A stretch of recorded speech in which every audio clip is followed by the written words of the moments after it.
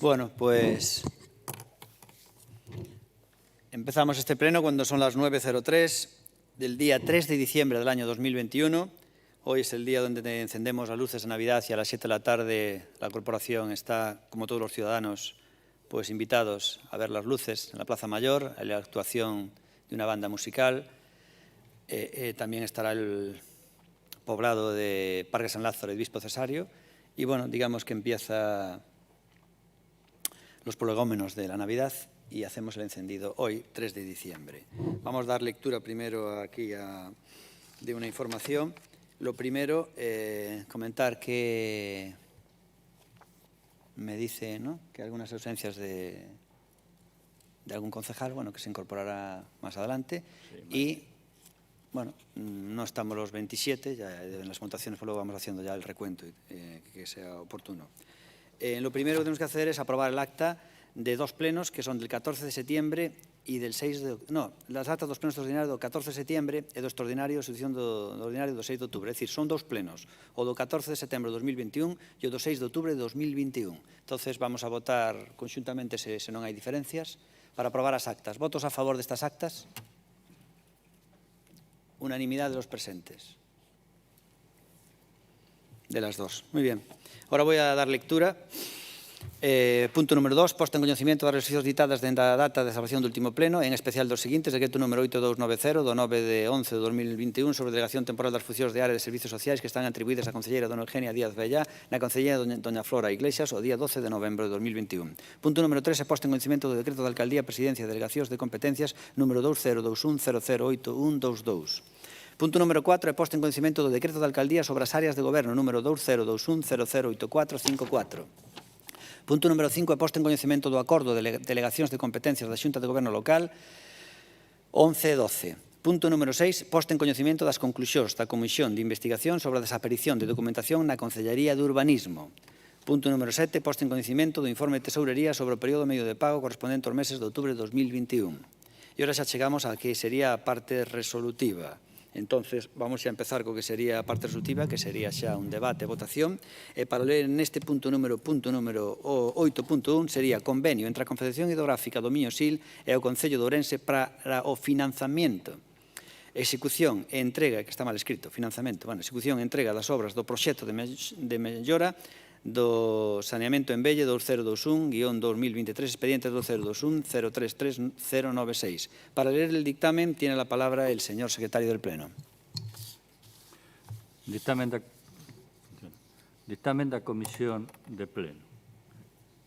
De conformidade coa proposta da Alcaldía con data 4 de novembro de 2021 que se incorpora ao expediente a Comisión de Pleno por 7 votos a favor dos grupos municipais do Partido Popular, de Democracia Ourensana, de Ciudadanos, do BNG e de doña María Teresa Rodríguez de Garrido, concelleira non adscrita, e 3 abstencións do Grupo Municipal do PSDG-PSOE, adoptouse o seguinte acordo. Dictaminar favorablemente e levar ao Pleno a seguinte proposta. Primeiro, deixar sin efecto o acordo adoptado polo Pleno en data 4 de xullo de 2021 no que se acordaba aprobar o convenio de colaboración entre a Confederación Hidrográfica Miño-Sil e o Concello de Ourense para o financiamento, execución e entrega das obras do proxecto de mellora de saneamento de Velle, conforme ao proxecto de convenio remitido pola Confederación o 26 de maio de 2021 e, consecuentemente, tamén os demais acordos adoptados no referido pleno relativos á autorización e dispoñer do gasto correspondente e facultar ao alcalde para a asinatura do convenio.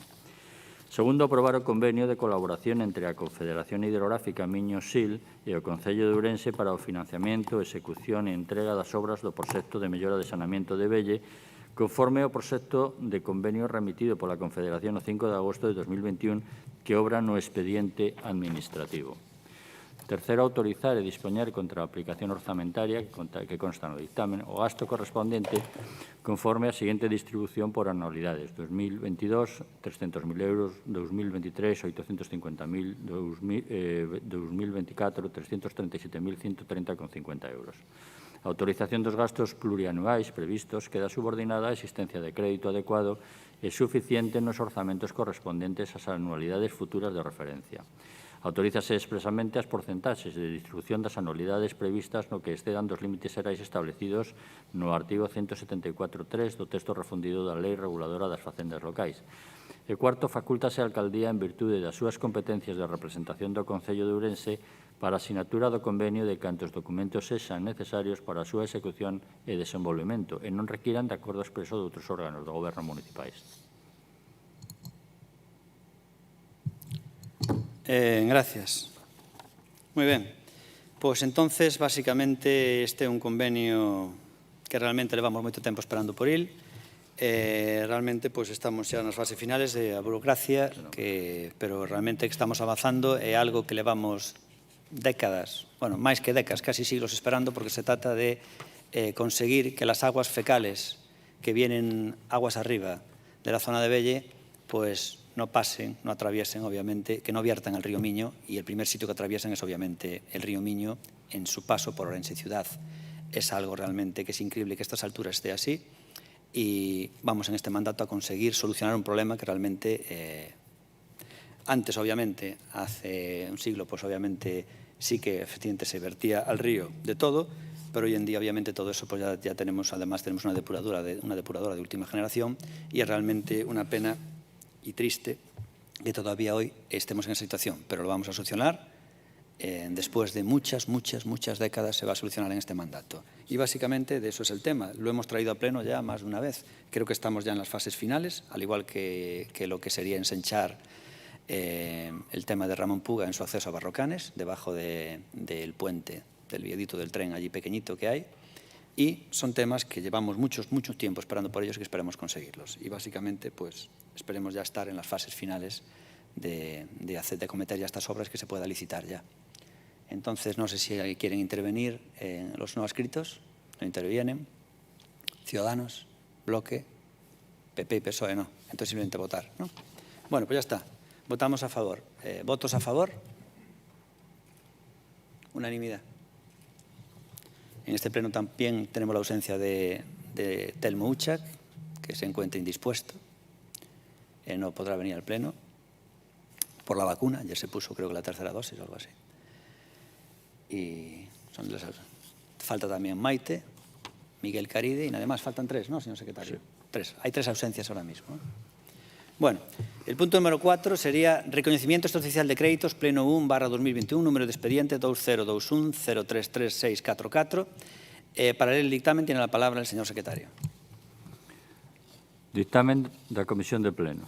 De conformidade coa proposta da Concelleira de Facenda con data 10 de novembro de 2021 que se incorpora ao expediente, a Comisión de Pleno, por 5 votos a favor dos grupos municipais do Partido Popular, de Democracia Orensana e de Ciudadanos e 5 abstencións dos grupos municipais do PSDG, PSOE, do BNG e de doña María Teresa Rodríguez Garrido, concelleira non adscrita, adoptouse o seguinte acordo: dictaminar favorablemente e levar ao pleno a seguinte proposta de resolución. Primeiro, aprobar a seguinte relación de facturas, aprobación de gasto, da súa disposición e do recoñecimento de obriga por un total de 16.504,76 euros, correspondentes a gastos realizados en exercicios anteriores, unha factura de 2018, unha factura de 2019 e 15 facturas de 2020 que non puderon seguir a tramitación ordinaria para a súa aprobación nos respectivos exercicios, a favor dos terceiros e con cargo aos créditos das aplicacións orzamentarias, retención de crédito reflectida na aplicación orzamentaria que en cada caso se indican y que constan en el expediente por un importe de 16.504,76 euros. Segundo, dar conta do presente acordo da Tesorería Municipal aos efectos contables oportunos. Moi ben, pois Ana Morenza, que é concelleira de Facenda, nos va a facer a exposición deste punto, e posterior debate e votacións. Bo día a todos. No pasado exercicio 2020 non foi posible tramitar unha serie de facturas que recollían gastos orixinados en dito ano ou anteriores, pero que foron recibidas debidamente conformadas no rexistro contable de facturas. A área da que depende o centro xestor do gasto nos que se xeraron estas facturas solicita agora que se proceda a aprobación no exercicio actual, seguindo o procedimento establecido ao efecto, polo que solicitamos a aprobación da relación de facturas que se establece no expediente por un importe total de 16.504,76 euros. Gracias. Moi ben, pois, bueno, algunhas destas facturas incluso son do ano 2018, antes do anterior mandato, e, bueno, vamos a ver se solucionamos xa dunha vez. Xa digo, algunhas facturas veñen arrastradas de mandatos anteriores que estaban sin pagar. co cual, queren alguén intervir neste debate? Non intervén nadie neste debate? Pois entón, votación. Votos a favor?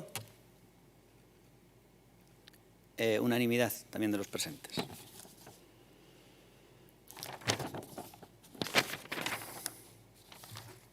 Muy bien. Vamos ahora con el punto 8.3, convenio entre o Servicio Galego de Saúde e do Concello de Ourense para o financiamento de execución das obras da fase 1 da reprogramación funcional do Complexo Hospitalario Universitario de Ourense. Para el dictamen tiene a palabra de nuevo el señor secretario. Da Comisión de Pleno. De conformidade coa proposta da Alcaldía de 24 de novembro de 2021, a Comisión de Pleno, por 5 votos a favor do Grupo Municipal de Democracia Ourensana, do Grupo Municipal do Partido Popular e do Grupo Municipal de Ciudadanos, e 5 abstencións do Grupo Municipal Socialista, do Grupo Municipal do Bloque Nacionalista Galego e de doña María Teresa Rodríguez Garrido, concelleira non adscrita, adopta o seguinte acordo. Dictaminar favorablemente e levar ao Pleno a seguinte proposta. Primeiro, aprobar o convenio de cooperación entre o Concello de Ourense e o Servicio Galego de Saúde para o financiamento da execución das obras da fase 1 de reprogramación funcional de Complexo Hospitalario Universitario de Ourense con arranxo ás seguintes cláusulas que figuran transcritas en el dictamen. Segundo, conceder ao Servicio Galego de Saúde unha subvención nominativa por importe de 4.125.062,98 euros con destino ao financiamento das obras previstas na cláusula segunda da convenio nas condiciones previstas no dito convenio. Terceiro, autorizar e dispoñer o gasto correspondente á subvención concedida con cargo ao orzamento 2021. Cuarto, asumir a obriga de dotar no orzamento de 2022 unha subvención nominativa por importe de 1.103.497,80 euros, complementaria da anterior e co seu mesmo obxecto en condicións nos seguintes termos que figuran en el dictamen tamén. E quinto, facultar expresamente a Alcaldía para a formalización do convenio previa a súa aprobación polo órgano competente do Servicio Galego de Saúde. En todo caso, será requisito para a asinatura do convenio que o Servicio Galego de Saúde achegue declaración responsable de atoparse ao corrente nas obrigas tributarias e de seguridade social e de non incurrir en causa legal de prohibición de obtención de subvencións. Moi ben, pois tamén vai facer exposición Ana Morenza, que é a concelleira de Facenda, e simplemente decir que neste convenio, basicamente, a Xunta de Galicia fai, bueno, obviamente, as instalacións hospitalarias en diversos puntos de Galicia, e o que pide sempre a colaboración de todos os municipios en aqueles sitios onde se fai a nova infraestructura, en este caso sería dos Sergas, que vai ser unha inversión, pois obviamente que supera en principio claramente os 50 millóns de euros, e entón é unha inversión importante para Ourense. Nese caso sempre se pide as axudas a outros municipios. Nese sentido, eles nos pedían inicialmente unha serie de colaboracións, de compartidas económicas, e aquí sí que teño que decir que foi Ana Morenza a que exixiu, que digamos que apretou os tornillos e as tuercas nesa negociación, e conseguimos para Ourense unhas condicións económicas millores que as que normalmente teñen noutros municipios cando se fai unha inversión de un tema de unha infraestructura sanitaria da Xunta de Galicia. Nese sentido, o que nos aportamos a Xunta de Galicia, que creo que aportamos en torno que son 4 millóns de euros, pero eles pedían a excepción do IVA para sempre, que era moi superior aos 4 millóns de euros, co cual creo que é moito mellor aportar 4 millóns de euros, e eles teñen que pagar o IBI, creo que desde xa. En calquer caso, non lo explicará mellor Ana Morenza.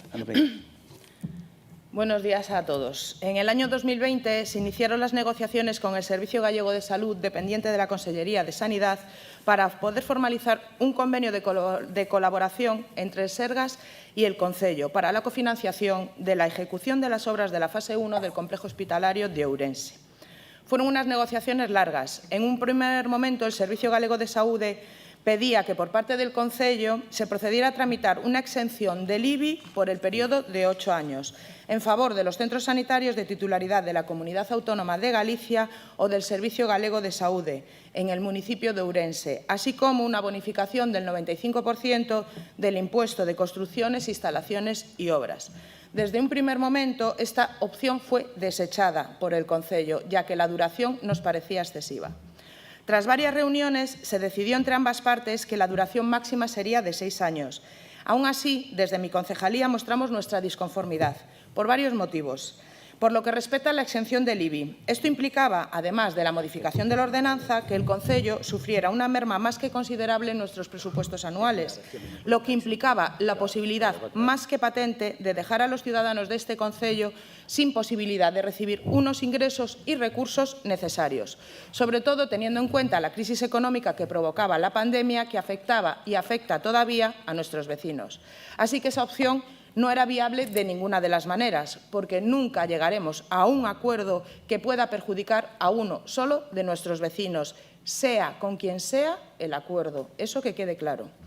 Teniendo en cuenta que esta opción no era viable, se me ocurrió plantear una solución.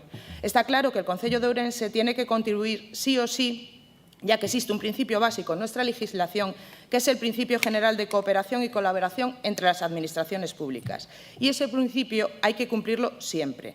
Dado que, como he dicho antes, la exención en la ordenanza no era viable y teniendo en cuenta que el Concello de Ourense contaba con una buena cantidad de remanente, se me ocurrió plantear la posibilidad de entregar la cantidad total bajo la figura de subvención, de una sola vez y dotándolo a través de una modificación presupuestaria.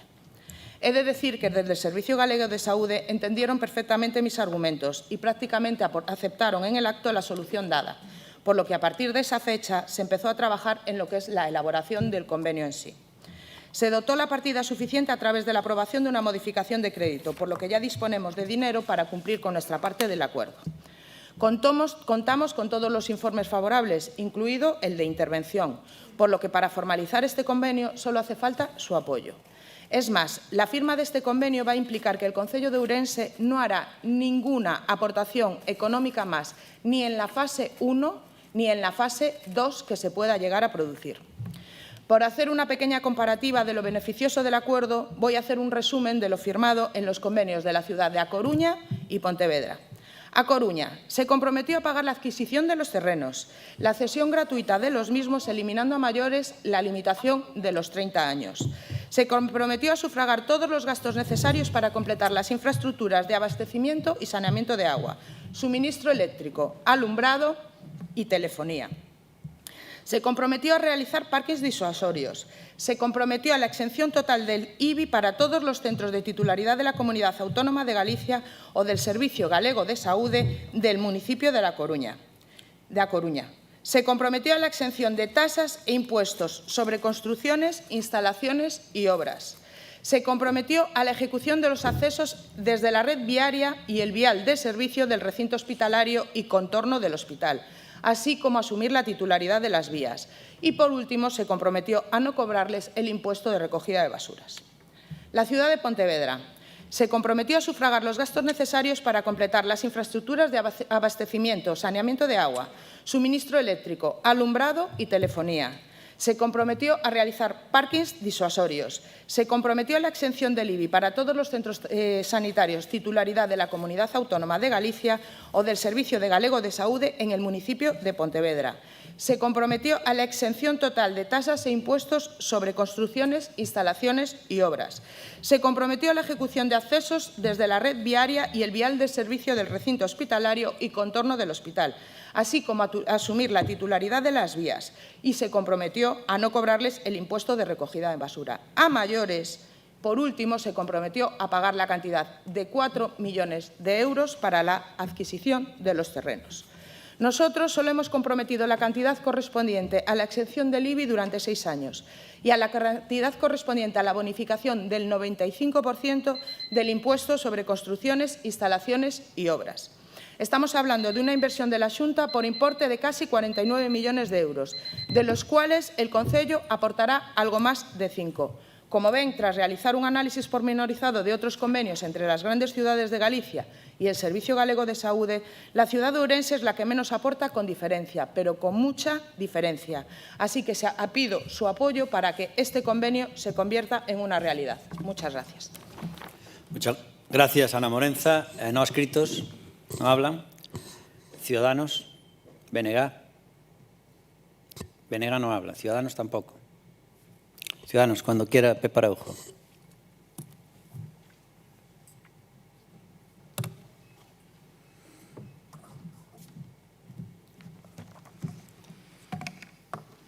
Gracias, señor alcalde.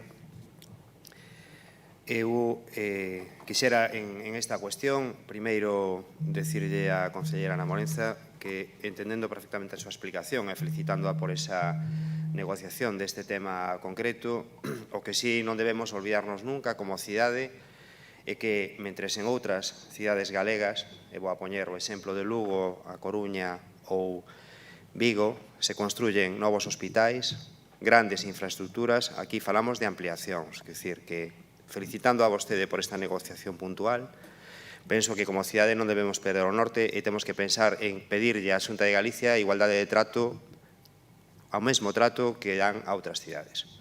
Eso por unha banda. E por outra banda, hai que recordar a toda a corporación, sobre todo recordar aos veciños, que se hoxe estamos aquí, e descoñezo cal vai ser o voto da corporación en este asunto, é porque se fixo unha modificación de crédito e se dotou a partida necesaria para poder avanzar en este convenio.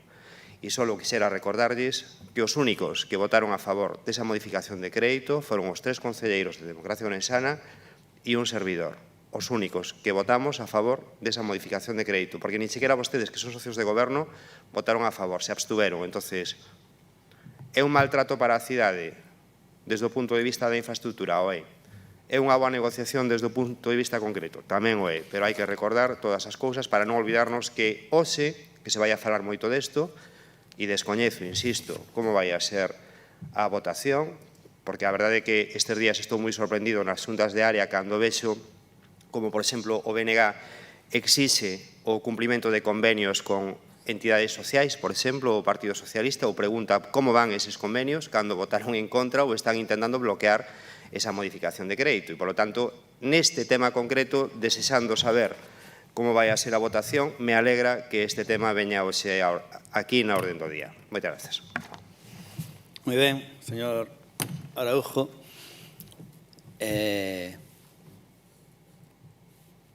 PSOE? Nada, entonces non hai segundo turno, non? Bueno, pues queda todo dito. Vamos ya a votar. Estamos en el punto 8.3. ¿Votos a favor? Todos a favor de este punto. 8.3. Muy bien. A continuación vamos entonces con las mociones. En principio son 1, 2, 3, 4, 5, 6, 7, 8 mociones y nos informan de que quieren hacer algunos cambios en el orden. Normalmente este orden, si hay algunos cambios, pues dependen de la alcaldía, alterar cualquier tipo de orden. Y lo que no podemos hacer es estar cambiando el orden constantemente, a veces dependiendo de temas de última hora, porque hay programaciones, las personas en este pleno se organizan para hablar en los plenos, no se puede cambiar constantemente. En cualquier caso, ayer me avisaron de unos cambios de orden y los vamos a seguir así, que es que Ciudadanos vamos a las moción 8.8 y el 8.9 se van a poner como los puntos para debatir como primera y segunda moción. Con lo cual, la primera que vamos a debatir, aquí iba a intervenir mi compañero Telmo, en este caso va a ser Armando Gea, que además también pues, me sustituirá a mí también 10 minutos, que tengo que en ese sentido atender también aquí una gestión de alcaldía. Entonces, vamos a empezar entonces con la moción 8.8, va a ser la primera que se debata, y es moción do Grupo Municipal de Ciudadanos relativa ao pago de autovías e de estradas secundarias. Señor Pepe Araujo, cuando quiera. Y después será la moción 8.9, también de Ciudadanos relativa a agrupacións de música coral. Y luego ya seguimos el orden que estaba en el guión.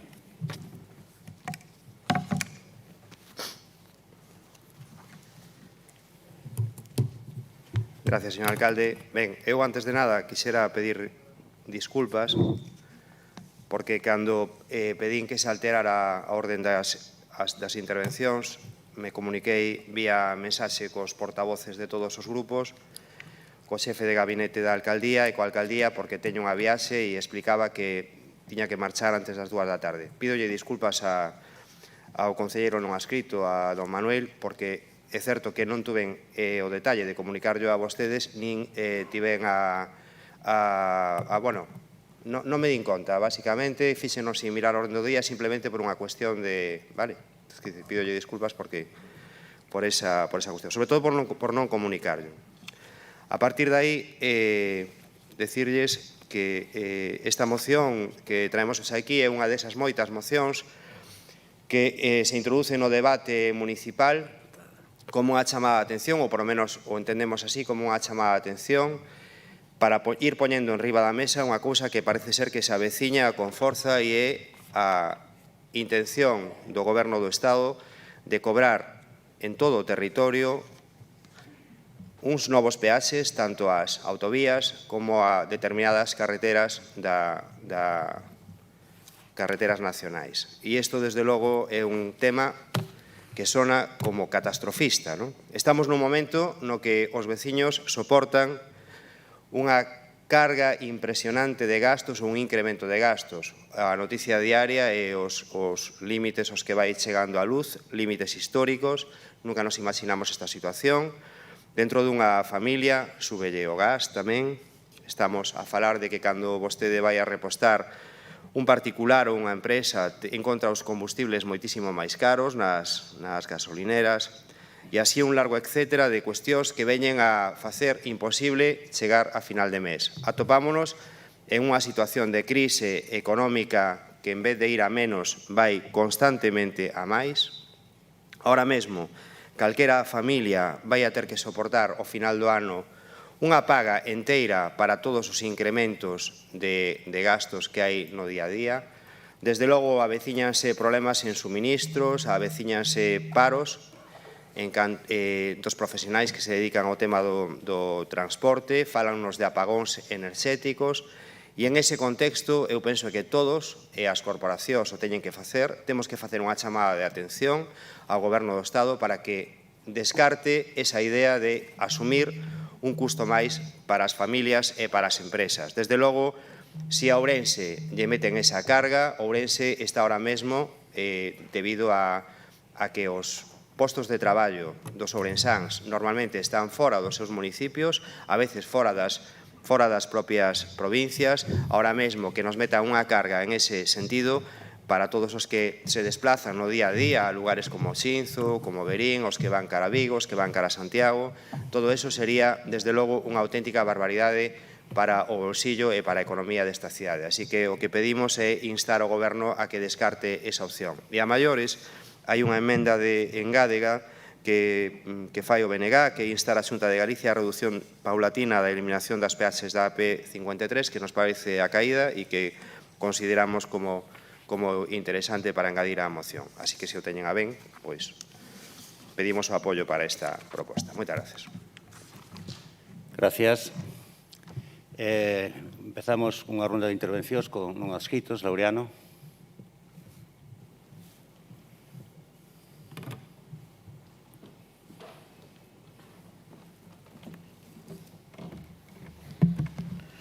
Vale. Muchas gracias. La verdad es que esta moción pues, es muy bien recibida, teniendo en cuenta que llevamos un tiempo hacia aquí oyendo campanas sobre que se va a implantar un sistema de pago para las autovías. Y me parece que es una redundancia en otro impuesto a mayores que nos quieren poner a los conductores, teniendo en cuenta que ya pagamos por un impuesto de circulación, un impuesto de matriculación, un impuesto sobre el cuidado del uso de las carreteras e incluso un impuesto no de una manera tan clara cuando vemos que el Gobierno lo que hace es subvencionar constantemente a las concesiones de las autopistas, prorrogando durante décadas estas concesiones cuando las autopistas de peaje y las empresas que las tienen no tienen los beneficios esperados. Entonces, también ahí, de alguna manera, le estamos pagando a las carreteras. Esto lo que significaría que si empezamos a pagar por el uso de las autovías, pues la gente derivaría otra vez el uso de las carreteras convencionales, aumentando la siniestrabilidad y con lo que eso entraña. El ejemplo lo tenemos en Portugal, donde después de instalar el uso de pago de las autovías, pues se creció el número de vehículos en las carreteras comarcales, en más de 3,5 millones, aumentando con ello la siniestrabilidad. De momento Gracias. nada más. Hay otra segunda vuelta, ¿verdad? No, pero para usted no. Vale, pues entonces lo dejo ahí. Gracias. Turno pro BNG. Luis. Bo día a todas e todos. Ben, esta moción, sendo semellante a outra que xa se abordou aquí hai meses, introduce varios debates importantes nun mesmo debate. Fala vostede, señor Araújo, da carestía do prezo da luz. Somos plenamente conscientes dese malestar social que existe, e máis comprobámoslo a pé de rúa a través dunha campaña intensa en todo o país na que recollemos máis de 24.000 sinaturas. Resulta inconcebible que un país tan rico como o noso, excedentario en produción de enerxía eléctrica, leve décadas pagando os custes sociais e ambientais sen obter ningún beneficio a cambio. Esta imparable escalada no prezo da luz no Estado español, a máis cara de Europa, a máis cara da historia, só se explica por un sistema normativo pensado a favor do lobby eléctrico en contra da maioría social. En particular, un sistema de fixación de prezos que deriva no que se coñece como beneficios caídos do ceo, polo que o custe final marca a enerxía máis cara, aínda que sexa minoritaria na cesta da poxa. A alternativa ao espolio enerxético é, como ven defendendo BNG ao longo de todos os anos, unha tarifa eléctrica galega e a intervención pública no sector da enerxía para que sexa xestionada desde o público e a favor da maioría social. A segunda cuestión que plantexan, que é a que lle dá o nome á moción, ten a ver co intento do Goberno de cobrar por circular polas autovías. Aínda hai poucos meses debatíamos neste pleno a respecto dunha moción do Partido Popular na que se instaba o Goberno do Estado a non levar a cabo a súa proposta de cobrar peaxes por circular polas autovías. Este non é un debate novo. Xa o Ministerio de Fomento lanzou este debate sobre o repagamento mediante peaxe das autovías de titularidade estatal en 2018. Mais o que en principio só se ia aplicar ás autovías parece que tamén pretende aplicarse a todas as estradas, anticipándose ao posible cambio de uso dos condutores que deixarían as autovías, como se acaba de decir, deixarían as autovías de pago para irse ás vías convencionais. Este debate abriuse despois de que a patronal das construtoras demandase este tipo de medidas para garantir contratos de concesión. Mais a medida ten tamén outras causas relacionadas co desequilibrio económico na conta do Ministerio de Fomento a raíz de dúas decisións. A primeira ten que ver co rescate das ruinosas autoestradas radiais madrileñas e doutras autoestradas cun custo para as arcas públicas do Estado de máis de 3.000 millóns de euros.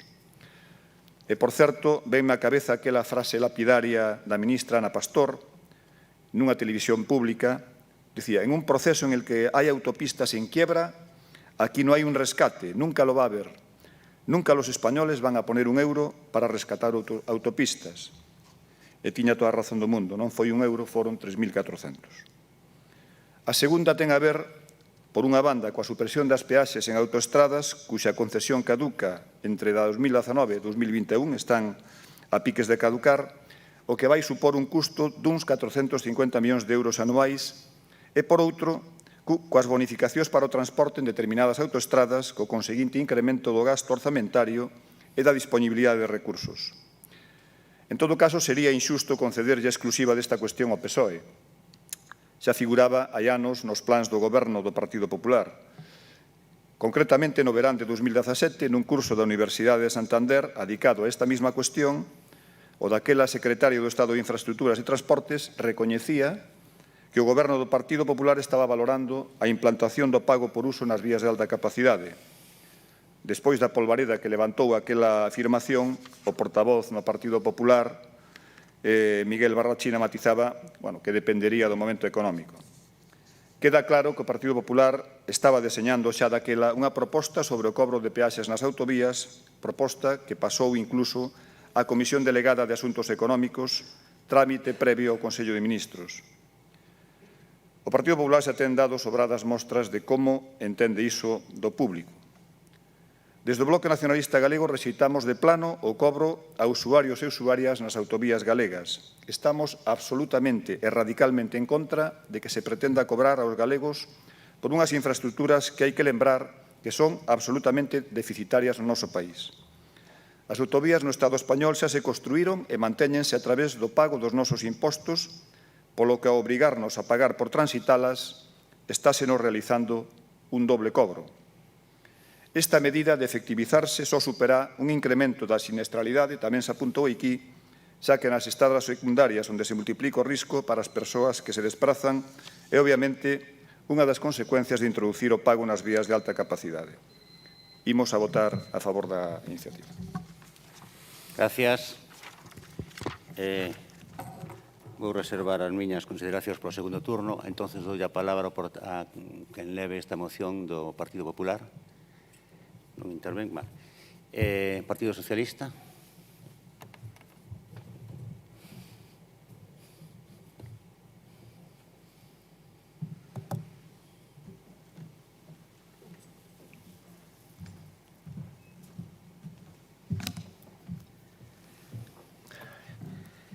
Bo día, gracias Armando. Señor Araujo, supoño que vostede estaba presente no pleno do mes de maio, onde xa se debatiu esta cuestión, unha cuestión a resultas dunha moción que trouxo aquí o Partido Popular e que eu denominei con certa sorna moción maroto. E digo isto porque era un calco, simplemente traducido ao galego, de unha moción que presentara no Senado o Grupo Popular na Comisión de Transportes. E daquela xa, a resposta que eu lle din, e que agora non teño máis que repetir, era que vostede, daquela o Partido Popular, e vostede agora colle unha liña de 400 follas que implica o plan da recuperación, transformación e resiliencia que o Goberno español ten a obriga de presentar ante a Unión Europea para recibir, como se feito xa está recibindo, 70.000 millóns directos e outros 70.000 millóns en préstamos a custe baixillo, porque é unha obriga da Unión Europea. E daquela, nesa folla, o único que se plantexaba era que había que abrir un debate sobre o custe de mantenimento das vías de alta capacidade a partir do ano 2024. O alarmismo que vostede agora trae aquí e que daquela trouxo tamén o Partido Popular non está justificado. Hai poucos días a propia ministra de Transportes, Raquel Sánchez, dixo que ainda non estaba nada decidido e que o que trataba de acadar era o máximo consenso posible tanto co Partido Popular como co resto dos partidos e con todos os gremios implicados nese tema, nomeadamente o sector do transporte. Non hai nada, pero vostede xa adianta, e xa non só iso, xa dice que de 1 céntimo pasaremos a 3 céntimos, pasaremos a 100 céntimos e así sucesivamente. Pero o caso é que hai unha cuestión, e é que en troques do que facía o Partido Popular, que renovaba as concesións, este partido o que está facendo é recuperando as concesións, non renovando as concesións a grandes empresas que explotaban as concesións. Pero iso ten un custe, o custe de mantenimento de ampliación da red viaria de alta capacidade, e aquí é un feito clarísimo. Sacamos dos orzamentos o custe de mantenimento, que hai un déficit anual dende ano 2012 de 1.000 millóns de euros en déficit de mantenimento das autoestradas e vías de alta capacidade, ou facemos outra cosa, pero aí está a mano aberta do Goberno central para debatir entre todos como afrontamos o coste de mantenimento que a día de hoxe, según unha senadora propia dos Ciudadanos, xa falaba de 90.000 millóns de euros en déficit de mantenimento de infraestructuras. Dixo unha senadora do seu partido. E, señor Bermejo, vostede falaba de que hai unha serie de impostos que se agravan. Mire, se quere vostede plantexar un cambio de política fiscal e que o imposto que grava a compra de vehículos, o imposto que grava os hidrocarburos, o imposto que grava o mantenimento dos vehículos, sexan finalistas e por eso se dediquen a isto, plantexo. Pero a día de hoxe, esos impostos non son finalistas. Vai a Caixa Común de Administración Pública, co cal queremos reducir os beneficios das concesionarias. Perfecto. Perfecto, pero o debate é como afrontamos o custe de mantenimento destas infraestructuras. E quero lembrarlle, señor Araujo, con todo o cariño, que vostede era membro do Partido Popular xa no ano 2012, cando Ana Pastor, en plena crise financiera, unha crise onde o PP apostou por unha austeridade auténticamente fratricida para a xente máis favorecida, xa plantexaba daquela manter este imposto. Pero non só iso, no ano 2018, Íñigo de la Serna, tamén membro do Partido Popular, vostede era membro do Partido Popular, xa plantexaba no ano 2021 isto mesmo cunhas tarifas bastante máis abusivas do que agora vostede cree que se plantexa. Por tanto, señor Araujo, o que lle digo, non hai nada. O que lle digo, que este é un debate a nivel europeo. O que lle digo que hai un déficit enorme de mantenimento de infraestructuras e, por tanto, entendo que isto é unha moción que o único que pretende é atacar ao Goberno central e, por iso, entendemos que non podemos votar a favor. Sí que estamos a favor da emenda que plantexa o bloque. Entón, se vostede quere ou acepta unha votación por puntos, nós absteríamos na súa punto e votaremos a favor da segunda. Nada máis na miña primeira quenda. Gracias, Wilson. Iniciamos un segundo turno coa intervención do ponente, Pepe Araujo.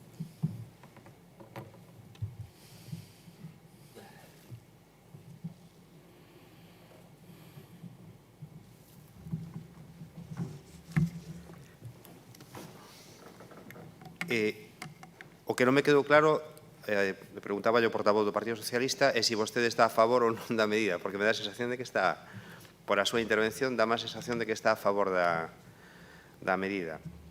Mire, aquí os únicos que lles interesa que se dé esta circunstancia é a patronal das concesionarias que xa falan de 9 céntimos que sería por kilómetro, sería o razonable.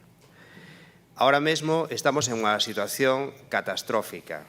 Se nos centramos en Ourense e o relacionamos co Goberno do Estado, señor Jones, poderá vostede comprobar que mentras outros lugares do territorio español están recibindo vía directa ou indirecta cantidades inxentes para grandes infraestructuras, e se lles está recuperando autoestradas, vayámonos a Cataluña, aquí vostede mesmo pudo comprobar, como calquera dos que estamos aquí presentes, que ahora xa non se fala de que se cambiou o modelo de estación de tren que tiña que pagar o Estado. Non, ahora xa se fala de que non existe nada en relación coa inversión do Estado en esa materia en Ourense. Que estamos na cola das provincias que están a cola no territorio do Estado. E eu penso que isto é bo simplemente para que vostede, se ten a capacidade de chegar aos líderes do Partido Socialista ou calquera dos seu grupo, vaya dicíndolle simplemente por eso é bo que se fale tantas veces, que chegue a Madrid e que lle diga, oiga, non poden vostedes adoptar este tipo de medidas en un territorio como o noso porque nos acaba de fundir. Simplemente, se algún socialista de Ourense ou algún que peregrine a Madrid é capaz de trasladarlle ao Ministerio ou ao líder socialista de que nun territorio como o español, nun territorio como o de Ourense, non se pode aplicar este tipo de medida, a min xa me vale para haber presentado xa teño unha justificación perfecta. Ao final estamos falando de que isto é debido ao déficit que hai en materia de mantemento das infraestructuras, non? E, sin embargo, vostede pertenece a un partido que se inventa ministerios, que non teñen ningún tipo de función, que se gastan moitísimo máis do que vale o mantemento da rede viaria española. Vostede está apoiando, aplaudindo un goberno que ahora mesmo despilfarra en vez de xenerar riqueza, que compra os votos en base a paguiñas aos xóvenes en vez de darlles axudas para que encontren traballo, en vez de xenerar unha economía e xenerar un espacio adecuado para que a xente traballe. E vostede ven aquí a xustificar, como bon socialista, como socialista de casta, que isto, ao mellor, pode estar ben. Ou, por menos, acláremo na súa segunda intervención. Eu xa lle digo que, para min, suficiente con que o intruzamos no debate e con que alguén lle resone en Madrid esta cuestión. Gracias. Gracias. Intervención de BNG.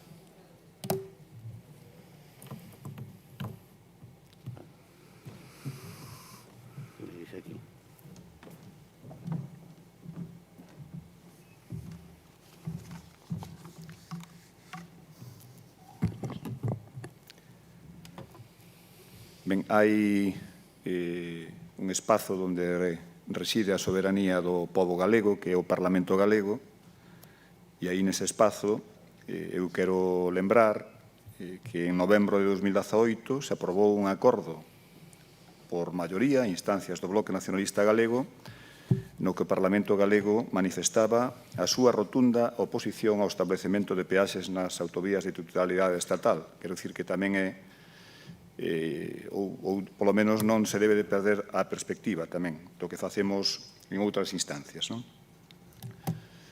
Ademais do carácter regresivo do impacto negativo que tería para as persoas usuarias das autovías, para a seguridade viaria e para a competitividade das nosas empresas, esta medida de implementarse, ninguén di que se vaya a implementar, en todo caso, digo que esta medida, no caso de implementarse, hai que analizala no contexto da situación da rede viaria estatal en Galiza e concretamente da situación das autoestradas de titularidade estatal, que son a AP9 e a AP53. En Galiza existen dúas autovías autonómicas con peaxe ás persoas usuarias, e desto tamén hai que falar, que son a AG55 a Coruña Carballo e a AG57 Puxeiros-Valmiñor, o que supón un agravio e unha discriminación para residentes e empresas das respectivas comarcas, un atranco para a conectividade e a competitividade e, ademais, incrementa a inseguridade viaria e merma a calidade de vida na contorna das estradas convencionais que atravesan zonas densamente habitadas.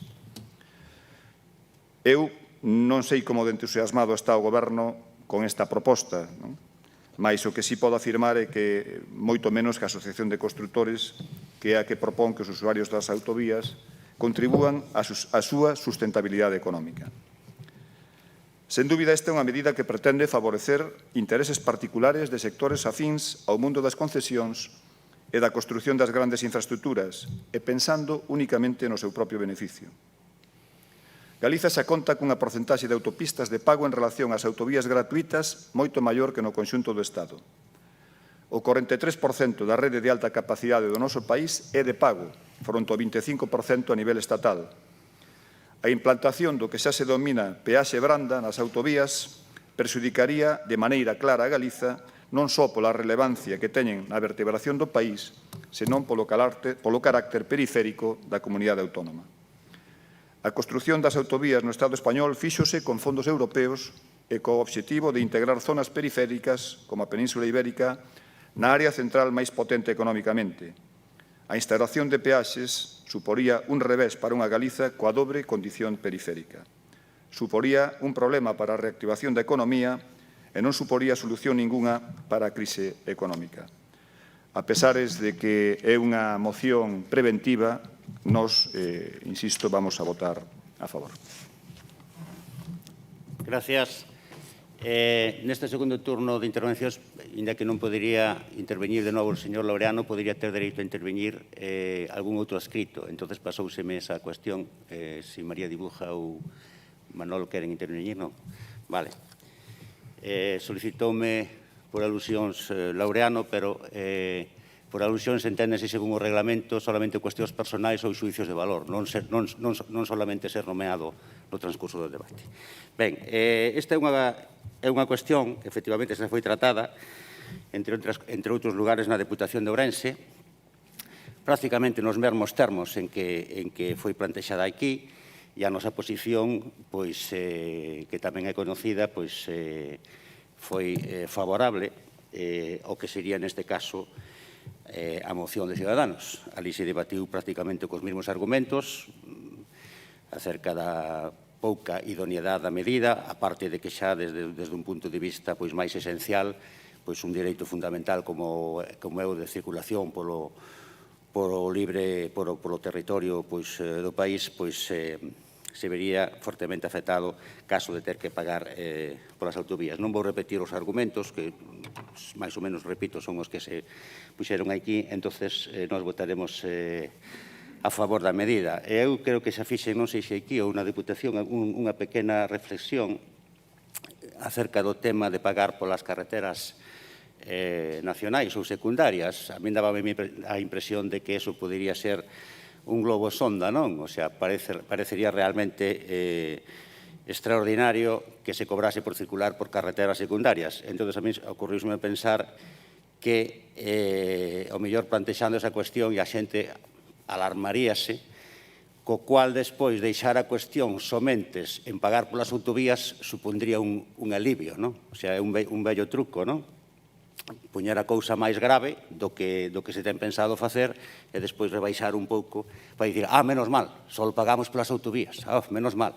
Entón, igual é un truco, non? É dicir, mira, vais a pagar polas autovías e polas carreteras. Ai, Dios mío, isto sí que vai ser un desastre. E despois, cando xa a xente teña máis ou menos interiorizado eso, dices, non, só polas autovías. E dices, ai, que ben, que buenos son. Que buenos son no goberno que só vamos pagar polas autovías. Co cual é un verdadeiro truco, un verdadeiro cebo. Non, realmente, pois, a nosa postura é clara a ese respecto e tampouco, non sei se esa foi a intención, pero, por si acaso, falo da posibilidade. En cuanto á emenda do BNG, pois, vámonos a absteñer fundamentalmente, porque é unha cuestión diferente, a cuestión das autovías é unha cuestión diferente ás autopistas. Xa se insinuou, ou se dixo de xeito explícito aquí, que o que se trasluce de fondo é unha loita política entre o partido que goberna no Estado e o partido que goberna na Xunta de Galicia. Como as autopistas de Galicia son competencia de quen son e as autovías do Estado son competencia de quen son, pois aquí fais unha emenda para que todo o mundo quede un pouco criticado, non tanto o goberno do país como de España como o goberno do país galego. Entonces, claro, vimos a absteñer porque a veces abordar un problema intentando facelo máis grande, estáse falando estrictamente das autovías e de repente pois amplías o problema, falase tamén das autopistas. E se a moción falase de autovías e de autopistas, pois a emenda de engádega falaría do, eu que sei, do transporte aéreo, non? Quer dicir que a veces intentar abordar un problema facendo máis grande e ampliando non aporta nada e a veces digamos que se nota demasiado que é unha cuestión para minimizar o impacto político, pois neste caso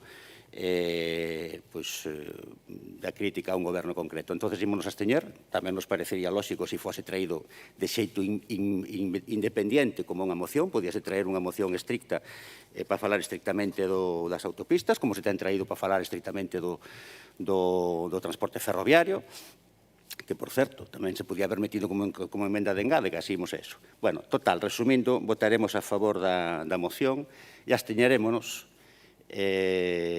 na emenda do BNG, pois decindolle que pode ser traído tranquilamente como unha moción noutro momento para ser considerada de xeito independente.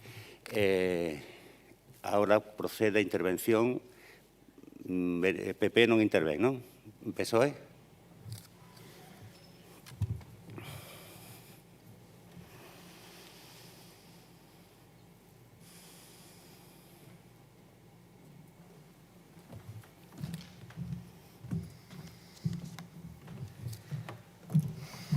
Gracias de novo. Señor Araujo, cando hai pouco dixo que xa non quería saber nada de nós, a verdade é que está cumprindo. Fala vostede de que o Estado non fai nada en infraestructuras. Supoño que vostede estará de acordo con a adxudicación de 110 millóns de euros hai nada para a variante exterior do AVE. Supoño que estará de acordo. Supoño que estará de acordo con que no PP, vostede daquela xa estaba no consistorio cando se fixo o cambiazo da estación de tren, cas consecuencias que ten ata agora, pois a mellor vostede estaba de acordo co cambiar o modelo de estación de tren que tiñamos nós e que vostede despois, como beneplácito do PP, pois mudou. Estará de acordo en que se empece a traballar a variante norte, supoño que sí. Tamén lle digo, todas as inversións que poida vir o Estado Central sempre serán insuficientes e nós seguiremos reivindicando que canto máis chegue a Ourense moito mellor. Pero claro, vostede di que temos que ser nós os que vayamos a Madrid. Como mudou a cousa, non? Porque se supón que o líder desta cidade, o representante máximo desta cidade, ten que estar frente á cidade reivindicando frente a todas as administracións públicas, sexa a Xunta de Galicia ou o Goberno Central, inversións para Ourense. Vostede parece que ahora muda o discurso, temos que ser nós. A mellor ten que ver con que xa, como recuperou o personal eventual, pois agora a crítica ten que ser para nós. Pero que ten que ir a Madrid a Xunta é fundamentalmente o alcalde, e non está a facer. E fala vostede de chiringuitos, de que nós facemos chiringuitos. Non, mire, nosotros incrementamos o salario mínimo, facemos ingreso mínimo vital, protexemos os trabajadores cos ERTES e moitas máis cousas. Subimos o salario mínimo. Os chiringuitos son o de Santiago Abascal, que sempre vive o chiringuito socio vostede en varias comunidades autónomas. O chiringuito é o Toni Cantó, socio hasta hai pouco, membro do seu mesmo partido, é socio en Madrid. Esos son chiringuitos. O que está facendo o Goberno Central é política social expansiva. E, por certo, crecendo, dos países que máis está crecendo. E nós, allá adianto, estamos en contra de que se plantesen estas autovías, pero o que estamos a decir é que é un debate que se está aínda en cernes no Goberno Central e que hai que chegar a un acordo sobre como queremos todos e todas, incluído todos os sectores afectados, o mantemento das infraestructuras. Porque, repito, vostedes mesmos no Senado falaban de 90.000 millóns de euros de déficit de infraestructuras. Pois entón falemos, pero non adiantemos consecuencias e, sobre todo, non fagamos demagoxia ao respecto. Porque se trata de atacar o Goberno Central, vale, admito, pero non fagamos demagoxia con este punto. Insistimos en que nós, no punto da moción da Ciudadanos, o noso voto, por esta razón, é a abstención e apoiamos a engádega do bloque. Nada máis, gracias. Muy bien. ¿Se acepta la enmienda? ¿No? Araujo, ¿se acepta la enmienda del...? Votamos todo junto, ¿verdad? Votamos todo junto, ¿verdad? Sin ser por puntos. Vale. Entonces votamos todo juntos entre la moción con la enmienda del BNG. Entonces, ¿votos a favor? Vota Ciudadanos 1, BNG 2 y no adscritos 4. Abstenciones.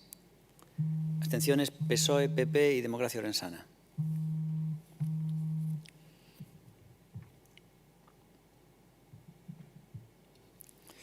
Bueno, a continuación vamos ya con la moción 8.9, moción del Grupo Municipal de Ciudadanos relativa ás agrupacións de música coral. Que hai tamén unha emenda que é do PSOE, que é unha emenda de adición, que tamén nos dirá despois se se acepta ou non. Bueno, antes de nada, de entrar no tema da moción, algo que me acaba de chamar a atención, me parece moi curioso, é que traigamos unha moción para evitar que se paguen os peaxes, novos peaxes nas autoestradas, nas autovías e nas carreteras nacionais, e o PSOE e o Partido Popular se absteñan. Curioso. Non deixa de ser curioso. Vamos á seguinte moción que presenta hoxe o Grupo Municipal de Ciudadanos e ten que ver coas agrupacións de música coral do noso municipio. Eu levo anos vendo como en cada lugar, en cada parroquia, en cada barrio, en cada entidade cultural, se creaba en torno á música un grupo de amigos, un grupo de veciños, un grupo de xente apaixoada por a música, decidía emprender unha coral. Isto é algo que se convertiu en habitual e que podíamos, calquera membro da corporación, incluso comprobar en moitísimos momentos do ano. Nas Navidades, por suposto, había espacios nos que todas as corais do término municipal tiñan as súas actuacións, pero ao longo do ano, nas diferentes festas da parroquia, nas festas do barrio, en días especiais como o Día das Letras Galegas, en momentos da vida persoal de diferentes dos veciños desa zona, en bautizos, en comunións, en bodas. Este grupo de veciñas e veciños se xuntaban para celebrar con música todos estes acontecementos. As corais non teñen por que ser agrupacións de persoas moi profesionais que sexan expertos en música, ao contrario, cumple unha función, por lo menos desde o meu punto de vista, moito máis interesante, e é que, ao mellor nunha parroquia, a única actividade que teñen moitas persoas que viven soas ou que carecen de actividade de ocio, a única actividade que consiguen ou que fan é precisamente xuntarse 1 ou 2 días á semana para ensaiar, para logo, durante o ano, demostrarlle aos seus veciños estes avances. E isto, desde o punto de vista social, pero desde o punto de vista persoal, desde o punto de vista do crecemento persoal, xogaba un papel fundamental. E todo isto, ademais, ven tamén a enriquecer a actividade cultural da nosa cidade. Eu vou a procurar non entrar en nomes para non destacar algunhas e deixar de lado outras, pero todos coñecemos que hai corais que levan moitos anos levando o nome de Ourense por o mundo inteiro, que desde principios do século XX están aí resistindo e que son un exemplo a seguir. E, desde logo, sempre se entendeu, desde calquera corporación que foi pasando, que isto había que non só mantelo, sino incrementalo. E como se pode incrementar? E é o que pido aquí ao Goberno Municipal hoxe e recoller o apoio de toda a corporación, pois buscar os medios para poder axudalas para que sigan avanzando. Hai un antes e un despois na actividade das corais, antes da pandemia e despois da pandemia. Antes da pandemia había un número importante de corais no término municipal, que supoño sabrán que a raíz da pandemia, pois moitas delas se foron disolvendo e agora mesmo están nun proceso de integración unhas en outras e, en todo caso, teñen esas ganas de sair adiante. Que pode facer o Concello para axudalas? Pois crear unha línea de axudas para que podan manterse. As corais normalmente soen financiarse en base á cuota de cada un dos seus integrantes e con eso asumen os costes mínimos. Un dos costes que teñen é o do director, que é algo que o que máis supón dentro da cuantía económica do mantemento, pero despois precisan material, normalmente precisan diñeiro tamén para para uniformes, para espacios nos que ensaiar, para pagar os gastos mínimos que teñan eses espacios, e eu penso que o Concello de Ourense debería centrar a súa atención e haber unha partida específica dentro do que é o presuposto para manter o movimento coral da nosa cidade e para incrementalo e para fomentalo. E isto é a razón por a que traio hoxe aquí esta moción. Hai unha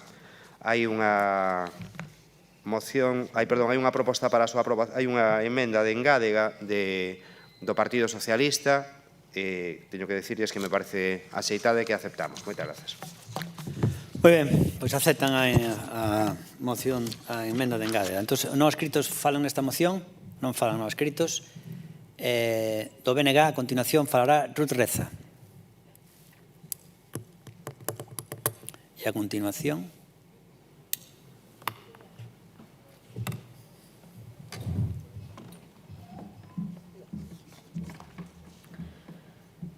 Hola, bo día a todos e a todas. O sector da cultura foi un dos grandes castigados pola pandemia. É verdade que todos os sectores a sufriron dun xeito ou doutro, mais especialmente no Concello de Ourense o sector cultural pois sufriu por partida doble. Sufriu pola pandemia en sí, tamén por ter un goberno do Partido Popular e da Democracia ourensana que lle deu as costas á cultura, alén de outros desprezos e desconsideracións. Un goberno que secuestrou o auditorio, un espazo público pagado cos cartos de todos e de todas, cancelou a programación cultural cando no resto do país estaban programando e, ademais, pechou o Museo Municipal de Ourense hai pouco, hai 2 meses, e xa a última nova é que deixa de apoiar a Moti e a Miteu. Dende logo que a nós non se nos ocurre que exista un concello que non apoie os certames que organiza o sector cultural local. Non podemos imaginar, por exemplo, unha mostra internacional de teatro de Ribadavia que non sexa apoiada polo Concello de Ribadavia. Ademais, os concellos apoian estes certames porque xeneran un fluxo económico importante que repercute tanto no concello como na veciñanza. O que é inconcebible que nun momento como estamos a vivir de crise económica pospandémica, o Concello deixe de apoiar o sector cultural, que a través de distintos certames xera un fluxo económico no Concello que repercute, ademais, tamén no comercio e na hostelería. Cidadáns centra esta moción nas agrupacións de música coral, que neste momento e desde marzo de 2020 están comenzando pouco a pouco estas agrupacións a retomar a actividade e nin todas están comenzando. En Ourense a maior parte dos coros son de xente maior, para eles o seu ocio é o seu ocio semanal, pois poden ser 2 días a semana de ensaios pois que se ven, que ensaian, que toman un café, despois tamén poden ter algunha actuación que tamén é un xeito de socializar. Como ben dixo o señor Araújo, para moitos membros das agrupacións corais, o feito de participar na coral é un xeito de socializar, de manterse activas e activos e de ter tamén un ocio semanal. Algúnas corais aínda non comenzaron, non todas comenzaron, e é porque hai moito medo. Os que arrancaron pouco a pouco, pois algúns xa teñen concertos comprometidos para este Nadal, pero tamén están temendo que se poidan cancelar por este repunte de casos que hai e tal como evoluciona a pandemia. Outros coros están desmantelados e probablemente non poidan retomar a actividade. Como xa dixen, a media de idade é bastante alta nos coros e hai medo. De algún xeito romperon como vínculo que tiñan coa coral e é moi difícil arrancar. Por lo tanto, un segundo parón, pois, no caso de que exista, sería tamén, pois, non sería bo para eles.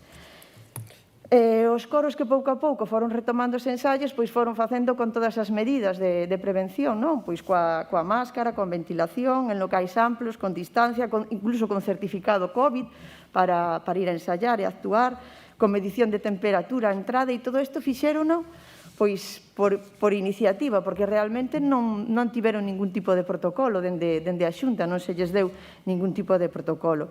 No Concello é verdade que chegou a haber convenios con algunhas agrupacións corais, pero a proposta que trae o Grupo de Ciudadanos hoxe, que é unha proposta dunha axuda específica para as corais, para que poidan desenvolver a súa actividade, pois concordamos coa mesma, porque, como xa dixemos antes, ademais de fomentar unha actividade cultural, o que se fai é contribuir, fomentar a mellorar o benestar e a saúde das persoas maiores do noso Concello, que maiormente repercute nelas.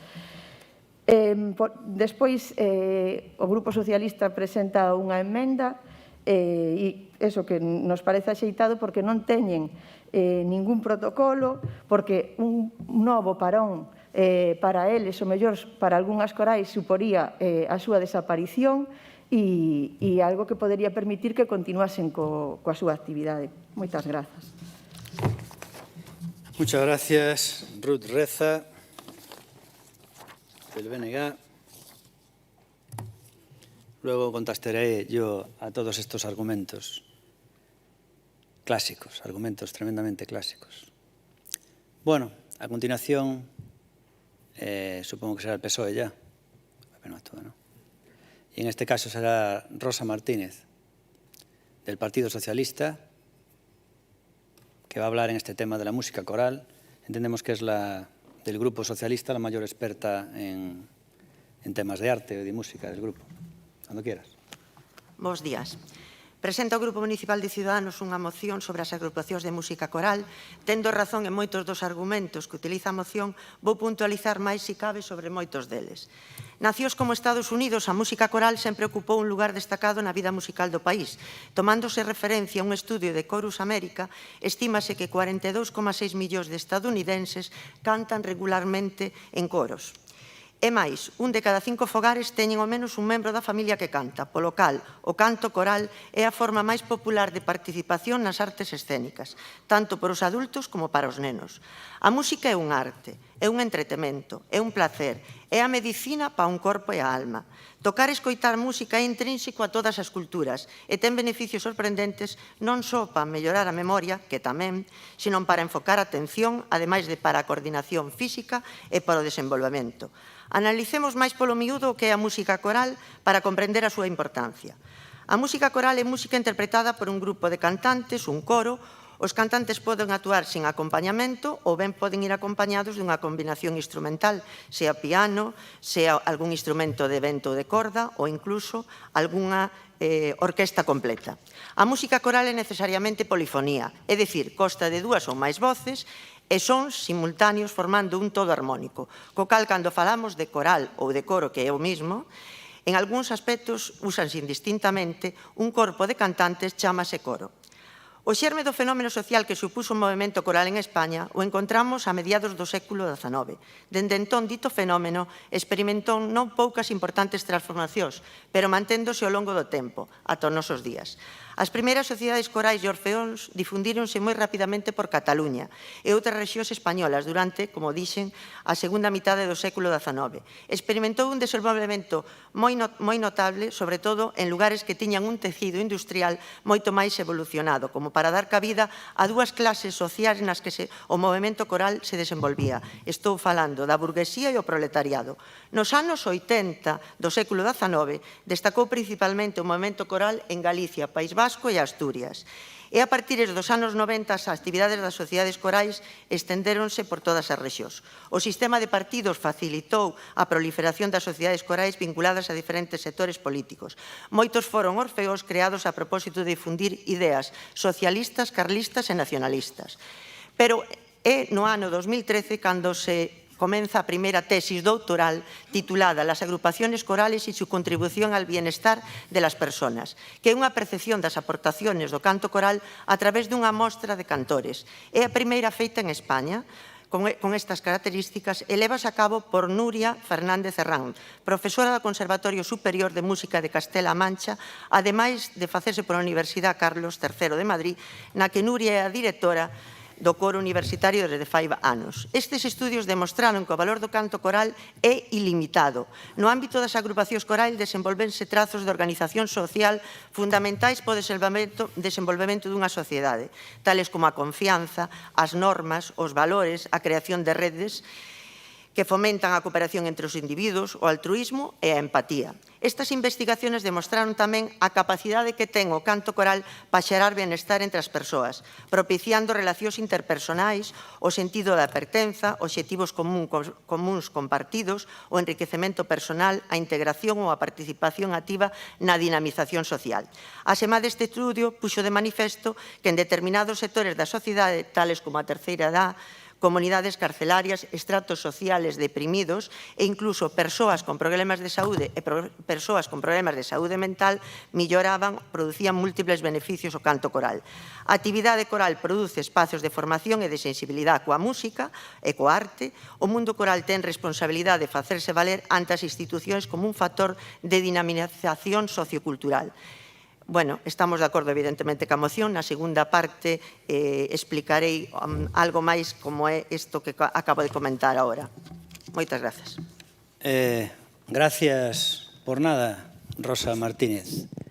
Es realmente alucinante. Se pone a una exposición sobre algo cultural, sobre la música coral. Por eso le dije yo antes, irónicamente, si era la mayor experta del Grupo Socialista. Hace una recopilación por internet de la música coral, sin tener seguramente ni idea lo que es polifonía. O por cierto, voy a hacer un chiste ya que habla de eso, de la polifonía. ¿Sabe usted qué es cómo hace música, o sea, qué es música coral para el PSOE? Todos cantando al unísono. Sería música coral. Bueno, si no son músicos quizás no entiendan el chiste. Bueno, pues el tema es el siguiente, que se baja unos papeles por internet y se pone a leer como si fuera una alumna de cuarto de primaria. De verdad, es increíble que el nivel para ser concejal sea este, que se supone que tiene que estar lo mejor, obviamente, de una ciudad de 110.000 habitantes, y una persona en el tema de la música coral se baja una información de internet y se pone a leer desde el primer párrafo al último como una alumna de cuarto de primaria, aquí a todos dándonos una lección. Oye, perdona, si quiero saber lo que es eso ya lo miraré yo, en una enciclopedia en internet donde haga falta. No vengo aquí que me instruya sin aportar ninguna idea de ella personal, ningún enfoque personal. De verdad, y para esto son los plenos, es que hay que tener valor, ¿eh? Vamos ya con el segundo turno y luego lo haré yo sobre este tema tan manido, esta manipulación que hacen todos ustedes de la palabra cultura. Señor Araujo, de Ciudadanos, que expone esta moción cuando quiera.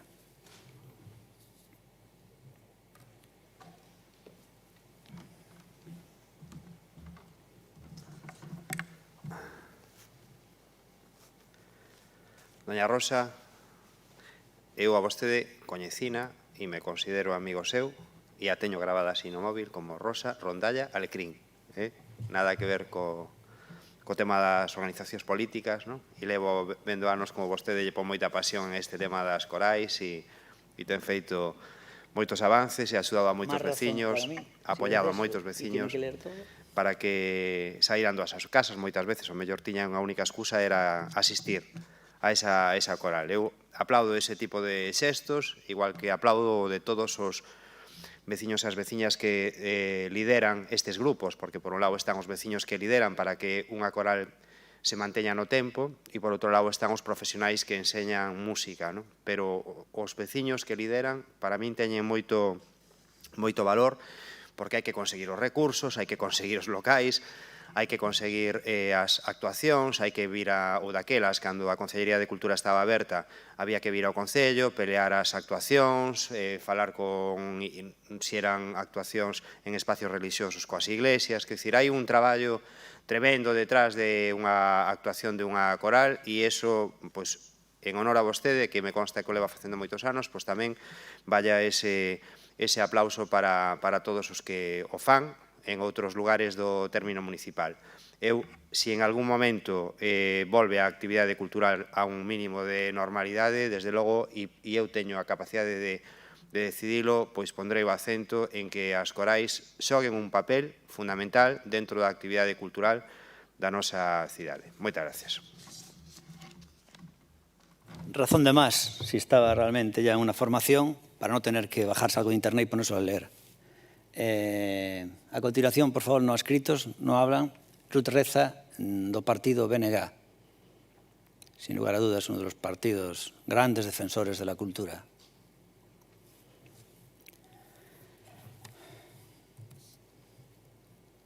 Cultura según ellos. Bo día de novo a todas e a todas. Non sei que é o que vai argumentar o alcalde. Pode argumentar o que queira con respecto á cultura e a todas as actuacións relacionadas coa cultura. E tamén pode xustificarse e parapetarse detrás da pandemia.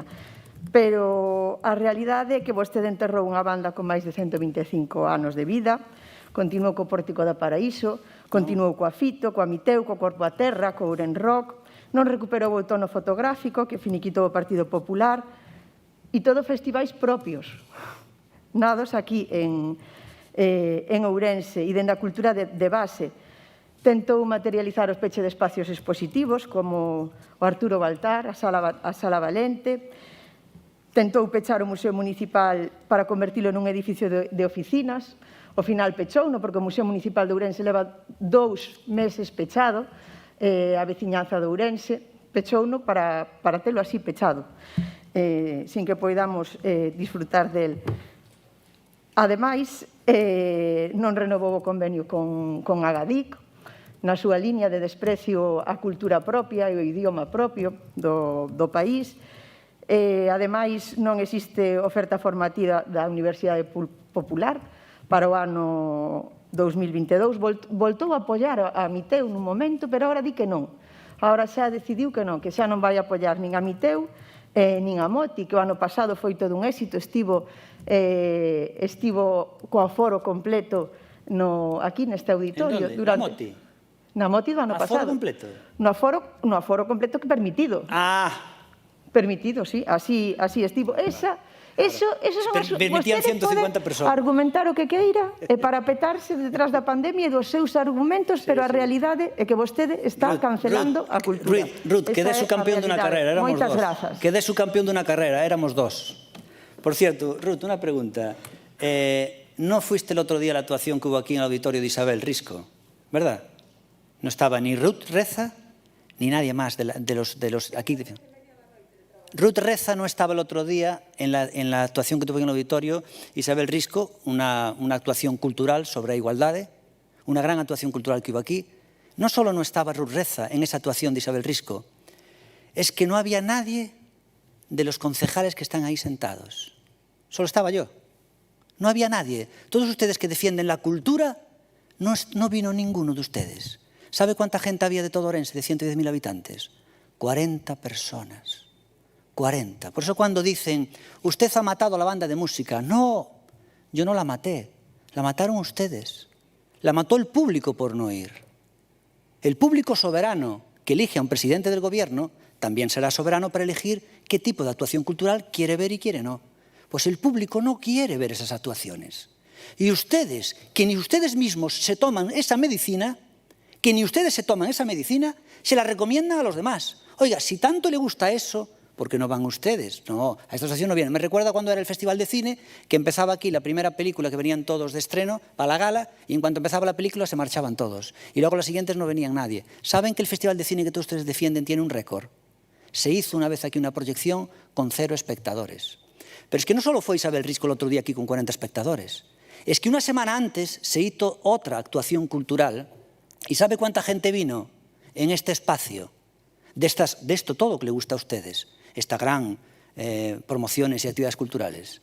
Vinieron 2 personas, una niña y la madre. Una niña y la madre, 2 personas. Esa es la cultura que ustedes defienden. Nosotros en Democracia Sana defendemos la cultura que le gusta al pueblo, la que el pueblo elige. Pero como ustedes creen que el pueblo no es soberano para elegir, que dicen, no, é que se lle deixamos elegir o povo elixe merda. Entonces vamos a dar o que bo que esto. Pero eso que despois ustedes tampouco queren consumir, que ustedes tampouco van. Nosotros somos demócratas, creemos que el pueblo debe elegir. Y ustedes son dictadores, creen que la cultura debe ser la que ustedes digan, los dirigentes. Ustedes son dictadores culturales, nosotros somos demócratas culturales. Tiene que elegir el pueblo. Esa es la gran diferencia. Siguiente turno, por favor, creo que es el PSOE. Va a ser Rosa Martínez del PSOE. No sabemos si va a leer también esta segunda intervención.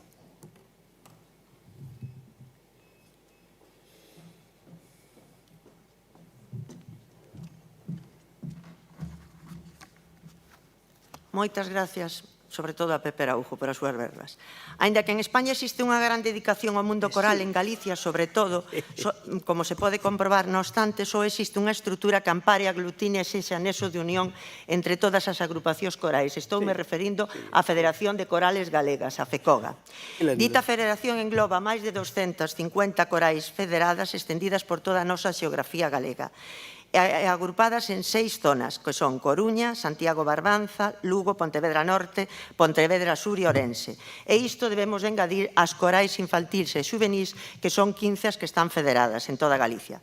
Estaríamos a falar aproximadamente de 8.000 persoas pertenecentes a corais federadas, e isto debemos de sumarlle outras 100 corais que cree a federación que estarían sin federar, que a unha promedio de 30 personas farían outras 3.000 persoas máis. Unha cantidad a ter en consideración e o que xustifica a presentación de dita moción. No Concello de Ourense, rexistradas como corais no rexistro de asociacións do Concello, existen na actualidade 11. Tamén é certo que non se precisa estar rexistrado no rexistro de asociacións de participación ciudadana solamente cando se recibe unha subvención ou unha axuda económica do Concello. No ano, por exemplo, 2019, participaron 20 corais no Festival de Panxoliñas, iso demostra que hai máis. Isto só é preciso se van a solicitar algunha subvención, como dixen anteriormente. O que deberían estar é sempre rexistradas no rexistro da Xunta, na Consellería de Xustiza. Concordamos co texto da moción no senso de que vostedes refliten textualmente. Ata da hora, as corais subsistiron con máis vontade que medios. Xa fai anos que isto está a ocorrer. De feito, desaparecen moitas agrupacións corales da nosa cidade por as sucesivas crisis económicas e tamén por o rebaixe ou recorte na área de cultura, que fixeron ese traballo ingrato. Tamén concordamos que nos últimos casi 2 anos a actual situación sanitaria producida por o COVID-19 perxudicou maioritariamente as agrupacións corais. Nos coincidimos co seu grupo que o Concello de Ourense debe crear unha liña de axudas específicas para as agrupacións de música coral, polo que explicamos anteriormente, por a labor que realizan e os beneficios que aportan, tanto sociais como de saúde, etc. Isto permitiría un mellor desenvolvemento das súas actividades. A isto engadimos que para nós é moi importante instar a Xunta de Galicia a elaborar un protocolo coas medidas sanitarias apropiadas para que as agrupacións corais de Galicia non teñan que deter a súa actividade no caso de que se produzcan novas crisis sanitarias debidas ao COVID-19.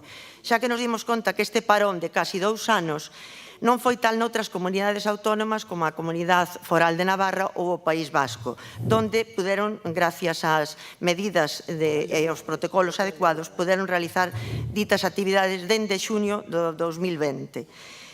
Sempre estas medidas protocolarias, por suposto, actualizadas por o Ministerio de Sanidade e a Consellería de Sanidade das respectivas comunidades autónomas.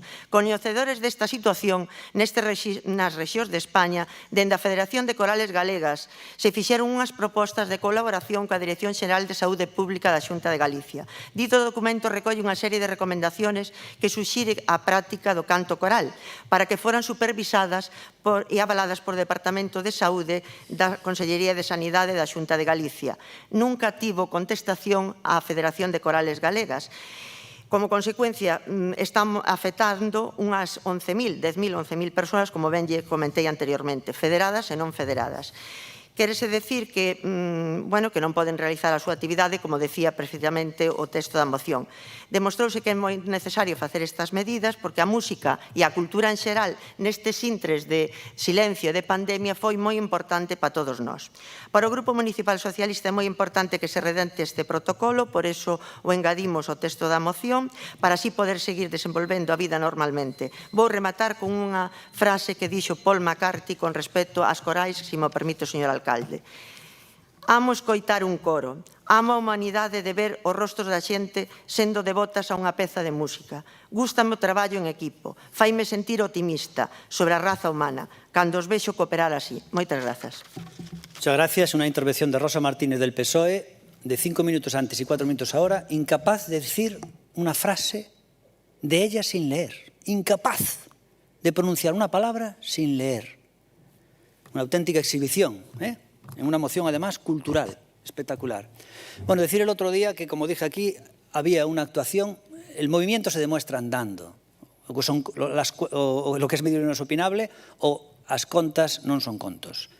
El otro día, en una actuación, no estaba ninguno de ustedes. Simplemente estaba yo y no pudo venir porque estaba fuera de Orense, Eugenia, que es la concejala de Asuntos Sociales, que se encontraba fuera de Orense por un tema importante, y somos, creo que, las únicas dos excusas, ella y yo. Oiga, todos los demás, ustedes, no han venido a esa actuación.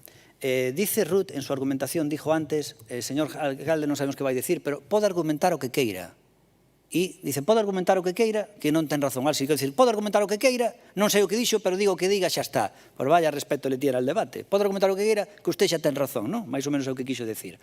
Dice que el tema del museo, que pichamos el museo, no es cierto. Lo que hicimos ahora en el museo es que hemos dado, la actividad principal se ha trasladado a la Casa Valente, a la Sala Valente, perdón, en la calle del Paseo, que tiene muchísima mejor ubicación y tiene más visitantes.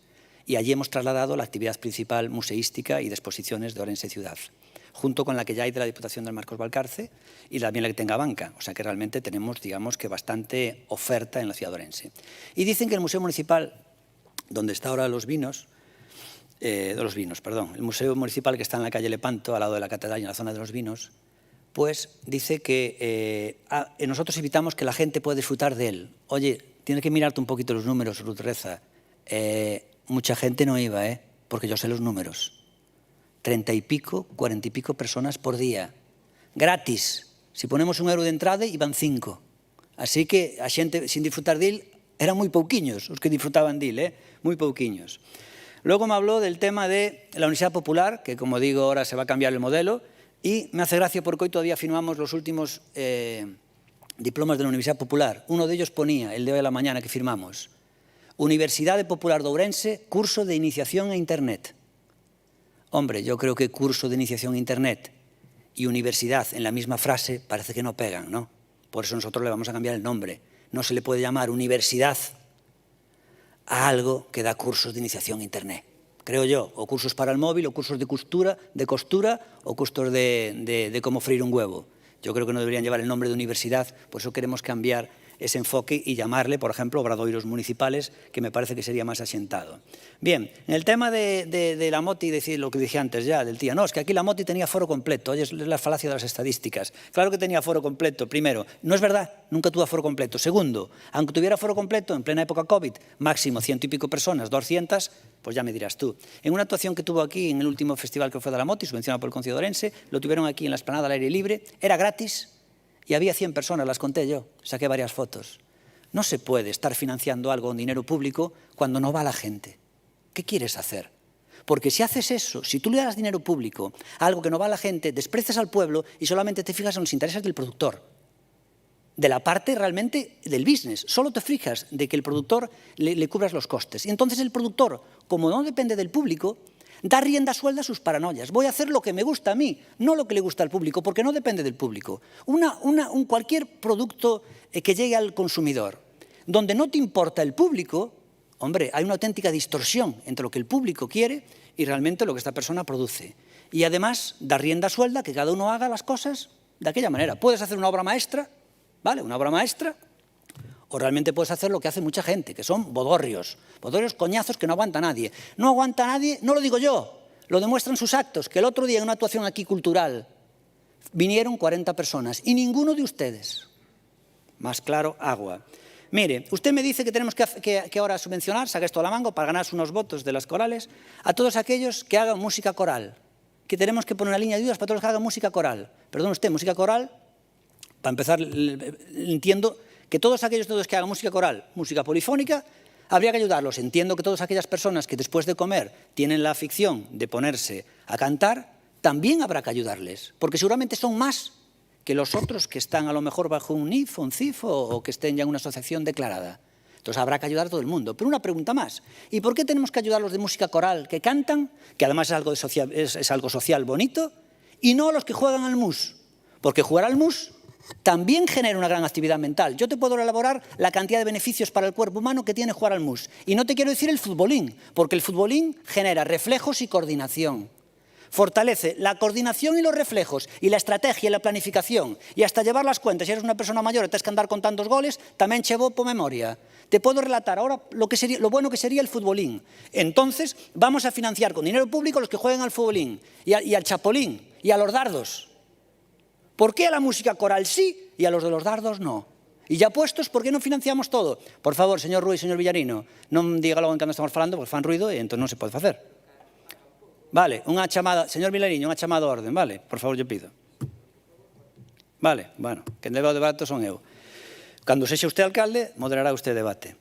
Entonces lo que quiero decir es por qué motivo financiamos a los que quieren cantar después de cantar y no a los que hacen otras actividades, ¿no?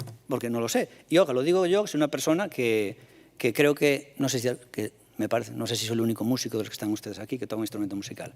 Bueno, total, que lo que le quiero decir en este sentido es que nosotros entendemos que esta moción es una tomadura de pelo. Sin embargo, sí que siempre puede haber excepciones. En este sentido tenemos que algo histórico de Ourense, que es de lo mejor que hay, sin lugar a dudas, en Galicia, la más antigua es la Coral de Ruada, sí ahí el Concello de Ourense tiene que, porque realmente sí que ahí estamos hablando ya de un icono de Ourense, la Coral de Ruada. Nosotros entendemos ahí que sí que hay que dar una ayuda para que siga existiendo y haciendo donaciones. De hecho, nosotros aquí que apoyamos una subvención y creo que estamos a punto de liberar otra subvención para la Coral de Ruada. Entendemos que hay ciertos iconos que hay que hacerlo. Lo que le decía antes de la cultura, hay excepciones. Por ejemplo, las fiestas populares. Tú no puedes hacer una orquesta en la calle Progreso y cobrar entrada.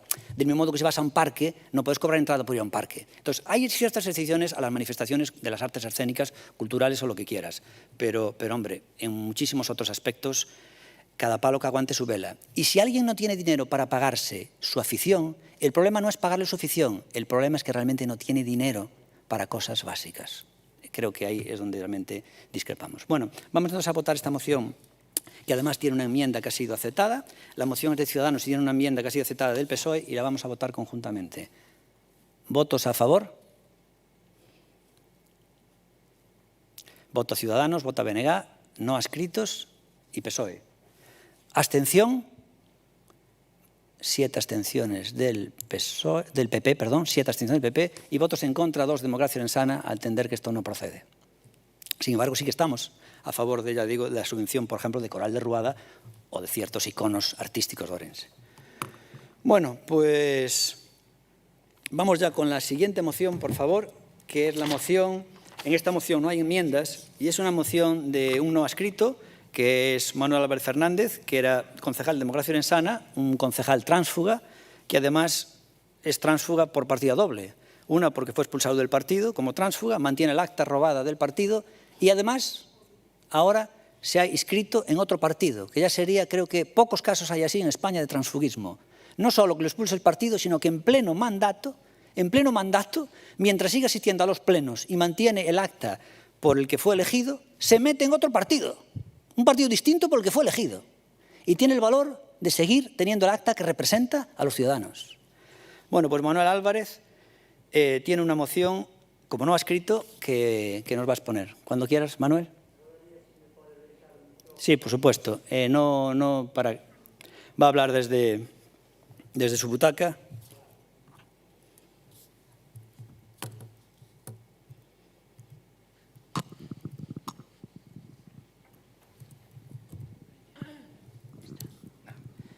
Sí, buenos días a todos. Antes de nada, gracias a todas as persoas que desean unha recuperación do meu estado de saúde normal. Como me encontro un pouco limitado, a moción está bastante clara, vou tratar de ser breve. A sabiendas tamén que a capacidade de atención do noso alcalde tamén non é moi grande, sobre todo cando os temas non lle interesan. Gonzalo, pedinche formalmente as contas do partido ano pasado e contestácheme, sí, pero como me contestache? Expulsándome do partido, nunha asamblea daquela maneira. Gonzalo, pedinche a declaración da renta do ano 2019 para saber se era verdade ou mentira que te quedabas co diñeiro do partido e tampouco me contestaches. Gonzalo, na túa declaración de bienes e actividades do 2020 Dices que, aparte de cobrar do Concello, realizas actividades creativas e administrativas do teu patrimonio. A mí non me parece mal. Gonzalo, non podes quedarte co diñeiro que che dá o Concello e a Diputación que excusa que son gastos da túa televisión. O quedarte co diñeiro do Grupo Municipal e da Diputación é incompatible con ter sueldo de alcalde. Eso está clarísimo. Ou eres alcalde ou te dedicas a outra cousa.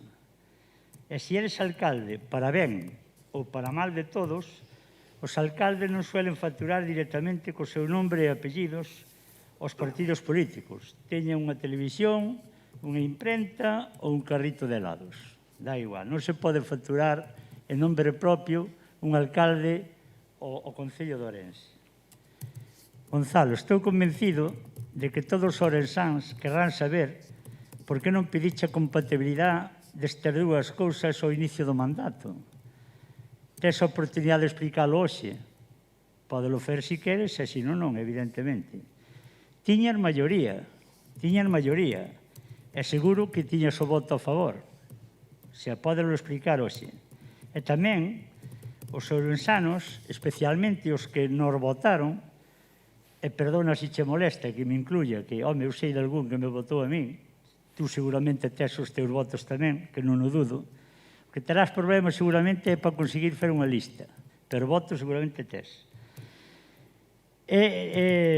Pois os ourensanos que nos votaron quererán saber se o alcalde é unha persona transparente, como debe ser, co seu carácter complicado, porque cada un ten o que ten, ou é un alcalde que se queda co diñeiro dos demais alegando que é para gastos da súa televisión.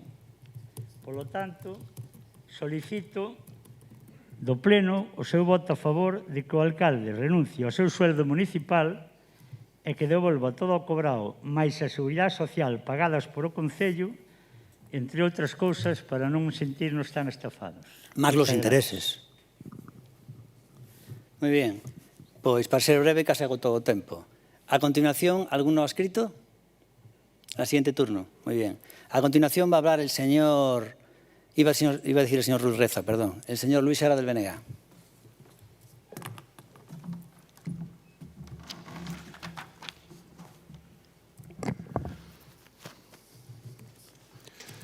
Non sei se escoitou antes a miña compañeira cando lle dixo que ela entra a maior parte dos días, non sempre, a 1 da tarde a traballar e sai despois das 10 da noite. Me imagino que eso explica por que non pode estar en determinados eventos que organiza o Concello.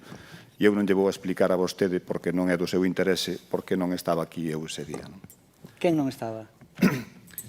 Para entender esta cuestión hai que mergullarse necesariamente na norma. Por unha banda, está a Lei de Incompatibilidades ao servizo das administracións públicas, regulamento que a desenvolve e o propio regulamento orgánico do Concello, e mesmo tamén a Lei Orgánica Electoral Xeral. O artigo 2.1 da Lei de Incompatibilidades do persoal ao servizo das administracións públicas establece cal é o ámbito de aplicación da mesma, sendo de aplicación ao persoal ao servizo das corporacións locais e dos organismos delas dependentes. O artigo 14 desta mesma lei fala de que o exercicio de actividades profesionais, laborais, mercantís ou industriais fora das administracións públicas requerirá o previo recoñecemento de compatibilidade. O artigo 75.1 da Lei de Bases de Réxime Local establece que a retribución dunha dedicación exclusiva con cargo ao Concello exixe o previo recoñecemento de compatibilidade, pero que tamén o propio Regulamento Orgánico do Concello no artigo 7 di o seguinte: o recoñecemento da dedicación exclusiva a un concelleiro suporá a súa dedicación total ás tarefas municipais que lle sexan encomendadas e a incompatibilidade expresa con calqueira outro tipo de dedicación ou traballo lucrativo ou que supoña minguar das súas obrigas no Concello coas excepcións previstas na legislación vixente. Porque este non é un debate solamente sobre legalidade, é un debate sobre ética. E é un debate que está atravesado por dúas circunstancias concretas. Por unha banda, a situación do alcalde como administrador único de Holper e, por outra, a de propietario de Aurea Televisión, unha empresa que até 2015 estaba a nome de Holper SL e que puxo o seu propio nome, cando pasou de 2 a 8 concelleiros nesta corporación. Imagino que o fixo para non ter que dar contas e non ter que repartir coa súa familia os moitos ingresos que recibe das institucións e que deriva a súa empresa. Unha televisión que se financia na práctica totalidade con diñeiro público, diñeiro que recibe do Concello e Deputación e tamén das mordidas dos seus asesores, tal e como acaba de acreditar a UDEF. Que o seu obxectivo é o diñeiro nunca o ocultou. Aí está a súa primeira medida de goberno, que foi elevar o número de persoal eventual ata o máximo legal permitido, pasando de 14 a 27. Hai que dar un salto atrás no tempo para explicar por que faltando ano e medio para o remate do mandato continúa nesta situación de alegalidade. Don Manuel, voulle explicar eu por que non presentou a declaración de compatibilidade. Mire, fixo o amago en agosto de 2019 de presentar a súa solicitude de compatibilidade e digo que fixo o amago porque sabendo como sabía que era necesaria ter a autorización do Pleno para poder compatibilizar a súa dedicación exclusiva como alcalde coa súa actividade privada en Holper, xogaba sobre seguro ao ter a maioría absoluta do Pleno, pero non contaba con dous feitos que deron o traste coas súas pretensións. Un foi o da dimisión de Ana Isabel Rabanales, persoa que foi na lista de Democracia Ourensana, que se marchou denunciando as inxerencias do alcalde nas súas áreas de goberno, e outra que el ignoraba que tiña que inhibirse na votación dese asunto. E, en consecuencia, non podía votar. Cal era o resultado? Pois que xa non tiña maioría absoluta e, polo tanto, non podía prosperar a proposta de compatibilidade. E que fixo? Pois desistiu da solicitude, retirándoa do Pleno 10 minutos antes da celebración do mesmo. E desde entón está nunha situación alegal, porque ten que solicitar a compatibilidade, xa non só porque sexa unha obriga legal, senón porque a situación mudou respecto do inicio do mandato.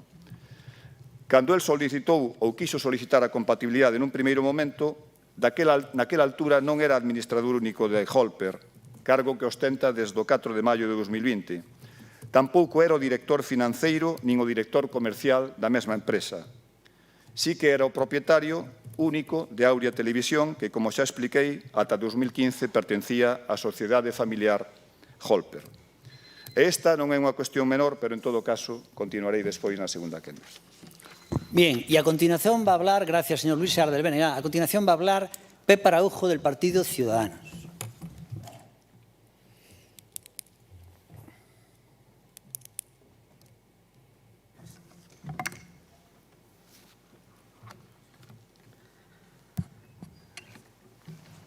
Este é un temazo,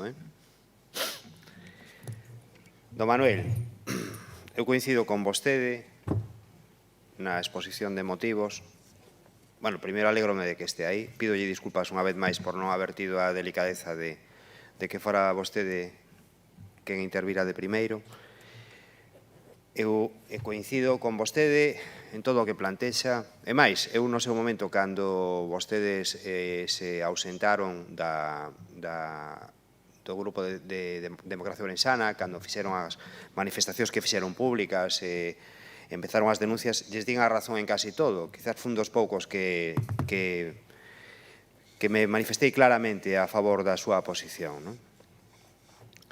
É certo que desde o punto de vista normal, en un escenario normal, nunha cidade que funcione cos mínimos de normalidade, estas circunstancias non se deberían dar, pero non estamos nunha cidade que cumpla coas mínimas condicións de normalidade no día a día. Para empezar, recorden que no anterior pleno eu trouxen unha moción aquí dicindo que se lle chamara a atención ao alcalde sobre o personal de confianza, porque estaba facendo funcións que non lle correspondían, non? Estaban tomando decisións, estaban entrando en expedientes, estábamos correndo o risco como administración de que esas persoas despois demostraran que facían traballo extra o que ten que ver co personal de confianza e que poderan pedir a súa incorporación á plantilla municipal. Eso en outras cidades, en ninguna cidade pasa, pero aquí pasa. Pero o que plantexa vostede, o de que o alcalde elixa si é alcalde con dedicación exclusiva ou non, é algo que debería facer. O alcalde non pode, por unha banda, cobrar unha dedicación exclusiva e, por outra banda, exercer a xerencia ou as responsabilidades ou demostrar diante de todas nós como fai de residor aquí para a súa televisión, como dirixe ese negocio, como ten como titularidade única. Desde logo, si se comportara cun mínimo de normalidade, debería elexir o camiño de buscar unha dedicación parcial ou dedicarse á súa empresa ou dedicarse á actividade municipal como dedicación exclusiva. Isto é algo no que coincido con vostede, pero tamén o alcalde debería ser transparente na súa declaración de bens, o alcalde debería respetar as institucións, o alcalde non debería agredir os colectivos, o alcalde debería respetar a todos os membros da corporación, porque unha cousa é o debate político e a outra cousa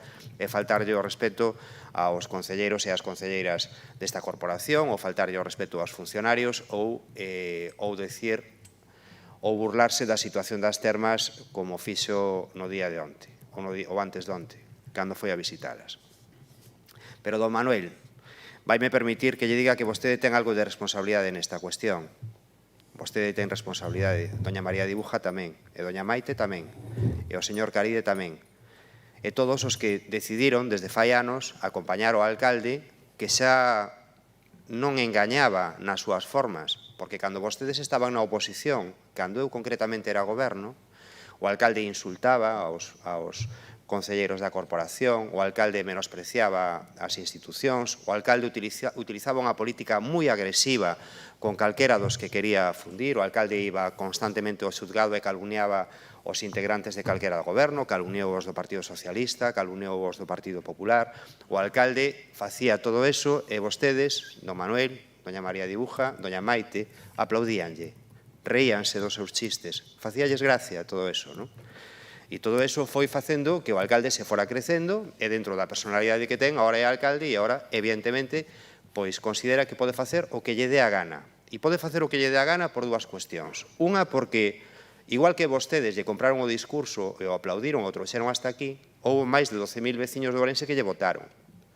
Que lle votaron porque creeron no que el predicaba, non? E despois non nos podemos olvidar que os concelleiros do Partido Popular presentes os aquí, a pesares de que moitos deles sufriron as súas calumnias, os seus insultos, pois esos mesmos hoxe o teñen ben apuntalado para que siga sendo alcalde. Así que cada un debería coller o seu pau, a súa vela, non? E a súa responsabilidade. E en ese sentido, eu coincido con vostede en pedirlle ao alcalde, bueno, primeiro, que remate pronto esta corporación, que remate pronto este mandato. E a partir de aí pedirlle aos veciños que elixan unha opción diferente, ou por menos que non lle den o peso ou a chave da cidade a alguén que se comporta así. E despois, a parte judicial, evidentemente non me vou a meter porque, como todos sabemos, está judicializado. Gracias. Gracias. Dice Araujo que pide que remate pronto este mandato. Hombre, Araujo, no pidas tan rápido tu final de la vida política. Bien, a continuación, el PSOE, por favor. Va a ser el señor, sí, secretario provincial del PSOE. No, perdona, señor Villarino, perdón. ¿Del PP quién habla? ¿Tú? Vale, perdón, Villarino, perdone usted. Va a hablar Cudeiro. Va a hablar Cudeiro. Cudeiro hablará primero. Del Partido Popular.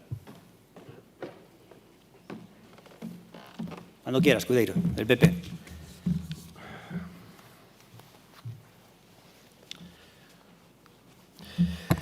Buenos días a todos y a todas. Vamos a ver, este es un tema realmente controvertido y, por lo tanto, en mi primera intervención voy a hacer una referencia a lo que es la legislación de incompatibilidades a la que en parte ha hecho ya alusión Luis Seara.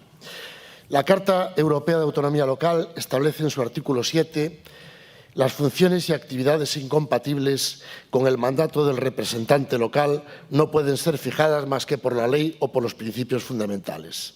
Pues bien, el régimen de incompatibilidades para los concejales actualmente en vigor encuentra su regulación en la Ley Orgánica del Régimen Electoral y en la Ley Reguladora de las Bases de Régimen Local, pero también y por remisión de esta, en la Ley 5384 de incompatibilidades del personal al servicio de las administraciones públicas. El sistema español de incompatibilidades se gradúa en 3 niveles. Un primer nivel de incompatibilidad absoluta, con el ejercicio y la percepción de retribuciones con cargo a 2 o más presupuestos públicos. Un segundo nivel de incompatibilidad relativa con la percepción de retribuciones por actividades públicas y privadas. Y un tercer nivel consistente en los supuestos de excepción total de incompatibilidad contemplados en el artículo 19 de la ley. Las causas de incompatibilidad de la legislación electoral vienen referidas en general no al ejercicio de actividades laborales, sino al nombramiento para cargos de carácter público con posterioridad a su toma de posesión de concejal. En principio, entendemos que estos supuestos de la ley electoral no son de aplicación a la moción que se presenta en este pleno. La ley reguladora de la Ley de Bases de Régimen Local, después de establecer que los supuestos de incompatibilidad de los miembros de las corporaciones locales se regularán en la legislación electoral, dispone en su artículo 75 que los concejales que perciban retribución por dedicación exclusiva no podrán obtener otras retribuciones con cargo a los presupuestos públicos y, además, que quedan sometidos a lo dispuesto en la Ley de Incompatibilidades. Ahora bien, atendiendo al grado de incompatibilidad de esta ley, podemos advertir que existe una incompatibilidad absoluta con la percepción de más de una retribución con cargo a presupuestos de cualquier cargo público, salvo los supuestos previstos en la ley. También hay una incompatibilidad absoluta con el ejercicio de cualquier actividad, cargo o profesión, ya sea pública o privada, que pueda impedir o menoscabar el cumplimiento de los deberes que le corresponden al concejal o alcalde. Y también es absolutamente incompatible el desempeño del cargo de concejal en dedicación exclusiva o alcalde con la percepción de pensiones de jubilación o retiro de la seguridad social o públicas.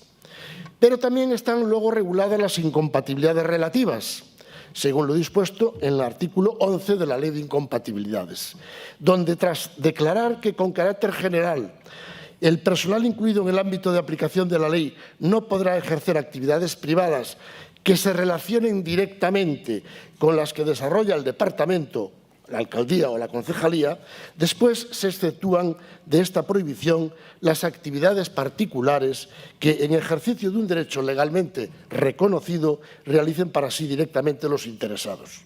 La cuestión está, pues, en decidir o interpretar qué se entiende por relación directa. La doctrina y la jurisprudencia pues no es muy pacífica en esta cuestión. En principio, la doctrina jurídica se refiere a que esta relación directa es aquella que se refiere a asuntos en los que intervenga o haya intervenido en los 2 últimos años como empleado público o tenga que intervenir la persona concejal o alcalde. En asuntos sometidos a informe, decisión, ayuda financiera o control del ayuntamiento, aunque no sean asuntos que gestione personalmente. La pertenencia a consejos de administración o órganos rectores de empresas cuando la actividad de las mismas esté directamente relacionada con las que gestione el departamento u organismo, el alcalde en este caso. El desempeño de cargos o tener más del 10% de las acciones de todo orden de empresas concesionarias, contratistas de obras, servicios de suministro, etc. Los gestores administrativos, los arquitectos, ingenieros, que deben solicitar previamente la condición de autorización, etc. Bien, fuera de estos supuestos, en principio, las actividades del sector privado son compatibles, salvo las excepciones ya indicadas de incompatibilidad absoluta. Esto es un análisis general y resumido de lo que es el tema de incompatibilidades. En mi segunda intervención haré referencia directa ya a la moción concreta. Muy bien. Entonces, nos hizo una introducción de la segunda intervención. Señor Rafael Rodríguez Villanino, del PSOE, cuando quiera.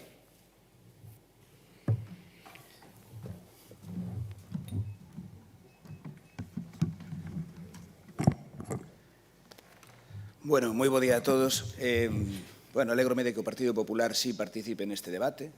É certo que a participación é unha participación basicamente técnica, é baseada en discutir técnicamente hasta que punto é compatible ou non é compatible unha actividade, pero tamén hai unha cuestión que é basicamente ética, que se falou dela, e política, que é a que incumbe tamén a esta situación, e tamén persoal. Eu vexo, neste caso, unha persoa de anterior compañeiro do grupo de partido, que fai unha exposición personalizada referíndose todo o tempo a Gonzalo, que a verdade é que se dirixe a él como un excompañeiro que é, mentras que hai outra persoa que se dirixe a vostede sempre cos mesmos términos de tránsfuga por partida doble ou triple, etc., denostando, como tamén fixo a miña compañeira na súa intervención, e como fai en xeral con todo o mundo. Isto tamén vai de exemplaridade, e a exemplaridade é unha exemplaridade que non se mide técnicamente, sino que se mide día a día no xeito de comportarse das persoas. Esa ética e esa exemplaridade están ausentes por completo nesta alcaldía. Todos sabemos por qué. E a pregunta é atacando. Atacando porque todos sabemos que estas maniobras económicas, que todo o mundo somos coñecedores delas, que todos os medios de comunicación son coñecedores delas e que dan lugar, ademais, a unha actuación que ahora mesmo a Fiscalía viu indicios de accións delictivas e, ademais, admitiuse a trámite nun xulgado para instruir, en principio para instruir unha causa, veremos en que desemboca porque non é un tema alleo ao que estamos a falar. Estamos a falar dun asunto no que a compatibilidade tiña que estar solicitada fai moito tempo. O señor Cuidero teño que dicirlle que hai persoas que solicitamos a nosa compatibilidade, seguimos o que marca a lei e o Partido Popular votou en contra directamente, sabendo que conculgaba a legalidade e sabendo tamén que hai unha sentenza que así o recoñece e aínda así recúrrese novamente ao Tribunal Superior de Xustiza de Galicia con un único obxectivo, con dilatar no tempo unha situación e ademais con un custe que vai ao erario público, porque estamos falando da Deputación de Ourense, onde presentei a miña compatibilidade, como aquí, como teño que facelo, aquí non é necesario, perdón, aquí non porque non teño retribución, máis que a que corresponde por plenos e tal, pero bueno, sí, na dedicación exclusiva que teño na Deputación de Ourense, sí que tuve que solicitala e todos sabemos o que aconteceu ali. A primeira vez concedeuseme, como ten que ser, porque o di a lei, e a segunda, a pesar do que diga a lei, non se concedeu, e por eso está nos xulgados.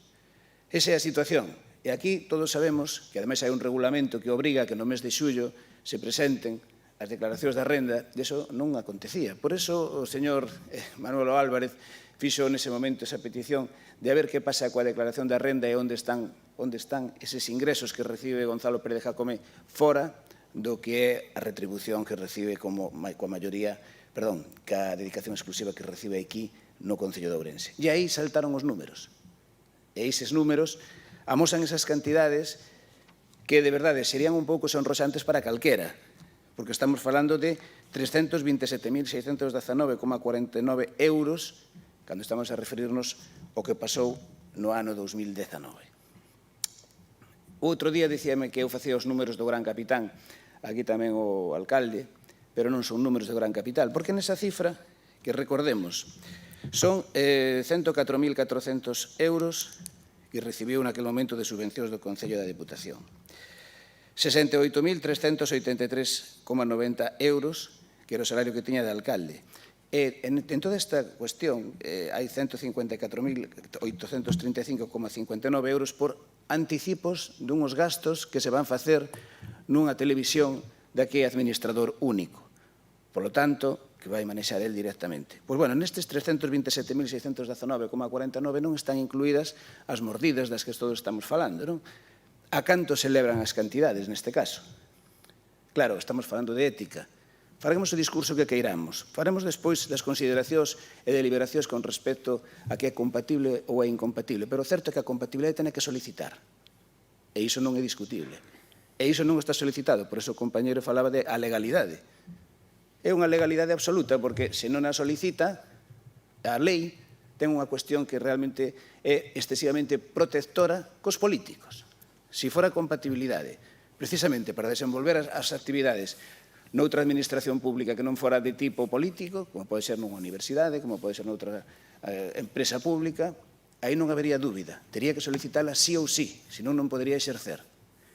De feito, na universidade teño que presentar esa autorización para poder exercer. E na segunda parte seguiremos falando do que é lei, do que é exemplaridade e do que é este Concello. Moi ben. Simplemente, eu falarei no final do debate, pero simplemente decir unha cousa que me chama a atención, e o que o BNG e o PSOE fixeron, tildaron de nomes de mordidas que serían tanto dos concelleiros como personal eventual do que ganan pois unha parte que teñen que dar ao partido. E chamanlle que cando a Democracia en Sana fai eso, que teñen que pagar unha parte ao partido, Ahora o señor Villarino pegou un galego. Bueno, cando teñen que pagar unha parte ao partido, pois chamanlle que se o fai Democracia Orensana, chamanlle mordidas, como quen comisións ilegais, algo que é fraudulento, é algo ilegal, non? Como se foran sobornos, ou, bueno, mordidas, que é un término que veu de México. Pero resulta que o PSOE tuvo o mesmo problema en Coruña, e os estatutos do PSOE, creo que de fai 2 anos, obligan a que o personal eventual e os políticos do PSOE que cobran teñen que dar unha parte ao partido. O sea, en Democracia Orensana non é obligatorio. Algúnha xente ten que dar, outros non. E o partido que o ten obligatorio acusa os demais de mordidas. Olle, hai que ter valor. Hai que ter valor. E outro igual, o BNG, que no BNG había políticos que daban a mitad do soldo po partido. Había parlamentarios, e iso realmente sí que, oye, moi ben, realmente me quito o sombreiro. En Santiago os soldos son moito máis grandes que gana calquer alcalde, son 75 parlamentarios e cada un deles gana en torno a 4.000 e pico euros líquidos ao mes. No BNG, en algúns casos, teñen que dar a mitad ao partido. E a eso non lle chaman mordidas. E se en Democracia Orensana teñen que dar un 10% ao partido, chamanlle mordidas. Isto é a vara do medir do BNG do PSOE. Despois falarei de todo o demais. Vamos xa co segundo turno. Manuel Álvarez, segundo turno. Moitas gracias. Eu comprendo, Gonzalo, que tú me trates de tránfuga, de todo o que queiras. No, yo no, te trata la ley. La ley te trata de tránfuga. Yo no te trato de tránfuga. Eso o eres o no eres. Quien decide si alguien es tránfuga es el partido. Y tu partido de origen dice que tú eres un tránsfuga. Vale, entendido. Luego puedes recurrir a la justicia por si crees que es injusto, pero quien dice si eres tránsfuga es el partido de origen. Vale, entendido. Para seguir, vou che dicir se é que te acordas do primeiro tránsfuga que tuvemos en Democracia Orensana. Si te acordas do nombre. No me acuerdo, ¿quién? Pois creo que Democracia Orensana se fixo nunha lotaría na Avenida Habana, onde fomos 5 personas, que supuestamente éramos os que formábamos naquele momento Democracia Orensana. Isto foi ser no 2001, 2002, non? E no 2003, Gonzalo, non sei se te acordas, un dos miembros de Democracia Orensana era concejal do Partido Popular en Arnoia. Non llevou por o nombre, porque como non está aquí, non ten moito sentido.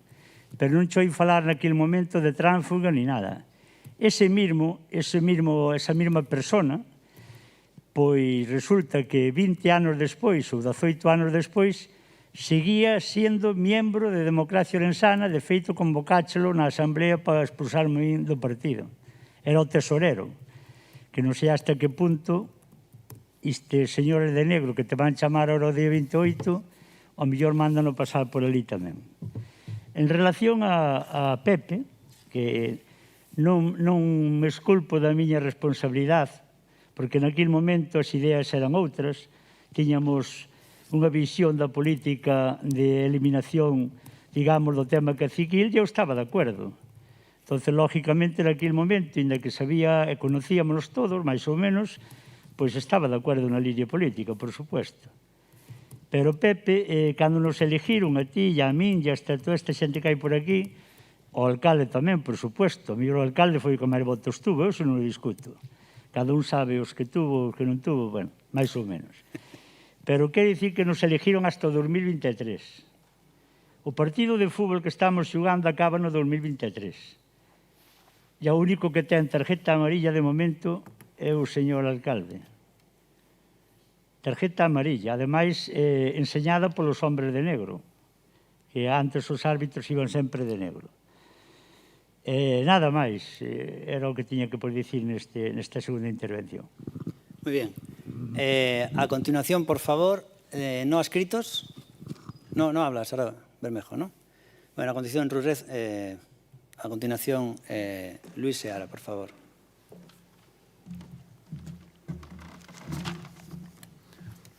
Se me chamou Ruth 2 veces. Se me poga. Ben, hai varias sentencias, pero hai unha sentenza da Audiencia Nacional de 2003, creo que de 25 de xuño, que fala en relación co artigo 14 da Lei de Incompatibilidades e determina os supostos que exixen previo recoñecemento de compatibilidade, porque iso é do que estamos a discutir hoxe, de si ten que presentar a compatibilidade ou non. E di que a actividade de administrador único supón o exercicio dunha actividade mercantil e, como tal, precisa do previo recoñecemento de compatibilidade. Vostede é administrador único de Holper. E se mire por onde se mire, o cargo de administrador conleva o desempeño dunha actividade mercantil. Por lo tanto, nós o que lle pedimos é que deixe de marear a perdiz, que cumpla a lei, que pida a compatibilidade ou, se non, renuncie á súa dedicación, porque papas e sorder non pode ser. Hai outra sentenza do Tribunal Superior de Xustiza de Cataluña de 2013 que di o seguinte: é obvio que os membros electos das entidades locais non son eleitos para outra cousa que para desenvolver funcións políticas e de goberno.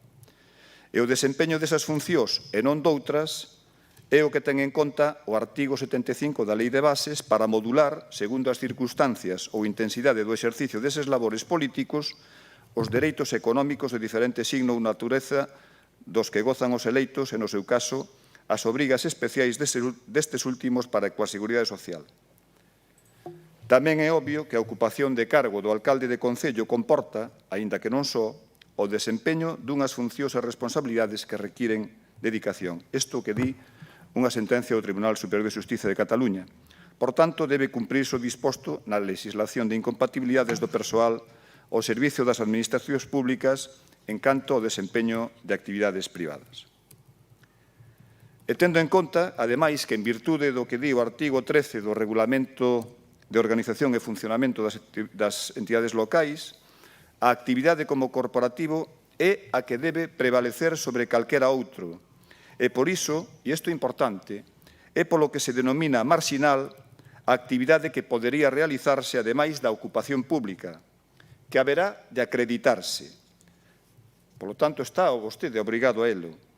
E a súa efectiva realidade no aspecto funcional, no do horario, no económico, e neste sentido tamén hai outra sentenza do Tribunal Superior de Xustiza de Andalucía do 2 de novembro de 2010. Esta actividade marxinal e residual que posúe menor importancia con respecto á principal, e isto é fulcral, debe ser cualificada como tal polo Pleno. E aí decidirase se concorren ou non as circunstancias para entender que existen motivos para autorizalo ou non. Será, en consecuencia, ao Pleno ao que lle corresponde a concesión ou non da compatibilidade e considerar se é unha ocupación marxinal e que non causa detrimento á dedicación preferente ou non. Se temos en conta que vostede está a desenvolver o posto de administrador único, de director comercial e financiero de Holper, se temos en conta que vostede é propietario dunha televisión que se financia en gran parte con diñeiro público, parece non só lóxico, senón oportuno que solicite a compatibilidade e que sexa o órgano soberano, este Pleno, o que se pronuncie ao respecto. E xa llo dixen antes, ou estamos a setas ou a Rolex. Muy bien. A continuación, por favor, Araujo no va a hacer uso de su turno y a continuación sí va a ser el señor Cudeiro del Partido Popular quien nos hable en esta segunda ronda de intervenciones.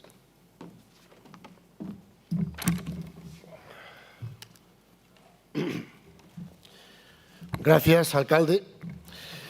Vamos a ver, yo en esta moción antes he leído un poco lo que es el régimen, un resumen del régimen de incompatibilidad. El señor Villarino conoce perfectamente el tema porque lo vive en su propia carne y Luis Seara, pues estoy de acuerdo en prácticamente todo lo que ha dicho de la necesidad de solicitar la compatibilidad. Pero aquí estamos hablando de una moción que se presenta y esta moción lo que dice es instar al alcalde de Orense, don Gonzalo Pérez Jácome, a que renuncie a su sueldo municipal, ya que claramente es incompatible, bla, bla, bla, bla. Reintegre al concello todas las cantidades indebidamente cobradas, etc. Esta moción no pide que presente la compatibilidad, algo que ya es obligatorio por ley, ¿de acuerdo? Pero no es lo que dice la moción. La moción lo que dice es que devuelva el dinero y que renuncie a su puesto. Lógicamente, es un tema muy controvertido, como he dicho antes. Yo no voy aquí a defender al alcalde, pero lo cierto es que tomar esta determinación en una moción... Por favor, perdón, señor. Cierra la puerta allí, por favor. Mira, cierra la puerta allí, las puertas allí. Perdón, Cudeiro. Es que están con los funcionarios que en vez de traballar están fora do auditorio con sirenas. Nada máis. Vale, cando queiras, Cudeiro.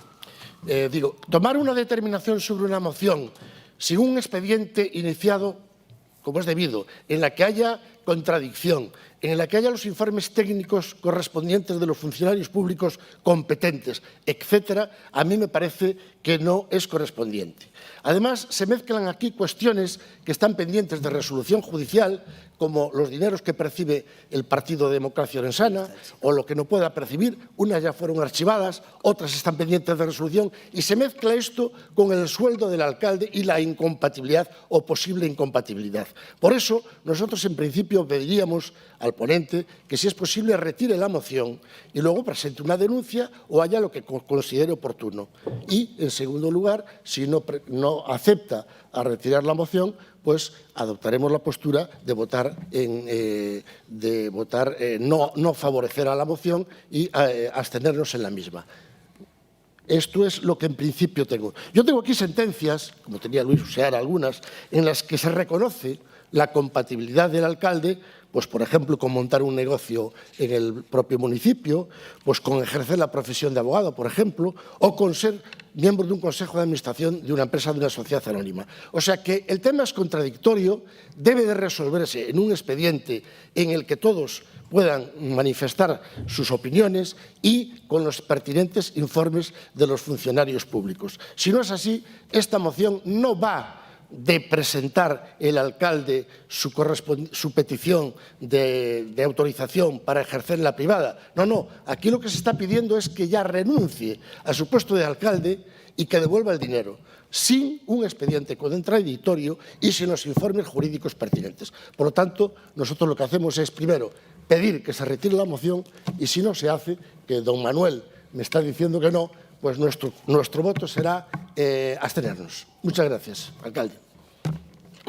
Gracias, señor Cudeiro. A continuación va a hablar Rafael Rodríguez Villarino, del PSOE.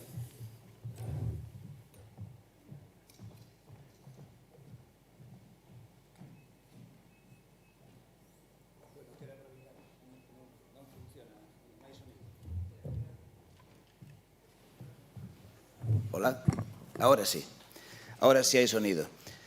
Coincido con que técnicamente, como di o señor Cudeiro, esta moción ten poucos visos de prosperar e persoalmente aínda menos, porque podería, a pesares de todo o que dicimos, o alcalde facerse eco destas reflexións, compartilas e decidir renunciar ao que sería ou ben o seu salario como alcalde ou ben a ser administrador único de unha compañía que vive, como tamén decía antes Luis Seara, prácticamente na súa totalidade dos ingresos que percibe deste mesmo concello.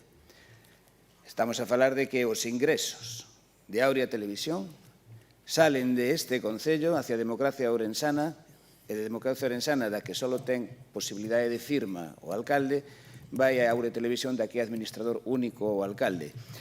Si isto non é incompatible, pareceselle moito.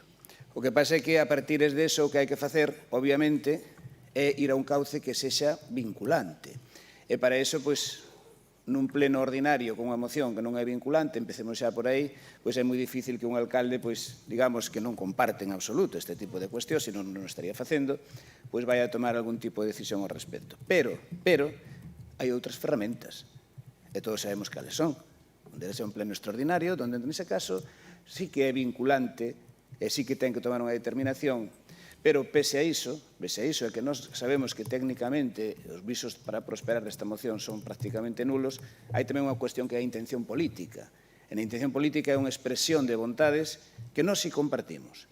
Aínda que sabemos que a posibilidade de prosperar é nula prácticamente por outra vía, sí que compartimos esa. E quero tamén aproveitar para facer unha puntualización, por iso vamos a votar a favor, pero unha puntualización con respecto a todas as inexactitudes, por ser suave, que realiza este alcalde. Este alcalde fala de que no Partido Socialista o persoal eventual está obligado por unha norma a facer uns ingresos, neste caso no partido.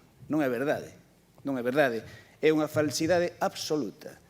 O que sí é certo é que nos grupos parlamentarios, tanto falamos da Xunta de Galicia como no Parlamento do Estado ou no Senado, aí xa hai un sistema que onde os fondos se van directamente ao partido e o partido efectivamente aplícalle uns descontos que despois o que reciben finalmente os parlamentarios é a parte que lle corresponde unha vez deducido todo iso.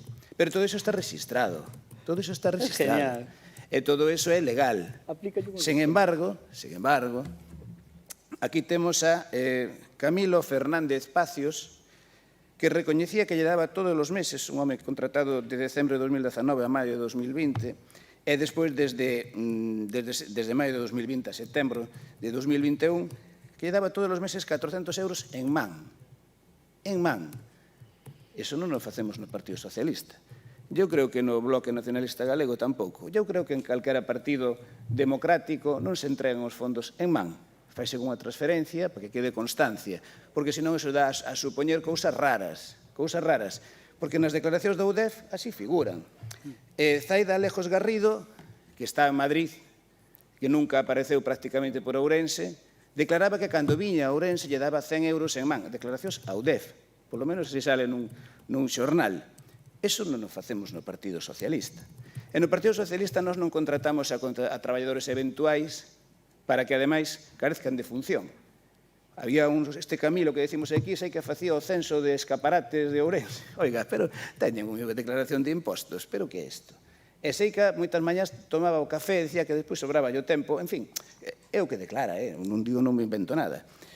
María del Carmen Montero da Silva, 200 euros todos os meses. Sei que tiña unha función no ano 2015 e agora ten outra que é coller o teléfono e recibir xente. Bueno, é psicóloga, creo.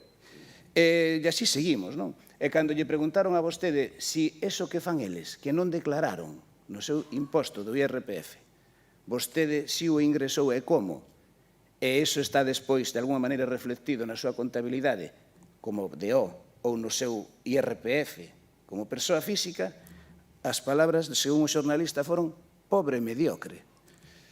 Non me parece unha xustificación. O que dixo vostede.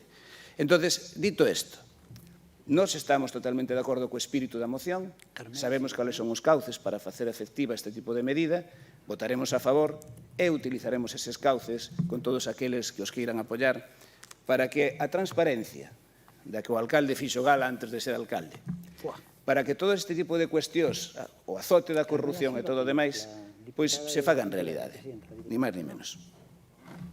No. Bueno, pues habla el PSOE, habla de cosas raras que solamente son acusaciones, porque el tema ha sido archivado por la justicia. Es decir, cuando la justicia barre, en este caso, en contra de ellos, pues entonces no le importa lo que diga la prensa, lo que importa es lo que diga un periódico, Pero si no, es lo que diga un juez, ¿no? Y la justicia ha archivado ese tema porque no ha visto ningún delito, pero usted sigue ahí hablando. Sin embargo, donde sí hay delitos es aquí, en el Ayuntamiento de Vigo. Va a ir a la cárcel para ser un jefe de servicio porque tenía toda una artimaña, no salpicó a político, tenía toda una artimaña para que la cuñada de Carmela Silva, del PSOE, alto dirigente del PSOE de Vigo, tuviera un sueldo sin hacer nada. O sea, la persona que está acusando aquí a Democracia Orensana de tener a trabajadores que no hacían nada a cambio de dinero, que ha sido archivado por la justicia, es el mismo partido que acaban de condenar porque hacían todo lo que él acaba de acusar a los demás. Su partido en Vigo hacía todo lo que él acaba de acusar. Es realmente algo que llama la atención. Bueno, yo intentaré no pasarme de los 9 minutos, seguro que a lo mejor seguramente me pase, pero bueno, de los 5 más 4, como alcalde podría pasarme, voy a mirarlo. Bien, pues entonces vamos a rebatir y discutir todo esto de aquí. Respecto a lo que dijo el señor Cudeiro, pues bueno, yo hablé con varios jurídicos del Concello, realmente hay una especie de tema, una especie de, no laguna legal, pero sí que es verdad que es un tema de debate, que esto me recuerda al Real Madrid, el debate con el Real Madrid por las cuentas, cuando se decía si cobrar los derechos de televisión por anticipados se debían incorporar como beneficios de ese año o no. Había quien pensaba que sí y había quien pensaba que no. Yo entiendo que no, porque si tú cobras los derechos de televisión por anticipado y los incorporas de beneficio ese año, estás mermando la capacidad futura del club, con lo cual el saldo del club está bajando, con lo cual no deberías contarlo solamente como algo positivo, porque también tiene algo negativo. Entonces es un debate. Esto es lo mismo. Es decir, había varios jurídicos que yo consulté, donde realmente pues la cosa no está para nada claro lo que algunos de ustedes han dicho que esté obligado a hacer eso. ¿Por qué? Porque una persona se permite que teniendo una dedicación exclusiva, como soy yo, en el Ayuntamiento de Ourense, y como político sí puede tener ciertas labores, una de administración y otras también de producciones creativas y unas también de administración de su patrimonio. Y en esto puede entenderse como es claramente administración de mi patrimonio, porque realmente yo no le dedico horas a horas laborables fuera del Concello de Ourense. Es decir, no le dedico horas fuera del Concello de Ourense. Si alguna vez voy a Holper últimamente, que después de la pandemia ahora solo vendemos online, pero si alguna vez voy a Holper, es normalmente para recibir temas del Ayuntamiento de Ourense, gente quiere hablar conmigo y le digo, bueno, pues vente a Holper por las tardes. ¿Vale? Bueno, pues eso respecto a eso. Bueno, voy a intentar discutir de este tema. Habla eso, dice que son maniobras lo que hacemos nosotros con el tema del dinero, el PSOE, para contestar uno por uno, ¿no? Y me hace gracia cómo utiliza las palabras como él quiere, el señor Villarino. Me recuerda a Seara. Seara, cuando el Partido Popular quería cobrar unas dedicaciones exclusivas que tenían todo el derecho del mundo, decía que o que queren é esquilmar a caixa pública para levala para eles como soldos. E cuando él rogaba una dedicación exclusiva para él, decía, hay que dignificar a vida política. Pero cuando acusa a los demás de que están privatizando empresas, que privatizan empresas, que es para enriquecer a los ricos, cuando lo hace el BNG, porque yo le acusé de que lo habían hecho con los parques eólicos cuando gobernaba el bipartito, dice, no, nos non privatizamos os parques eólicos, nos puxemos a economía en maus de empresas galegas. Fíjese cómo utiliza el lenguaje. Bueno, pues ahora el PSOE acaba de decir algo similar. Fíjese lo que acaba de decir Villarino. Yo le acusé de que ellos en el Partido Socialista hacían lo mismo que nosotros, que es que había que pagar un dinero para el partido del sueldo que reciben, y dijo, más o menos textualmente, no es así. Lo que nosotros hacemos en el Partido Socialista es que le aplicamos unos descuentos que se retiene para el partido. Le aplicamos descuentos. Es que es cachondísimo. En vez de pagar, le aplicamos descuentos. Bueno, le recuerdo también que el hecho de pagar en efectivo, pagar en efectivo no significa pagar en negro. Pagar en efectivo no es pagar en negro, ¿vale? No es lo mismo. Bueno, después él me dice que la gente de mi partido que no hacía nada, trabajadores que no hacían nada, que no sé qué, no sé cuánto. Mire, cada uno se administra su partido como considera, pero a lo mejor los que no hacían nada eran los suyos, porque ustedes tenían 3 asesores en el Partido Socialista que ahora no tienen y siguen funcionando todo igual. Entonces, ¿qué facían? Notase a diferencia ou non? Porque se ahora mesmo están facendo o mismo e xa non teñen esos 3 traballadores, os 3 traballadores que facían? Tamén lle podo facer esa pregunta por aí, non? Bueno, después me dice que todo el dinero de Aurea Televisión es dinero del Concello. Usted miente. Aurea Televisión tiene donaciones, tiene anuncios privados. Aurea Televisión tiene anuncios privados, tiene otro tipo de ingresos y incluso Democracia Orensana, el dinero que recibe no es del Concello de la Diputación, porque tiene también donaciones solamente que están declaradas. Respecto al dinero del partido, pues también es un debate con el Real Madrid. Mire usted, el dinero del partido es dinero del partido, pero es de origen público buena parte de él. Del mismo modo que usted, que seguramente compró ese pantalón, no lo compró a cargo del Concello, lo compró con el dinero que usted recibe de la Diputación y del Concello. Es decir, el pantalón que usted compró es un dinero de origen público, pero es dinero suyo, porque es su sueldo. Pues oiga, el dinero del partido, por favor, no hablen. Cuando el partido, en este caso Democracia Orensana, tiene un dinero para gastar, lo gasta como le da la gana, ajustándose a la ley. Y es un dinero de origen público. Hombre, pues es un dinero de origen público, buena parte de él. Pero en ningún caso está diciendo que sea dinero público. Porque usted dice, no, que es dinero del Concello. No, el dinero del partido no es dinero del Concello. ¿Quiere decir algo? A ver, dígame usted, ¿qué quiere decir? Quiero decir que poño o reloj cando fale, sí. que deixe de utilizar e monopolizar un debate cando se pasa do tempo que lle corresponde. Vale. Cando vostede estaba na oposición e Jesús Vázquez estaba de sí. 5 minutos, vostede dedicábase a atacalo permanentemente. Sí. Aplíquese. Vale. A ver, como le digo, me pongo el reloj de referencia para estar en los 9 minutos, que no pasarme mucho, pero en cualquier caso el alcalde sí que habla, como en este caso, puedo hablar como Democracia Orensana, como el turno de Democracia Orensana y como alcalde. Y resulta que como alcalde no hay límite de tiempo, pero hombre, las normas no las hice yo. Las normas las hice yo. Bien, es verdad que a veces pues no procede, pero en este caso entiendo que más procede porque es un debate que están hablando sobre mí. Entonces yo entiendo que esto que sí que procede. Yo entiendo que este debate procede, pero bueno, en 10 minutos acabo. Pero yo creo que el debate procede. Bueno, vamos entonces luego con Ciudadanos. Ciudadanos dice una cosa muy clara. A usted ya le he contestado, señor Villarino, ahora voy a hablar con el señor de Ciudadanos. El señor de Ciudadanos dijo que inicialmente a los tránsfugas de Democracia Insana que les dio la razón, que les fue dando más o menos la razón en todo, Democracia Insana. Sino, claro, foi dando razón hasta que lle fixeron a él. Hasta que no seu partido salí un caso como noso, dáballe toda a razón aos tránsfugas de Democracia Insana. Pero cando él, no seu partido, tuvo un caso de tránsfuga, aí calou e cambiou. Aí calou. Eu fui dando razón hasta que me pasou a min. Bueno, respecto al BNG, decir, ya le dije más o menos, lo del tema de que es un tema que es interpretable, que yo entiendo que se puede hacer así, pero si ustedes creen que no es así, para eso está la justicia, si ustedes creen que realmente estoy haciendo ilegal. Yo entiendo que es totalmente compatible lo que hago yo, porque, una, es la administración de patrimonio personal, y dos, también se permite tener actividades creativas, dar conferencias, escribir un libro, todo eso se puede hacer al mismo tiempo que ser alcalde de Orense o que ser un concejal con dedicación exclusiva. Otra cosa sería realmente dedicarle horas, no le puedes dedicar horas y que obviamente le vaya a restar a la actividad principal. Entonces, como eso no ocurre, pues yo lo veo así.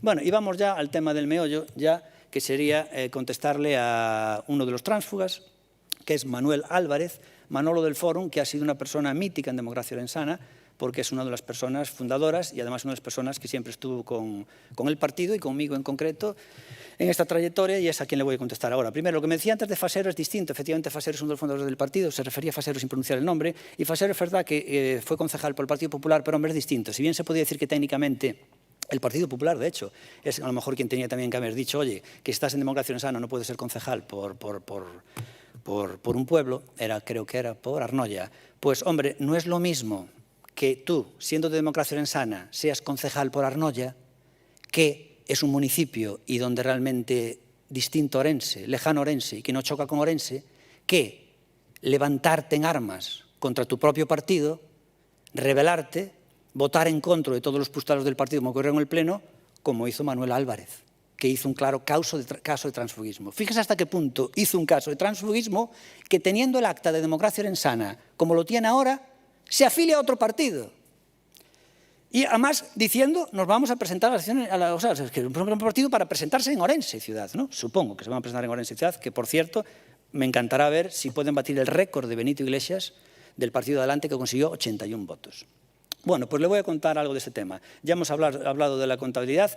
No te expulsamos del partido por pedir las cuentas, te expulsamos por ser una persona tránsfuga. Y cuando nosotros entendemos que el partido, ya lo dije mil veces, Democracia Orensana, gasta los recursos como considera. Y lo más eficaz es gastarlo, entendemos, mediáticamente en una televisión con tanta audiencia como tiene Aurea TV. Nosotros nos ha funcionado y entendemos que a lo mejor muchos de los partidos como tienen ustedes, Ciudadanos y PSOE, también gastan dinero en otros medios de comunicación. Ustedes sabrán si les son más eficaces. Yo entiendo que el más eficaz es luego el de la televisión. Y ustedes utilizan lo que es una falacia, que yo le llamo así, falata de efecto parcial, coger un trozo a medio. Entonces dice, usted se queda con dinero del partido. No, yo facturo unos contenidos que son tremendamente rentables para el partido. La prueba de que son rentables es que realmente es algo necesario. Manolo, ¿quién te diera ahora tener Aurea Televisión? ¿Cuánto pagarías por Aurea Televisión? Si realmente quisieras tener rédito electoral, utilizarías Aurea Televisión. Entonces, tú, que siempre entendiste que fue algo fundamental y te beneficiaste de ella, ahora desproticas contra ella. Cuando tú estás sentado ahí, gracias a Aurea Televisión. Aurea Televisión en la que tú no pusiste nunca un euro, nunca pusiste un solo euro, solo pusiste las 1000 pesetas para fundar el partido, que entonces eran pesetas en el año 2001. 1000 pesetas puso Manolo Álvarez Fernández, 1000 pesetas, y no volvió a poner nada más. Nunca volvió a poner nada más. Y todo lo que tuve se lo dimos nosotros. No puso nada, fue lo que se llama a mesa puesta. Igual que María, a mesa puesta. Y una vez que llegan, tienen el valor de ir contra realmente aquello que les dio todo, que en este sentido fue realmente la televisión. Es algo tremendo, ¿no?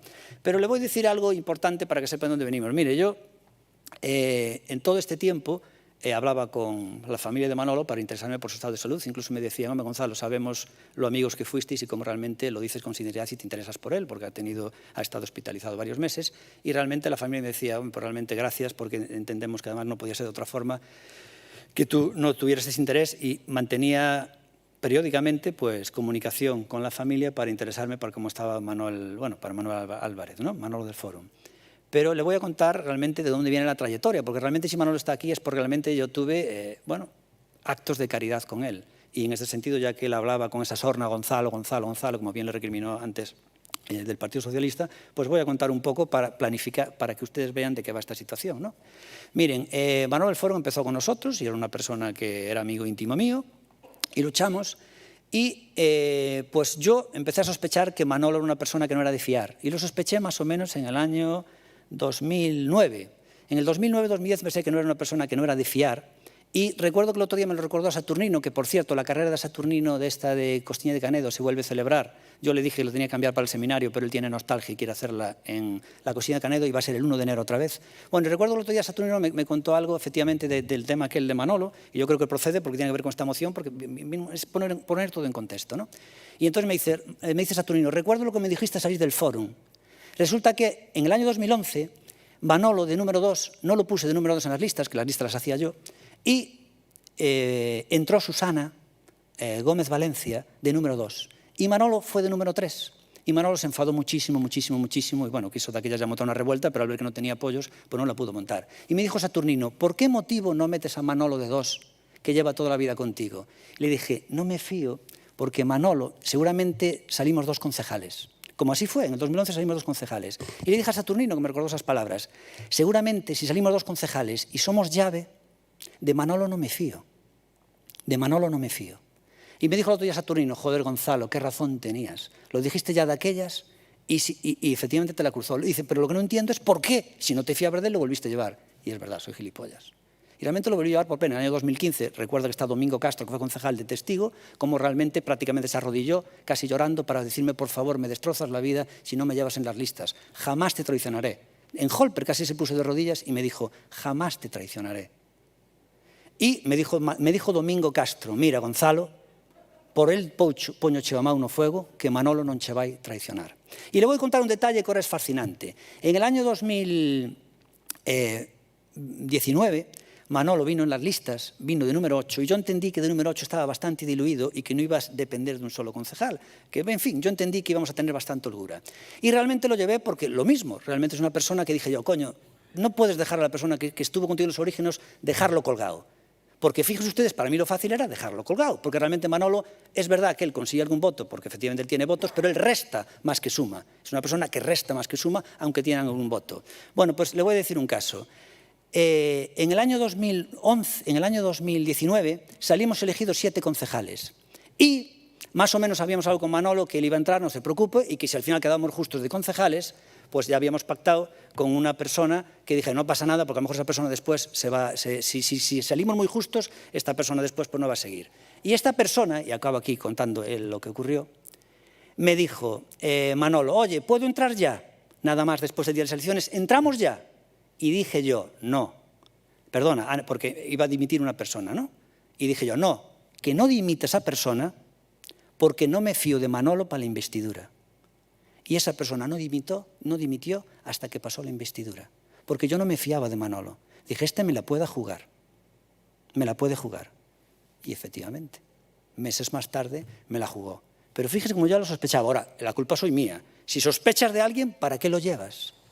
Bueno, pues le voy a contar otro detalle. Cuando hicieron la revuelta en el año 2020, fíjese las ganas que me tenía desde que lo puse de número 3 y entró Susana. Fíjese las ganas que me tenía. Cuando fue el tema de la traición que hicieron en el 2020, y que pensaron que me lapidaban, escribió en el Facebook Manolo del Fórum, y ya acabo, me queda un minuto, escribió en las redes sociales Manolo del Fórum, te espero en la bajadita, que es una expresión mexicana que significa me vengué de ti. Y te espero en la bajadita, puso en las redes sociales. Manolo, ¿cómo pasaron los hechos? ¿Cómo pasó un año? Y te quedaste solo en la bajadita. Bueno, pues vamos allá entonces. Te quedaste solo en la bajadita. Bueno, pues vamos ahora ya allí y vamos a votar entonces esta moción, ¿no? Sí, secretario, sí. Tienes una llamada al orden, María. Una, ¿vale? Dime. Va a hablar el señor secretario. Me parece que hay una petición formal del señor Cudeiro de que el asunto se retire del orden del día. Vamos a votar primero la retirada del orden del día de esta moción. Votamos a favor. ¿Votos a favor de esta retirada de esta moción? PP y Democracia Orensana.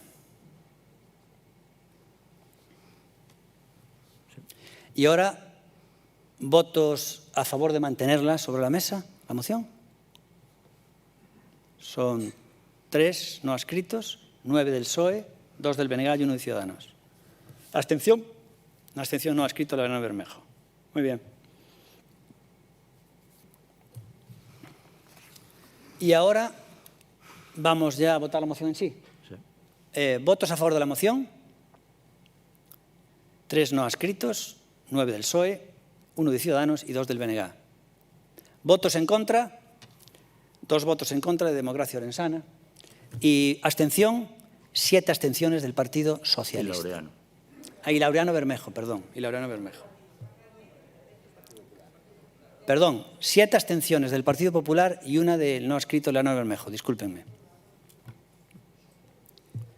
Bueno, pues a continuación vamos ya con otra moción, que sería la moción 8.5, moción del Grupo Municipal do PSDG-PSOE para mellorar o funcionamento da Consellería de Participación Cidadá mediante a actuación de personal suficiente, a adecuación do marco normativo, as melloras na tramitación orzamentaria e correcta regulación dos ordenamentos participados. Vai a falar Javier Rey, que é de PSOE. Cando queiran esta moción, na que ademais a moción 8.5 non temos enmendas. Bueno, sei que non é fácil, pero vamos a centrarnos despois deste debate na moción de participación ciudadana. Decir que, en primeiro lugar, eu tamén son dos que me documento en internet e busco información, sobre todo porque me apasiona e creo que aprendo moito, incluso despois de varios anos de concelleiro non deixo de ter novas ideas gracias a isto. Bueno, vendo que hai moitos lugares de España, sobre todo do norte, que reciben reconocimientos públicos e privados pola súa bo funcionamento da participación ciudadana. Incluso no propio Concello de Madrid, en Orcasitas, chegaron a ter un reconocimiento de Nacións Unidas como as prácticas en temas de participación ciudadana. E ao mellor, a veces un pregúntase, cando ve estas cuestións, por que en Ourense, por que en outros moitos sitios non podemos chegar a este nivel de excelencia, non? Tamén decir, que é un previo, pero creo que é moi importante, que hai países do primeiro mundo, non do primeirísimo mundo, como pode ser Suiza, que abordan o tema da participación ciudadana dunha maneira completa, desde as asociacións que teñen nas diferentes localidades hasta no propio país, onde votan cousas tan importantes como pasou o pasado domingo coa lei COVID, onde deciden en referéndum, a máis fano de forma constante, con moitísimos temas, cales son o futuro de cousas tan importantes como que a xente pode ir a restaurantes, pode ir a cafeterías, pode ir a eventos religiosos, pode ir a eventos deportivos, e deciden participando de forma constante. En Ourense, xa meténdonos no tema local, temos ao redor de 60 asociacións, temos 2 federacións, como todo mundo sabe, a Agrupación Limear e a Agrupación Miño, e tamén temos asociacións que non están federadas. E a situación na que se atopan día a día é bastante lamentable. A primeira cuestión que pedimos aquí é a falta de persoal, que se dote de persoal a Concellería de Participación Ciudadana.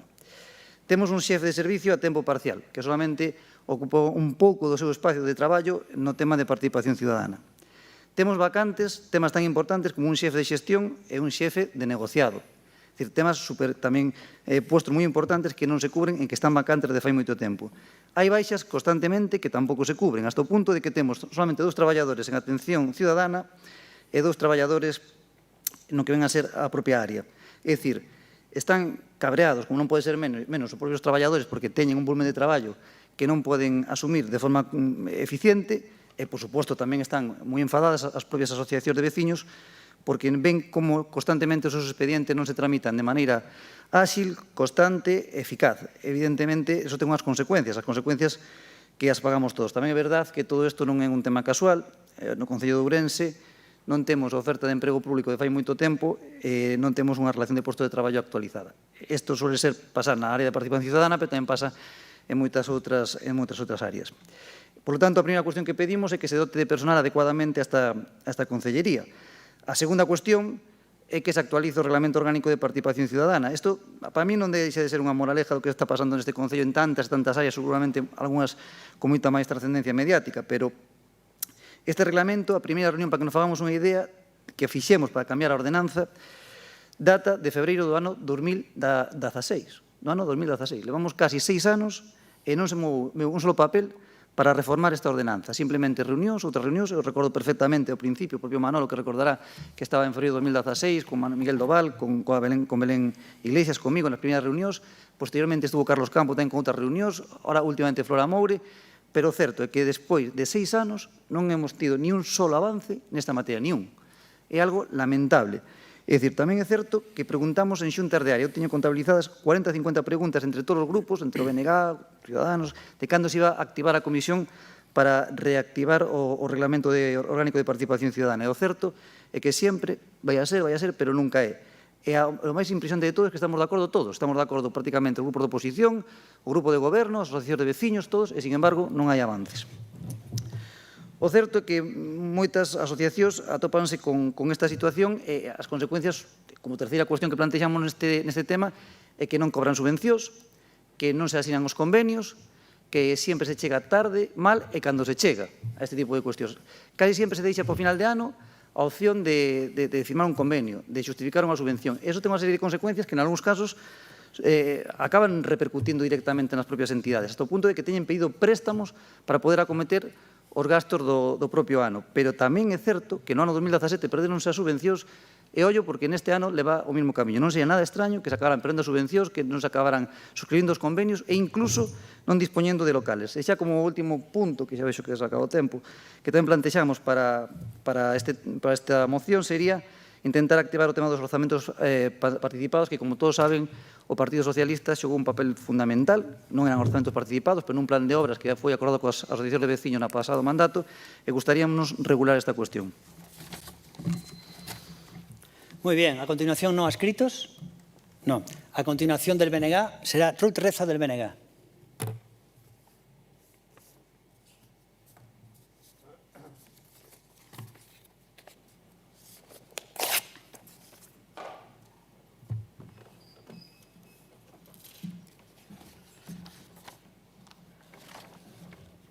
Hola, bo día de novo a todos e a todas.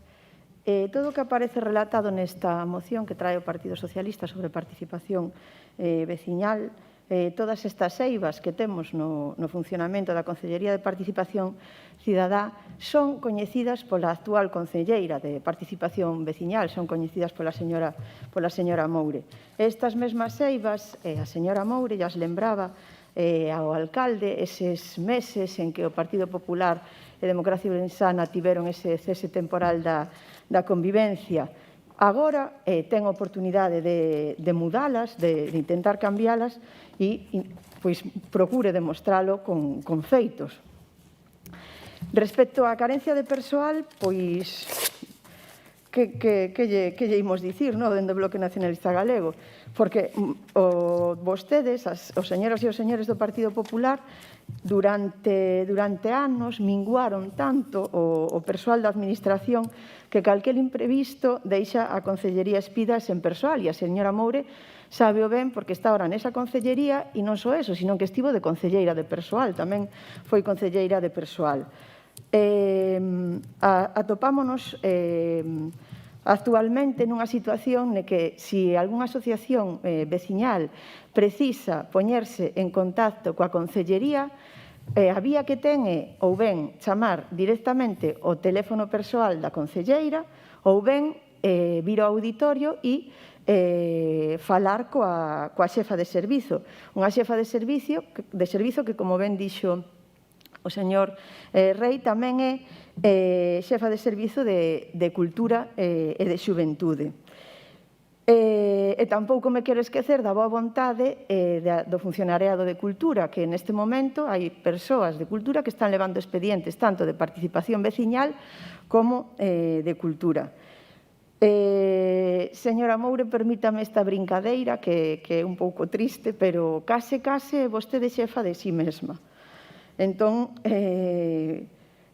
xa sei que me vai lembrar que tamén están as traballadoras de atención o cidadán, mas estas traballadoras non levan os expedientes das asociacións veciñais. Despois, respecto aos convenios coa agrupación e a Federación Veciñal, como todos os anos, van tarde. De feito, hoxe remata o prazo, se non me equivoco, de presentación de alegacións a incorporación desta partida para o orzamento prorrogado que temos. O que nos preguntamos dende o Bloque Nacionalista Galego se estes convenios do 2021 coa agrupación e coa federación irán á Xunta de Goberno Local antes de que remate o ano. Respecto ás subvencións ás asociacións veciñais para o funcionamento e a realización de programas ou actividades en favor do asociacionismo veciñal, a convocatoria deste ano foi publicada o 19 de novembro, con 15 días hábiles para a presentación de proxectos, que nos imos ata o 7 de decembro, ao que hai que sumarlle o tempo de valoración, o informe de avaliación, a resolución definitiva, e sendo a data límite da subvención para justificar a subvención e solicitar o pagamento da subvención o 31 de decembro deste ano, vai todo moi xusto. Dende o Bloque Nacionalista Galego preguntámoslle, señora Moure, se pensa que este é un xeito de fomentar o asociacionismo, porque o obxectivo prioritario destas subvencións é ese, consolidar e fomentar o asociacionismo veciñal e tamén a participación veciñal. E a súa finalidade é facer posible que a realización de actividades de promoción e difusión, fomento e consolidación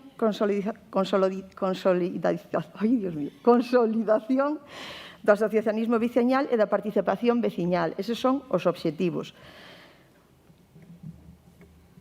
Si se publica a convocatoria o 19 de novembro, a información que se está dando ás asociacións veciñais é que non poden contar co Concello para esas actividades de formación e para as actividades ou programas que queiran ter na asociación. De feito, moitas asociacións xa non contan co Concello, xa renuncian á subvención do Concello, porque nunca dá chegado, non lles permite programar, non lles permite contratar persoal para esas actividades ou para eses programas que queren levar a cabo nas asociacións veciñais. E así, pois non se pode. Entendemos que con este xeito de proceder o que está facendo a Concellería, en vez de fomentar o asociacionismo, é darlle as costas aos veciños e ás veciñas. E algo que hai que mudar e vostede sábeo. Grazas. Gracias. A continuación va a hablar Pepe Araujo de Ciudadanos.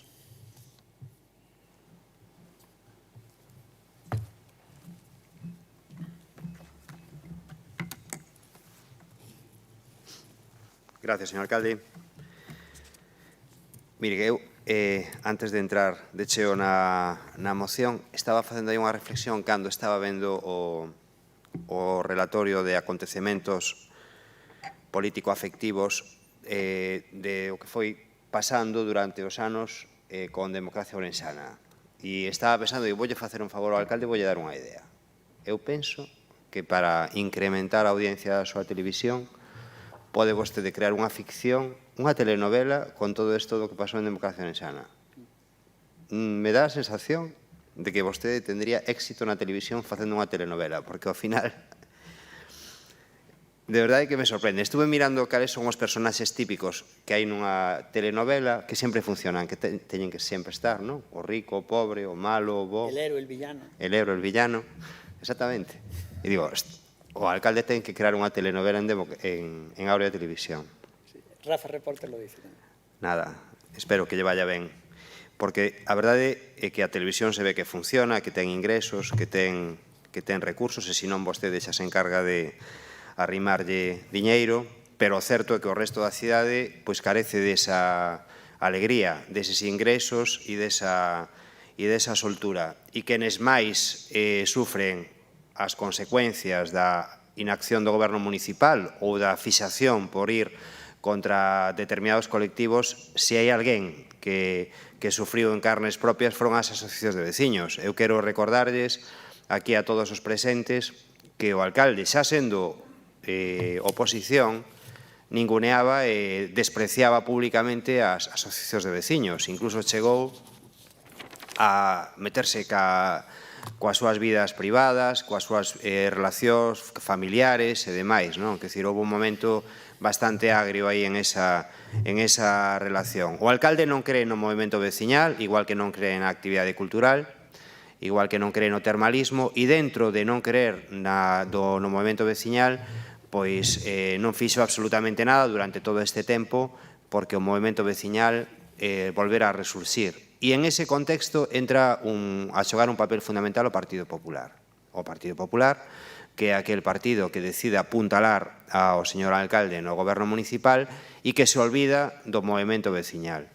Ahora mesmo, a área de participación cidadán, como decía o señor Rei e doña Ruth Reza, está en unha situación de absoluta sequía. Non hai absolutamente nada na Consellería de Participación Cidadán. O cal fai moito máis difícil que as asociacións de veciños podan sobrevivir, porque de uns anos a esta parte, as asociacións de veciños se lles exixe, desde o punto de vista administrativo, moito máis papeleo do que se lles exixía antes. Ahora mesmo, un presidente ou un secretario dunha asociación de veciños ten que ter unha serie de coñecementos para sobrevivir á burocracia que plantexa a administración brutales. Non teñen, en moitos casos, teñen que acudir a axuda, porque evidentemente non son capaces de enfrentarse a esa situación, e logo encontranse con que chegan ao Concello e encontran unha concellería cerrada, a cal e canto, e encontra un goberno municipal que non ten ningún interés en dotar de medios a Consellería de Participación Ciudadana. E esta é a realidade. Eu sei que vimos dunha época complicada na que todos os traballadores que foron cesando nos seus postos por que foron deixando os seus postos por xubilacións ou por cambios de actividade ou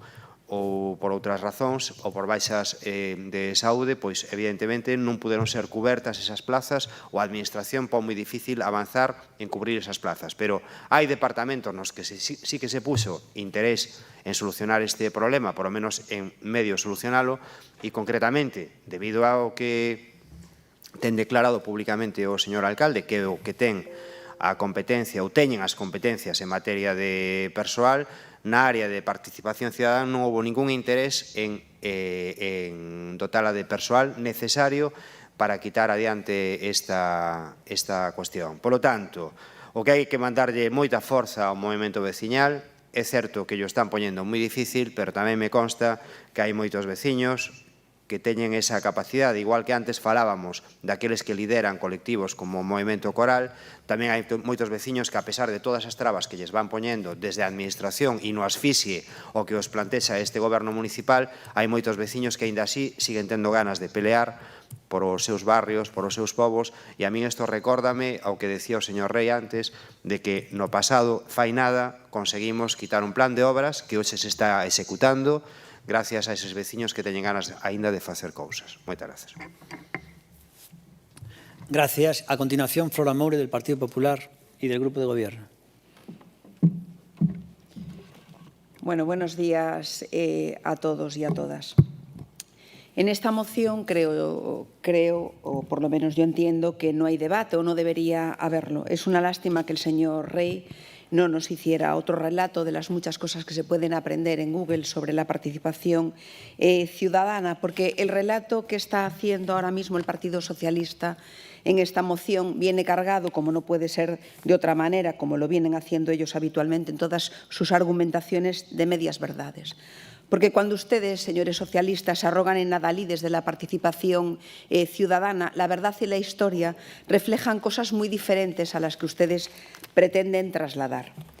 Y digo medio verdades porque el relato que ustedes hacen sobre la situación de la Concejalía de Participación Ciudadana, que, por cierto, situación que ustedes conocen, porque yo siempre he sido clara y transparente en todas las juntas de área a la que asisto y les doy cumplida cuenta de todo aquello que va aconteciendo, ustedes cuentan los resultados, pero no cuentan en ningún caso los factores que implican llevar a esta situación, porque, por supuesto, a ustedes esos factores no les interesan.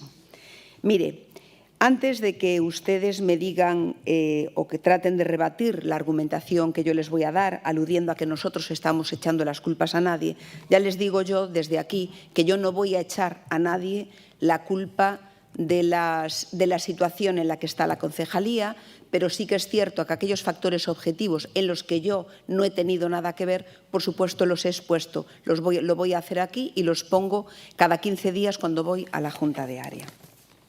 Las carencias de esta concejalía no se remontan al 2015, como ustedes dicen, sino que ya vienen de mucho más atrás, porque el personal que nosotros recibimos era el mismo que ustedes ya tenían. Por cierto, en esta última temporada lo hemos visto muy mermado. pero me gustaría anunciarles que el coordinador de participación, que después de una baja de larga duración, felizmente ya se ha incorporado esta misma semana, se encuentra en las dependencias de siempre de la Concejalía de Participación en el edificio de la Plaza de San Martiño, al servicio de todos los ciudadanos y de las asociaciones de vecinos que lo precisen, como ha estado siempre. Es una persona de todos conocido, sobre todo por las asociaciones de vecinos.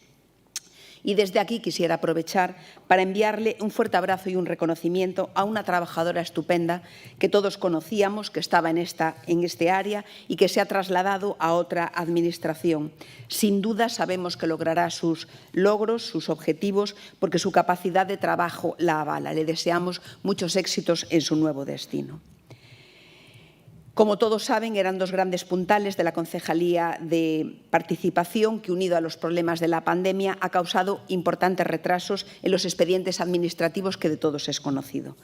Me sorprende que el Partido Socialista habla de una jefa de servicio que compagina su labor con otras jefaturas, porque entiendo, y creo que así lo han dicho aquí, que se refieren ustedes a la jefa de servicio que lo es de Cultura, Participación Ciudadana y Juventud.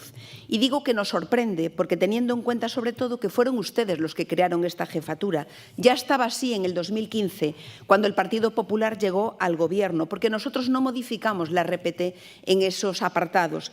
Sorprendentemente, estaba ocupada por con fórmulas provisionales que duraron años, y lo que tuvo que hacer el Partido Popular fue hacer un concurso para que pudieran ser ocupadas de forma legal, de acuerdo con la legalidad. Proceso que les recuerdo, señores del Partido Socialista, que ustedes impugnaron ante los juzgados y perdieron, porque lo suyo, todos lo sabemos, es un suma y sigue. Hablan ustedes de trabas burocráticas en los expedientes de subvenciones. Yo asumo, como se acaba de decir aquí, que la convocatoria de las subvenciones se hizo en una época ya tardía. Efectivamente, se llevó antes, a principios de noviembre, y por dificultades de la concejalía no se pudieron hacer la convocatoria en el Boletín Oficial de la provincia hasta el 19 de noviembre. Pero, hombre, entiendo yo que de las trabas burocráticas y administrativas no se puede culpar a un político, porque tengo entendido que las subvenciones del concello, como las de todas las administraciones, se rigen por una legislación. Las fórmulas se repiten año tras año y, aún así, todos los años tenemos los mismos problemas. Por lo tanto, como les decía, estamos totalmente de acuerdo en el primer punto de su moción relativo a dotar al personal de la Concejalía de Participación Ciudadana. Ya les advierto, que pueden ir a comprobarlo cuando ustedes quieran, que yo en el mes de julio ya solicité personalmente y por escrito a la Concejalía de Recursos Humanos que se proveyera de todo el personal que, por desgracia, no podía seguir ocupando los puestos que desempeñaba. Seguiré mi segunda intervención. Gracias. Yo hablaré en el segundo turno. En el último, señor Javier Rey, del PSOE. Vamos ya con el segundo turno de intervenciones. El partido que expone esta moción es el PSOE y va a hablar Javier Rey.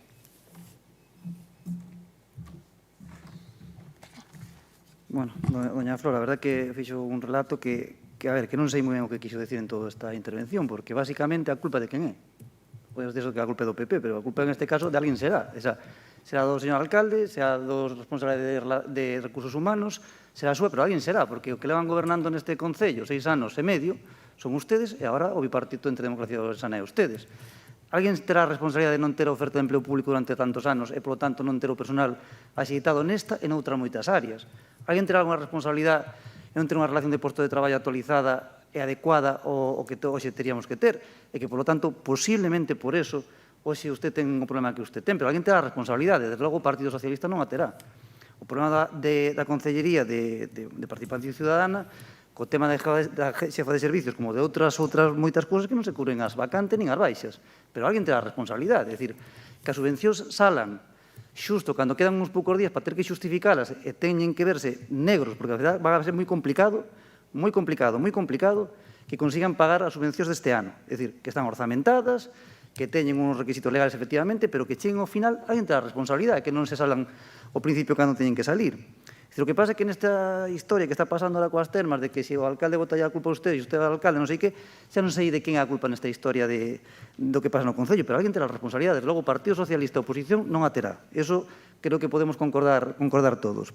As asociacións de veciños bueno, en fin, cada un pode ter a idea que teña, pero o certo é que son un instrumento moi útil moitas veces en moitos barrios para dinamizar as actividades. En eso que supoño que concordaremos todos. Sobre todo, eu particularmente, na zona rural, que en moitos casos, se non tuveran un local aberto, non terían simplemente actividade social neses barrios, en moitos lugares do rural ourensán. Tamén teño que dicirlle que aparte de todas estas cuestións de participación ciudadana que estamos analizando hoxe, e que hai outros temas que quizá non teñan moito tempo de tocarse, pero, por exemplo, na súa área, eu que sei, en centros cívicos, é dicir, que avances houve nestes anos, é dicir, había 6 centros cívicos, o Concello de Ourense necesita 3 ou 4 centros cívicos máis, e tampouco temos ningún tipo de avance neste tema. A iniciativa política é simplemente inexistente. Mire, eu creíme bastante, o señor Pumar lo sabe, que estaba tamén comigo na Casa da Xuventude moitos anos, e ali religiosamente, xa falo de fai 20 e pico anos, había 20 entidades traballando constantemente, facían un montón de actividades, cobraban a trimestre vencido e manexaban 30.000 euros. Hoxe, o movimento asociativo ourensá ten para 60 asociacións 60.000 euros, 2 convenios de 15.000 euros cada un, o sea, 90.000 euros de orzamento, cando nós na Casa da Xuventude manexábamos 20 entidades xuvenís, 30.000 ou 40.000 euros nun modelo de coxestión. É dicir, para que se fagan unha idea do que estamos a falar hoxe en día. É dicir, os recursos cos que conta o asociacionismo veciñal son moi escasos, os traballadores que teñen que diligenciar temas son moi poucos, e o resultado cale? Pois é o que é. E logo, claro, hai outra cuestión que xa non ten nada que ver co tema económico ni nada por el estilo, que simplemente é a voluntad política. Mire, 6 anos para reformar unha ordenanza na que estamos todos de acordo é simplemente vergonzoso. 6 anos e medio, Porque, claro, se estuéramos con as discrepancias brutales, houberon uns debates tremendos, que non dixeron a cousa diferente, pero que estamos todos de acordo prácticamente. Son casi matices no que temos que discutir. Pero vamos 6 anos e medio para poñernos de acordo e empezar a formular a nova ordenanza. E claro, son temas que nos plantexamos en moitas ocasións para debate, é dicir, reducir o porcentaxe necesario para facer consultas populares, iniciativas dos veciños, participación nas mocións con determinados límites no tema dos plenos, en fin, unha serie de cuestións que puxemos en debate e que siguen aí, que parecía que estábamos todos de acordo e que non hai ningún tipo de avance. Por lo tanto, hombre, eu supoño que pedirlle o voto a favor en todos estes puntos ia casi o mínimo, non? Pero, bueno, que lle pido fundamentalmente que tomen medidas e que gobernen, porque ao final non sabemos de quen é a culpa, porque se vai a vir aquí para decirnos que a culpa non é súa, sino de quen é.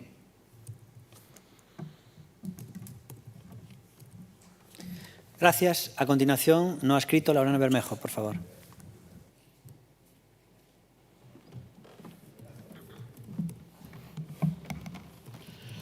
Gracias. Sí, estoy de acuerdo con esta moción presentada por el Grupo Socialista, teniendo en cuenta que yo mismo presenté una moción redactada por la propia Asociación de Vecinos, quejándose en su día del escaso caso que se le hacía por parte del Ayuntamiento a las distintas reivindicaciones que hacían, reivindicaciones que eran muy justas y sobre todo teniendo en cuenta la problemática grande que tenían a la hora de recibir el dinero y las subvenciones que le eran aprobadas. Problemática que llevaba incluso a que tuvieran que pedir créditos personales avalados con su propio patrimonio para poder afrontar gastos de uso común. También es cierto que en sus días asistí para hablar del reglamento nuevo de la ley orgánica el reglamento orgánico de la participación ciudadana, aportando ideas, mejorando, dándole opiniones que también se adoptaron, pero esto no se llevó a cabo y, como dice Rey, todavía está sin aprobar la nueva ordenanza. Muchas gracias. Muy bien. A continuación, Ruth Reza, del BNG.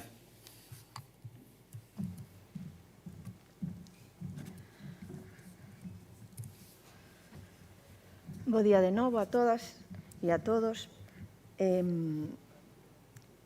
Respecto ás subvencións, as asociacións veciñais, dende o Bloque Nacionalista Galego, gustaríanos que a concelleira se esforzase o máximo posible porque saíran estas subvencións o primeiro trimestre de ano. É algo que levan demandando as asociacións veciñais tempo, e a ver se consigue mudar o momento en que saia a convocatoria destas subvencións. Ademais, hai unha proposta de algunhas asociacións veciñais para modificar estas bases. entonces tamén nos gustaría que houbera unha boa disposición para modificar as bases dende a Concellería, dende a Concelleira. Con respecto aos contratos de alugueiros dos locais das asociacións veciñais, a señora Moure, dende o ano 2019, leva dicindo dende o ano 2019 que caducan a finais de 2021 e que vostede xa deixou todo preparado para que foran a contratación. Pero a realidade é que a día de hoxe non están no perfil do contratante. Nós o que nos preguntamos dende o BNG é que vai pasar. Xa hai asociacións que quedaron sen local neste ano, e dixo que había unha alternativa. Gustaríanos saber como vai proceder a Concellería para que as asociacións veciñais teñan local no ano 2022.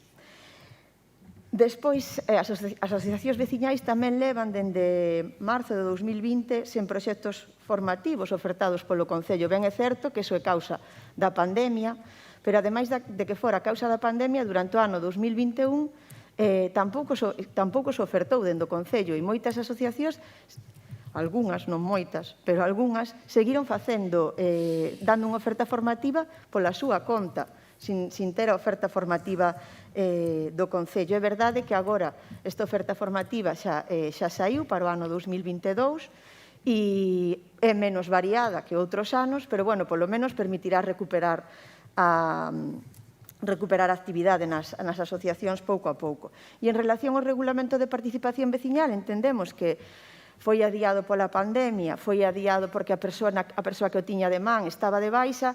Agardamos que unha vez que se incorpore esta persoa, pois poidamos recuperar o debate sobre o regulamento de participación veciñal e que se permitan algúns cambios que incluso permitirían participar neste pleno a persoas ou asociacións que estean dentro do debate das mocións, como xa se fai na Deputación Provincial.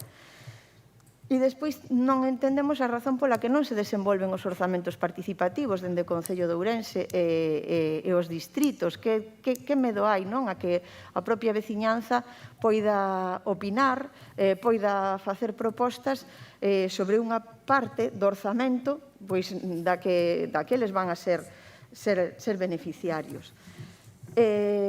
A verdade é que a Concellería de Participación Veciñal, no canto de ir a mellor, parece que foi a peor neste tempo de pandemia e que está indo a peor. Entonces, agardamos que cambie, que non siga así. Agardamos que haxa máis intercambio e máis diálogo entre todas as concellerías. Non pode ser que neste momento o grupo de goberno estea considerando as concellerías como compartimentos estancos, como non, eu fago o meu e o outro é culpa do outro socio de goberno, non é culpa miña. Non. Aquí todos somos corresponsáveis. Entonces, o Partido Popular e Democracia Ourensana están gobernando. Se están gobernando serán os dous corresponsáveis de todo o que aconteza. Non se poden botar balóns fora. Moitas grazas. Muy bien. A continuación, Flora Moure. Perdón, Pepe Araujo de Ciudadanos.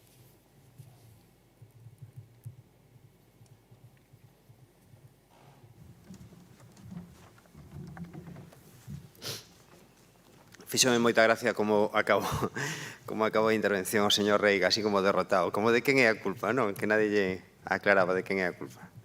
Unha boa expresión. Eu teño clarísimo de quen é a culpa. A culpa é do goberno municipal que non cree na participación.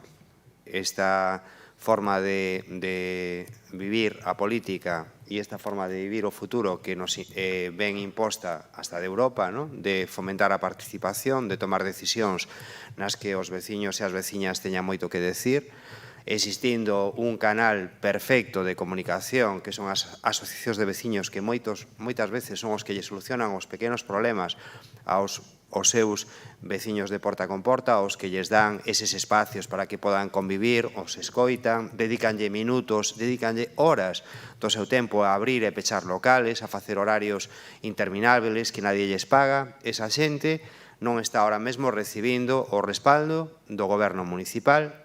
Non, porque aquí Pensen unha cousa, e como xa o van facendo con tanta normalidade, ao final acabaremoslo asumindo, non? Pero aquí intentanse botar a culpa entre o Partido Popular e Democracia Ourensana, por exemplo, nas intervencións que fai a señora Moure, indirectamente a quen lle está botando a culpa é ao alcalde ou a parte de Democracia Ourensana, porque eles non dotan de persoal a área de participación ciudadana, e o alcalde moitas veces xa asume a propia culpa dicindo que non cree no movimento veciñal, pero realmente o conxunto da culpa de quen é do goberno municipal, que non ten a intención de lanzar medidas que fomenten o movimento veciñal, e o único que están a facer é intentando controlar o pouco que queda do movimento veciñal e intentar controlar aqueles líderes para que cando, por exemplo, pasen cousas como outro día a manifestación de SOS Ourense, non? Donde había unha clara disposición de moitos miles de veciños de Ourense de sair á rúa dicindo estamos hasta as narices do que está pasando no Concello de Ourense, aí é cando si funciona a Consellería de Participación Ciudadana para chamar a determinados colectivos e para dicirlles non participen vostedes na manifestación. Aí sí que funciona a Consellería. Entón, en vez de liberdade e en vez de darlle medios ás asociacións de veciños que son os que fan ese traballo maravilloso, o que se está intentando é reducilos á mínima esencia e, en todo caso, controlalos. Pero fomentar a participación é algo que este alcalde non ten ningún interés, como xa habrán podido comprobar, supoño, señor Rei, ao longo destes anos non ten ningún interés en fomentala. Apoiamos a moción. Moi ben, a continuación, Flora Moura, do Partido Popular.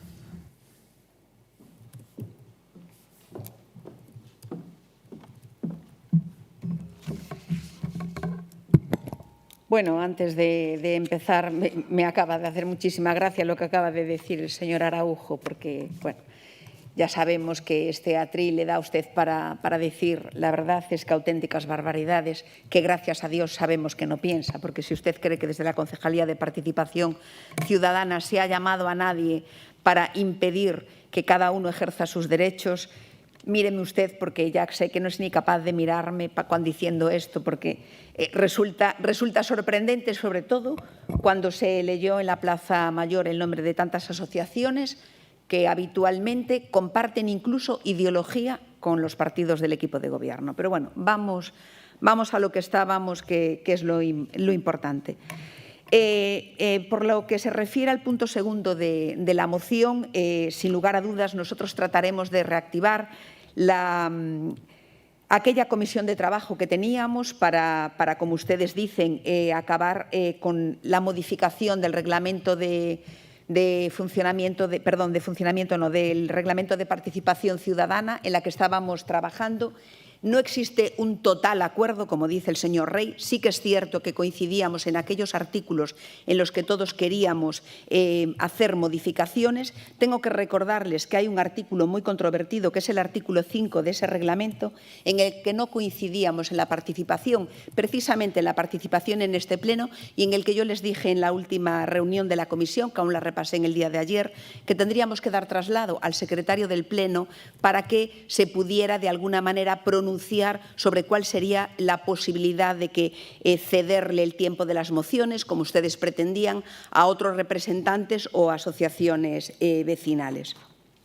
En todo caso, les recuerdo que la participación de las agrupaciones, de las asociaciones de vecinos y federaciones en las juntas de área, les recuerdo que se hizo en el mandato del año 2015 y se confirmó y amplió en el mandato del 2019. Ustedes, los señores del Partido Socialista, en 8 años de mandato, nunca hicieron nada para que los representantes vecinales estuvieran en las comisiones ni en las juntas de área. Ahora, como todos sabemos, se les llena a ustedes la boca de hablar de participación ciudadana y de que esos representantes acudan a las juntas de área.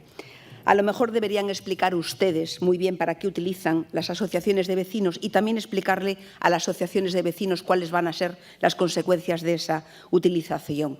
Y mire, me voy ya al punto 3 de la moción, que es el punto estrella, los presupuestos participativos, en los que a ustedes también tanto les gusta hablar y que no es nada más que humo que ustedes venden, como siempre, en todas sus promesas electorales. Pero mire, mucho hablan, pero poco hacen. Nosotros en el Partido Popular no hablamos, sino que hablamos haciendo. Y no le ponemos a las cosas títulos rimbombantes. Nosotros siempre hemos creído en la participación vecinal y ustedes lo saben, porque a la hora de desarrollar nuestros proyectos que mejoran la calidad de vida de los vecinos, como ese famoso plan de obras de 12 millones del que usted habla y que el señor Araujo acaba de reconocer aquí, se hizo, por supuesto, con la colaboración del Partido Popular y de todas las agrupaciones y federaciones de vecinos.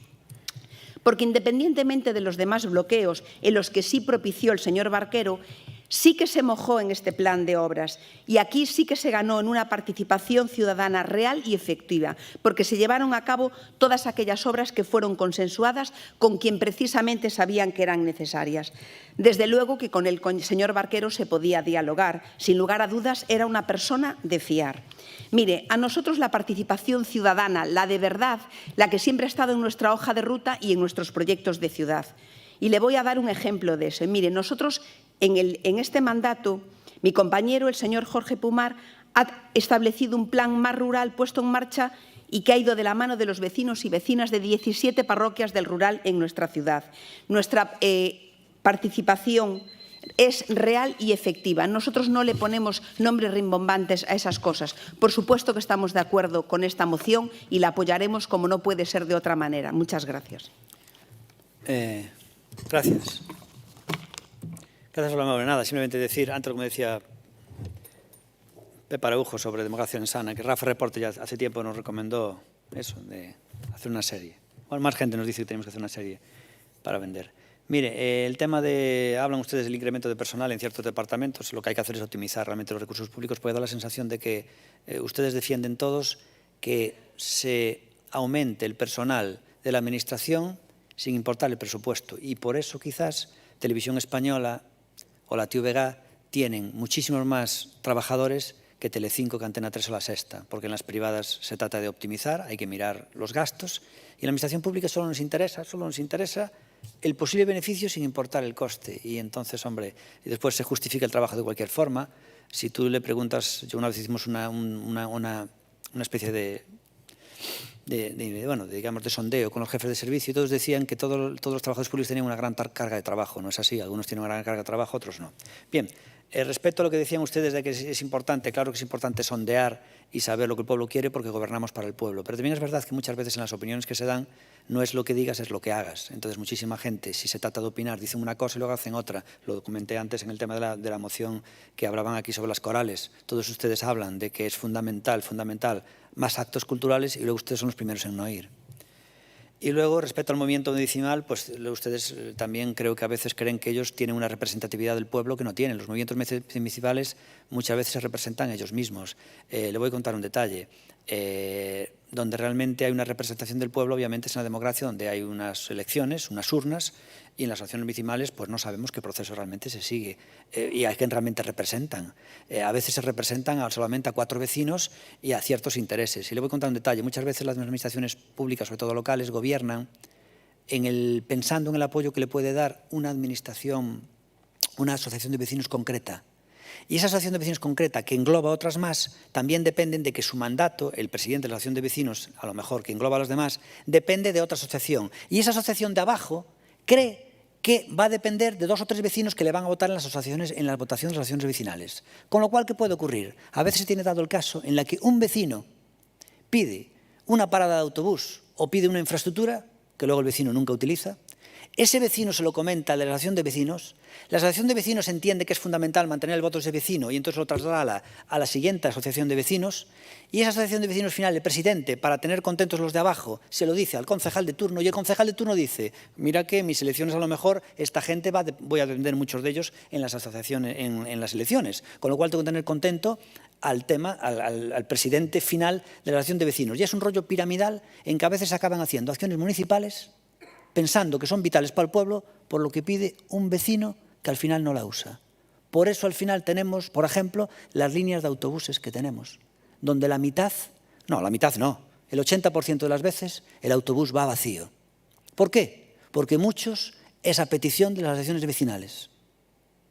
No refleja la realidad. Bueno, vamos ya a votar con esta moción. Democracia Sana nos vamos a abstener. Votos a favor de esta moción que no tiene enmiendas. ¿Votos a favor? Votan todos menos Democracia Orensana a favor. Abstención, Democracia Orensana 2. Y votos en contra, entiendo que ninguno. La moción 8.6 tampoco tiene enmiendas y es una moción del Grupo Municipal del PSDG-PSOE de solicitud de conmemoración del 9º centenario de la Carta de Reconocimiento de la ciudad de Ourense. Va a exponer esta moción por parte del PSOE el señor Rúas. Moi ben, bons días, gracias, señor alcalde. A verdade é que no debate anterior decía Flora Mourei que lle facían gracias declaracións de Pepe Araújo de que xente que era de fiar, supoño que considera que vostede é moi de fiar. Vostede decía que non se fiaba de moita xente, a verdade non se fía de moita xente porque moita xente non se fía de vostede. Parece un xogo de palabras, pero é así.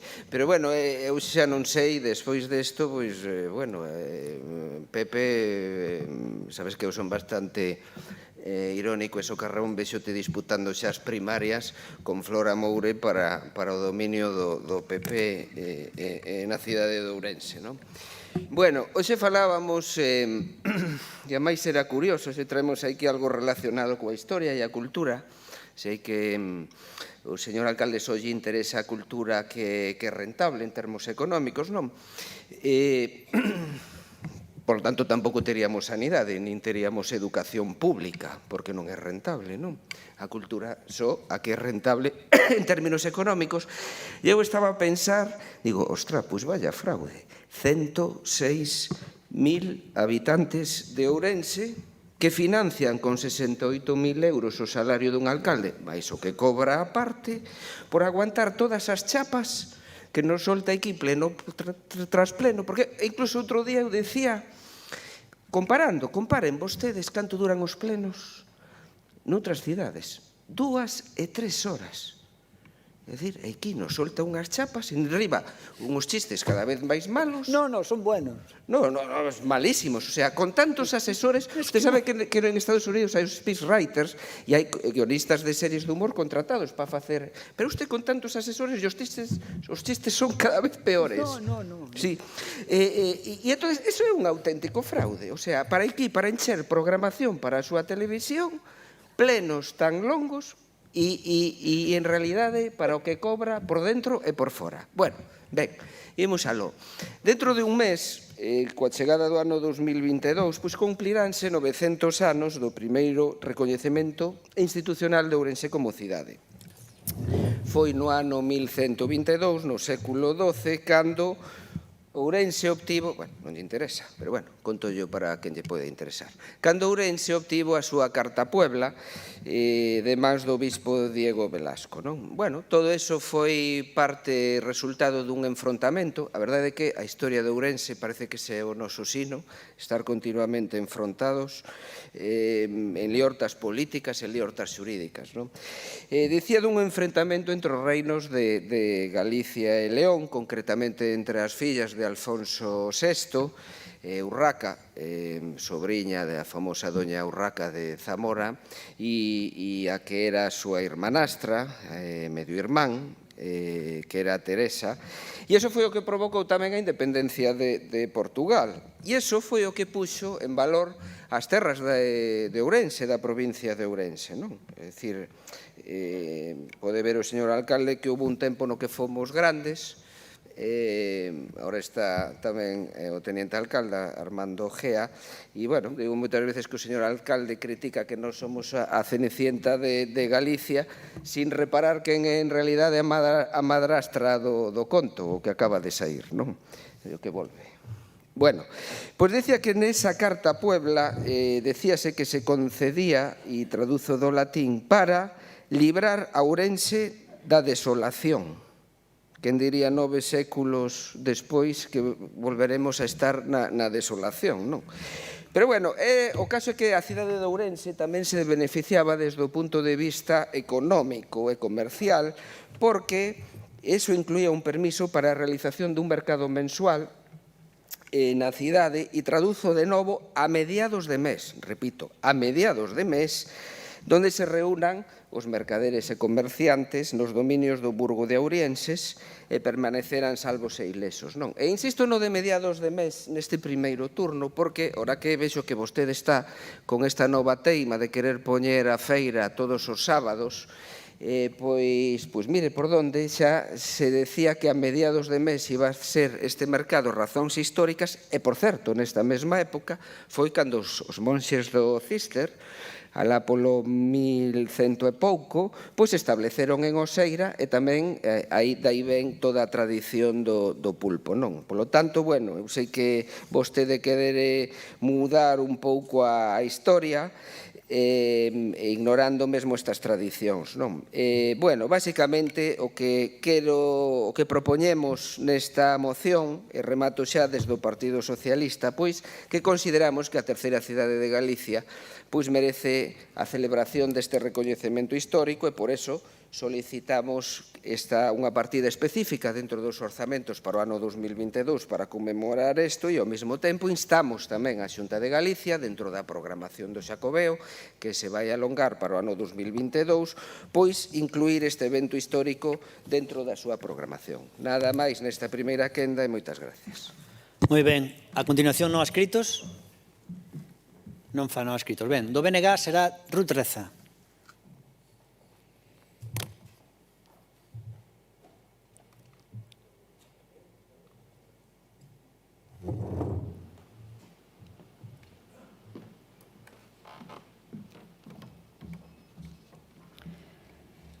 Moitas grazas. Bo día de novo a todas e a todos.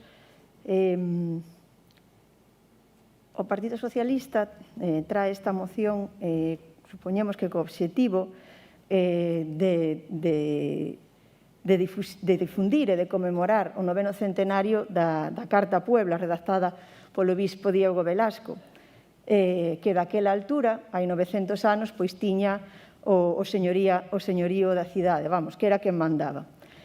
O que non entendemos é por que conmemorar este feito, non? Por que conmemorar un documento co que o poder eclesiástico o único que pretendía era aumentar o seu poder e o seu dominio. E como facía? Pois facía a través do sometemento da veciñanza á súa autoridade. Son moitas as cidades do norte que neses anos tiñan cartas de poboamento, redactadas polos reis, polos señores ou polos bispos. Neste caso, en Ourense, polo bispo. E a excusa que puñan era repoboar un territorio concreto, mais a finalidade última era recabar persoas e impostos para aumentar o dominio do señor. Para que lle valeu a Carta Puebla, Ourense? A Carta Puebla estivo relacionada co crecemento demográfico de Ourense nesa época? Sí, estivo relacionada co crecemento demográfico.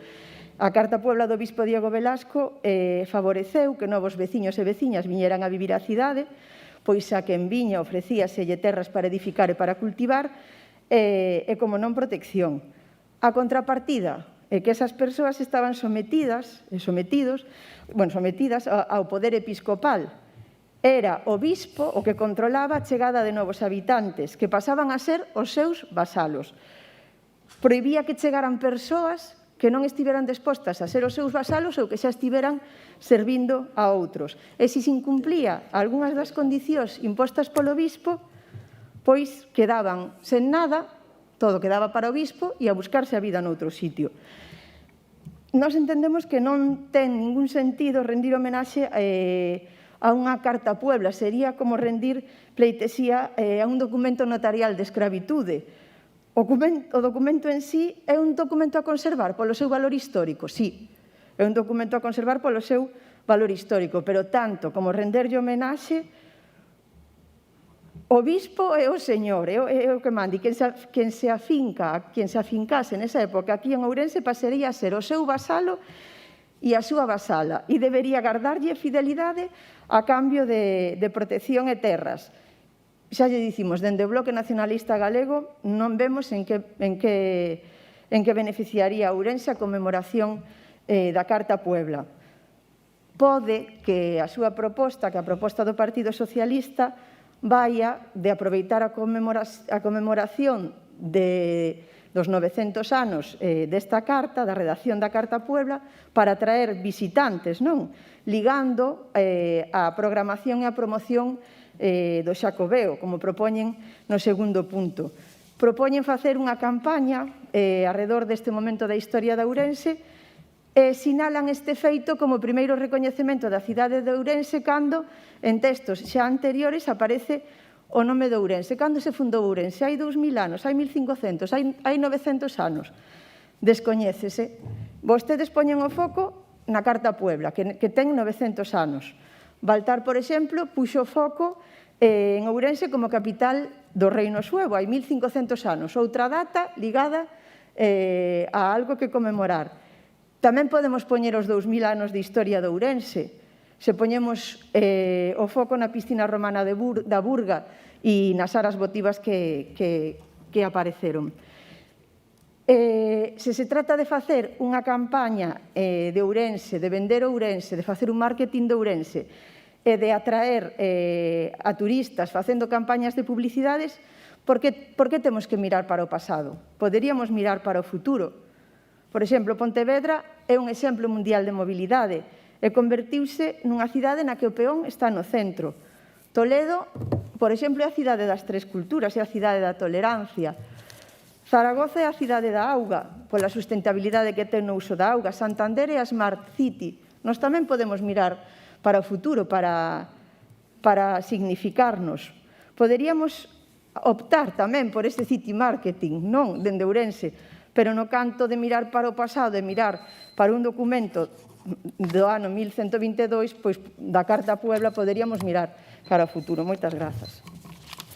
Pepe Araújo non vai falar neste turno. Armando Gea. Sí. Por Democracia Ourensana e Grupo de Gobierno. Gracias, alcalde.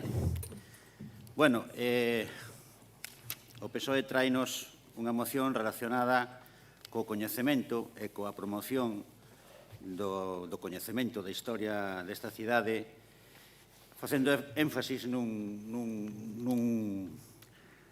feito concreto, inda que fai así algún resumen máis, fai énfasis na constitución da Puebla, non? Como se repoboou, como se fixo en tantos lugares tras as invasións musulmanas, que, por certo, aquí tampouco foron tan fortes como noutras partes da península.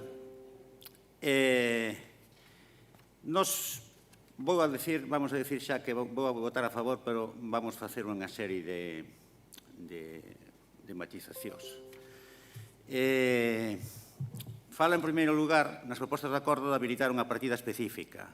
Nos pensamos que o mellor, claro, é unha concreción demasiado técnica, non? O mellor podese facer unha partida específica, ou o mellor podese decidir conmemorar este acontecemento con cargo ás partidas xenéricas de cultura, por exemplo, mesmo incluso de turismo. Quer dicir que é unha cuestión menor cual sea o xeito concreto de habilitar os cartos que podían facer falta para esa conmemoración. Pensamos que non ten que pasar necesariamente por esa cuestión técnica de habilitar unha partida específica nos orzamentos, pero tampouco vamos a discutir por eso. Quer dicir que se as mocións non son vinculantes no seu conxunto, moito menos nos puntos secundarios como son o xeito concreto de destinar unha partida de cartos para isto.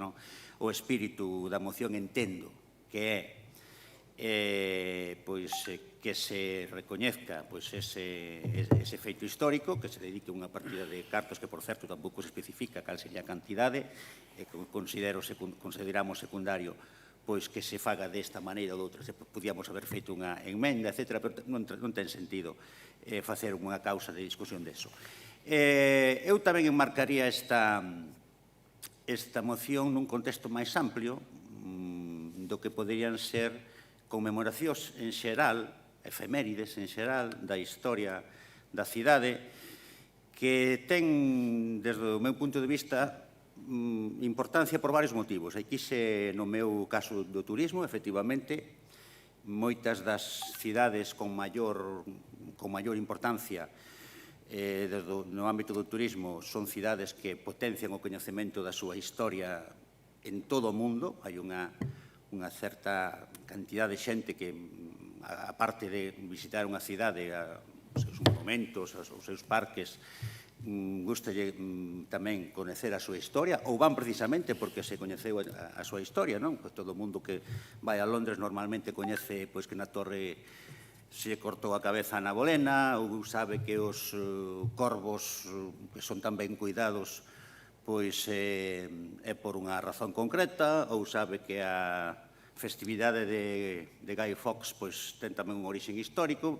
Agora veo se va a cabeza a Londres, pois por non dicir, antes falouse dos Estados Unidos, coa pouca historia que teñen, pois tamén promocionan moito determinados acontecementos, desde a súa independencia contra os casacas rojas ingleses hasta a secesión, etc. Quer dicir que o coñecemento da historia da cidade efectivamente pode ser en términos xerais, xa non falando en concreto deste caso concreto, sino en términos xerais pode ser un forte reclamo turístico, pero ademais hai unha cuestión que é o propio amor á cidade. Eu penso que se moitos xovens dos que fan pintadas no casco histórico soupesen que unha determinada casa foi a vivenda de, por poñer un exemplo, de Saco e Arce, e se souperan que fixo Saco e Arce, por exemplo, pois ao mellor, se souperan eso, ao mellor non había pintadas nesa casa. E é por poñer un exemplo, que é dicir que cando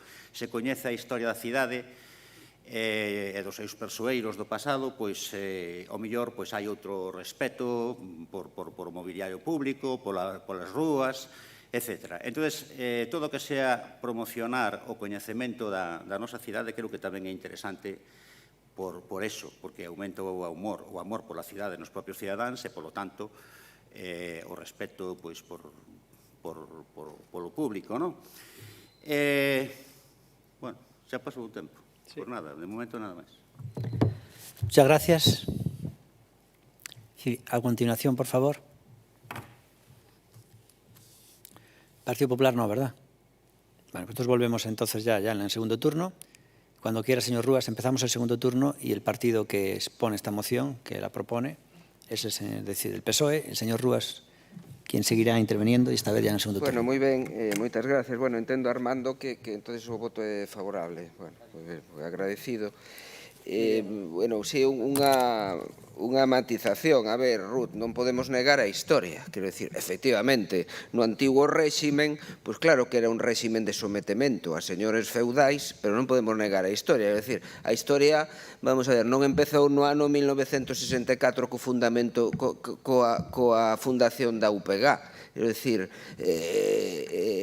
pois todos temos unha trayectoria e temos unha historia, e por certo, ademais, incluso dentro do nacionalismo, pois se vamos a eso, pois mira, hasta podíamos decir que o movimento nacionalista vasco naceu nun seminario. Ou podemos falar de Bautista Álvarez e de todos os que dentro do bloque estudiaron nun seminario. É dicir, evidentemente, a historia é a que ella evoluciona, pero onde situamos a historia? Donde queremos nós ou donde realmente é? Quero dicir, o recoñecemento da Carta Puebla pois serviu a moitas cidades, pois evidentemente hai 900 anos, pois é como se pedir na prehistoria cousas que non había. Evidentemente que non había democracia, por eso era o antigo réximen, non?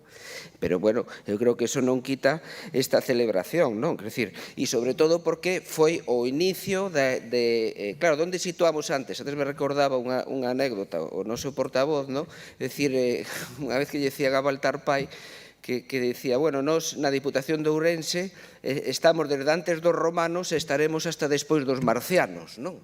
Entonces, é dicir, onde situamos o inicio e o comenzo? Pois, efectivamente, é unha época na que había unha decadencia similar, bueno, unha decadencia, antes a comparaba, similar á decadencia que hoxe vivimos no Concello de Ourense, pero que foi froito das invasións árabes e normandas durante o século X e o século XI, non? Logo, podemos remontarnos a estas invasións bárbaras que foron do século III, e a barbaries a veces similares ás que hoxe vivimos tamén, non?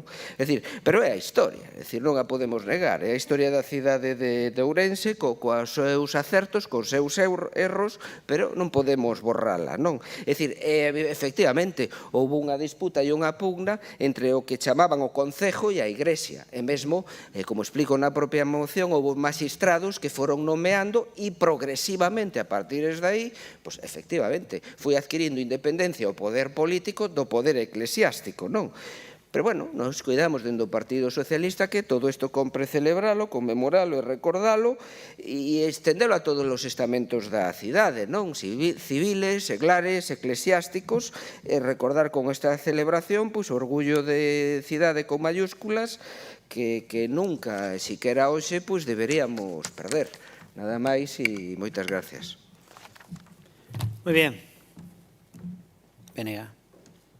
Ciudadanos tampoco. Pepe. Sí, Pepe Araujo sí que va a hablar. Tú hablas también, hermano.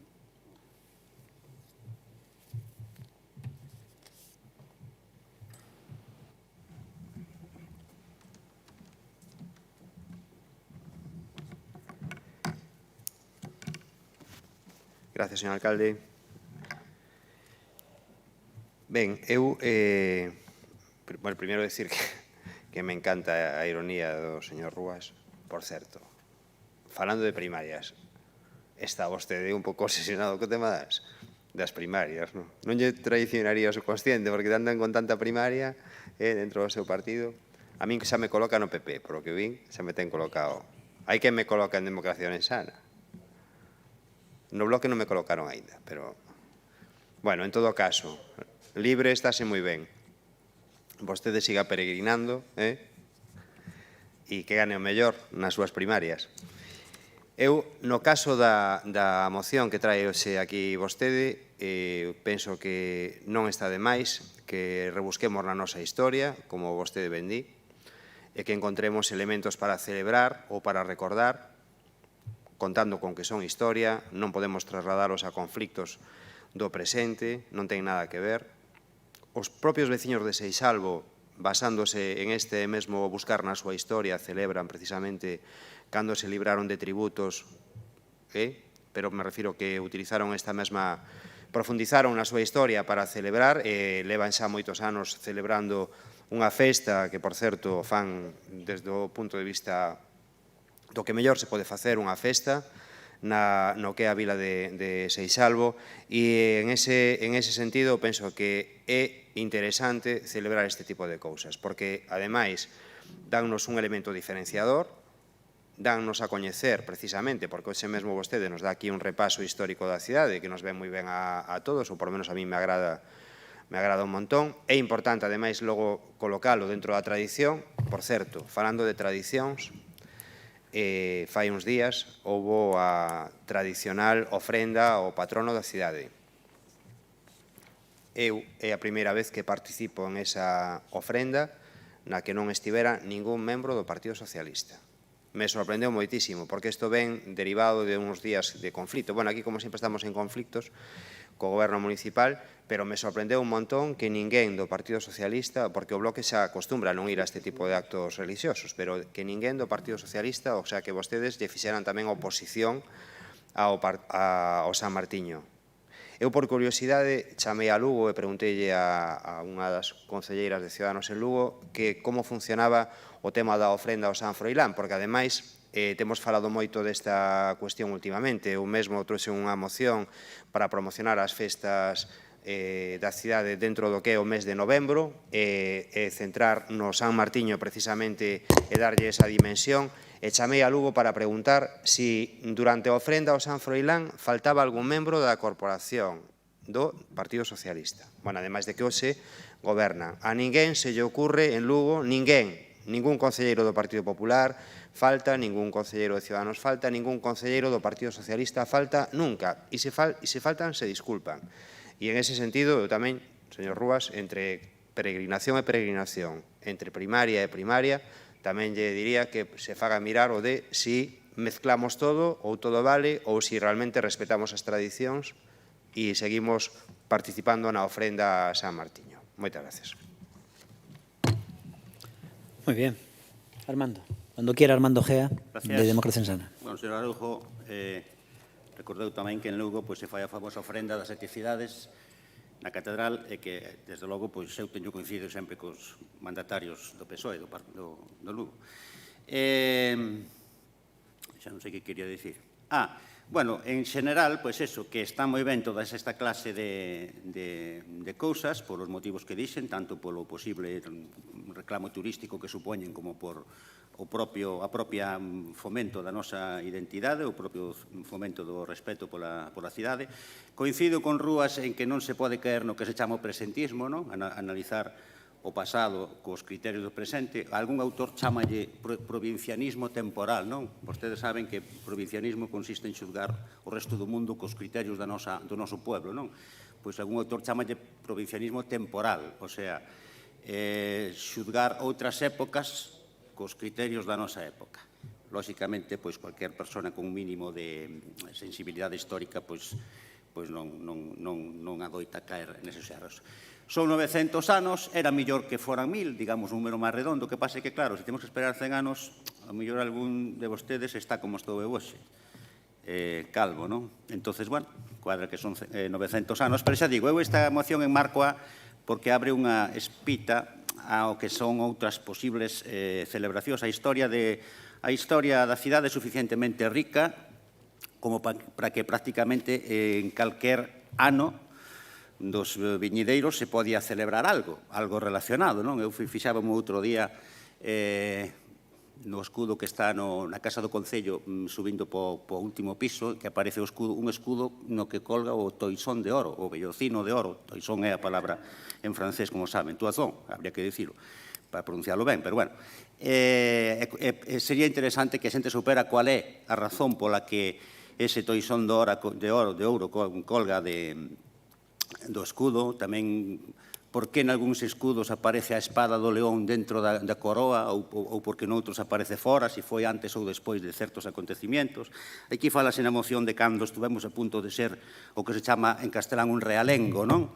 A depender directamente do rei. En galego, reguengo. Como vostedes saben, hai varios lugares da provincia e de Galicia que se chaman reguengo ou reguenga. Esos son lugares que en algún momento foron pois eso, realengos, reguengos, dependentes do rei. Está moi ben recordar todo isto. Xa dixen na miña primeira intervención que considero secundario o resolver a cuestión habilitando unha partida específica, o mellor é un engorro técnico, o mellor supón limitacións a hora de levar a cabo a cuestión. Entonces, eu penso que, habrá que falalo ou pensalo, pero penso que sería mellor pois encuadralo dentro de partidas xa existentes como pode ser a de turismo ou a de cultura. Incluso se pode facer un plan máis alá desta conmemoración concreta, pois un plan anual de conmemoracións de efemérides diversas de distintas épocas da cidade. Hai moitísimos acontecementos que se a xente pois os coñecera. Eu outro día leía, por exemplo, que aquí en Ourense viviu un famoso que era clérigo, porque daquelas eran casi todos clérigos, un famoso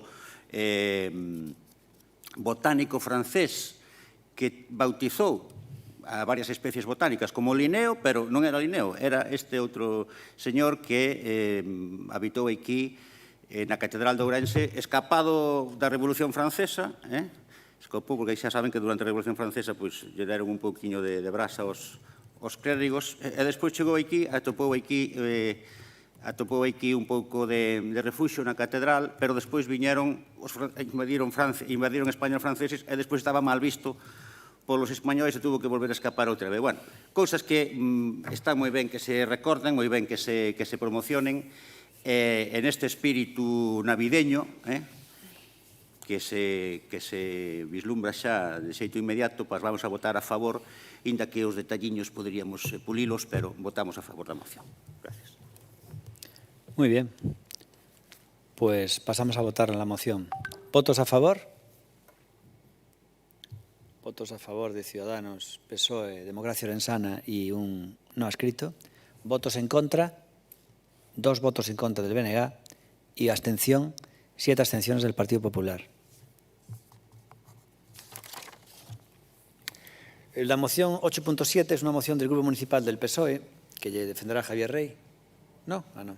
Para instar ao Goberno municipal, que como se marcha, para instar ao Goberno municipal a que adopte todas as medidas necesarias para adquirir íntegramente o antigo edificio do Colexio María Goretti no casco histórico da cidade, proceder á súa rehabilitación e destinar o seu futuro uso a fins de carácter social, de promoción de igualdade e de loita contra a violencia de género. Tamén lle faltou dicir poñer o horario de apertura. Natalia Benítez, cando queiras. Bos días, alcalde. Esta moción defendereina eu en nome do Grupo Municipal Socialista.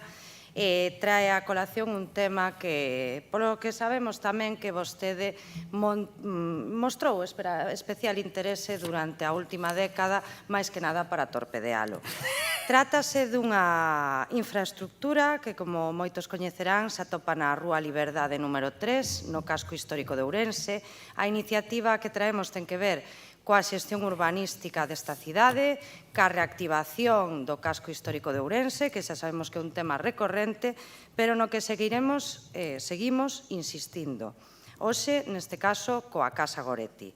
Trátase de dotar a cidade dun novo equipamento público, unha nova infraestructura, neste caso, plantexada por nós como unha nova infraestructura ou dotación de carácter social, como decía o alcalde tamén, poidera ser vencellada tamén ao ámbito da igualdade e da loita contra a violencia de xénero, e trátase en clave propositiva de recuperalo, darlle unha saída a un edificio que leva, xa digo, máis dunha década en estado de abandono e que se trata dun inmoble singular. Para percorrer un pouco a historia da Casa Goretti temos que remontarnos neste concello ao ano 2010, cando o anterior goberno do Partido Socialista e Mailo Benegá procederon a iniciar o expediente que rematou ca compra deste edificio. A compra por un importe de 425.000 euros que foi aprobada cos informes preceptivos por parte de todos os técnicos municipais que avalaban a compra e que inicialmente aquel goberno tiña previsto polo déficit de infraestructuras de formación que había de carácter municipal destinalo como centro de formación municipal inicialmente. De aquelas, unha vez que se produciu o que foi a compraventa, ese acordo que se chegou, de aí empezaron unha serie de problemas vencellados ás típicas herdanzas que pasan nesta cidade e problemas de titularidade de moitos inmobles, xa digo, singulares, que non pasa só no caso de Casa Goretti, que pode pasar tamén no caso da Casa Taboada e de outros que de sobra coñecemos nesta cidade, dos que xa falamos neste pleno. Cando se produciron esos problemas, pois o Concello ratificouse que tiña o 95% da propiedade, xa era municipal, e logo quedaba un 5% restante que estaba no aire. Houve unha sentencia inicial no que se anulaba esa compra-venta, se non me equivoco, pois foi uns poucos anos despois, e logo xa chegamos ao ano 2015, cando a maiores desa problemática ca herdanza que bloqueaba a xestión urbanística desta casa, apareceu o Grupo Municipal de Democracia Ourensana que presentou digamos que outra demanda que acabou, iniciouse, creo que foi en marzo de 2015, na antesala das eleccións municipais contra o goberno daquelas en minoría do Partido Socialista e rematou 3 meses despois cando foi arquivada nos xulgados de Ourense. A partir de aí, que máis? No 2017, o goberno do Partido Popular estaba á fronte desta cidade, en minoría tamén, e no 2017 o que hoxe alcalde, don Gonzalo Jácome, propoñía un acordo co herdeiro, que posuía ese 5% restante, no que propoñía unha cantidade de diñeiro superior a que lle correspondería pola expropiación dese 5% restante. E, ademais, afirmaba literalmente, si estuviese yo, perdóneme que lea, señor alcalde, si estuviese yo en el gobierno lo solucionaría en 7 días. Pero este alcalde, don Jesús Vázquez, y el juzgado, explosiva combinación, la cosa puede tardar décadas. Efectivamente, tampouco vostede axudou neste caso, señor alcalde. E, de feito, cando chegou a esa cadeira, en 7 días non tiña nada solucionado, e menos despois de 2 anos e medio. Por iso estamos aquí hoxe. En 2019, xa co goberno do Partido Popular e Gonzalo Jácome á fronte deste Concello, chega unha sentencia definitiva na que desestiman a anulación inicial desa compraventa. É dicir, que se ratifica que o proceder de aquel goberno municipal do Partido Socialista e o BNG foi o correcto e ese proceso de compra-venta da Casa Goretti foi perfectamente legal. O voceiro daquelas de Democracia Ourensana, responsable de infraestructuras, naquel momento tamén Miguel Caride, afirmaba as preguntas de que van facer vostedes agora coa Casa Goretti, afirmaba tamén literalmente non sabemos que facer. Continuarei na segunda quenda. Muchas gracias. Dios quiera que el Partido Socialista no caiga en manos del bando de Natalia Benítez, porque miren que yo he criticado a Villarino, pero está a años luz de Natalia. ¿Cómo se puede mentir tanto y tener tanta jeta? Un caso que yo conozco perfectamente, que fue una estafa que le metieron al gobierno socialista del PSOE, cuando además ella era, creo que personal eventual de aquellas, de Paco Rodríguez. Y tiene la jeta de venir aquí a sacar este tema y echarle a los demás en cara cosas. De verdad que pocas veces en política se puede ver esto. Yo creo que ni el BNG. Luego le explicaré de qué va este tema. Y lo medible no es opinable. De verdad que es alucinante Natalia Benítez y la frialdad con lo que hablaba. Es increíble, de verdad. ¿Alguno ha escrito? No. Ciudadanos, Pepe Araujo, no está. Y ahora ha salido, de todas formas el turno le correspondía antes a BNG, a Ruth Reza. Cuando quieras, Ruth. Es fascinante la tía.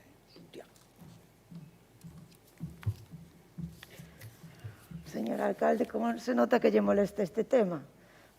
Porque... Hombre, fue una estafa que descubrí yo, que no me va a molestar. En 7 días...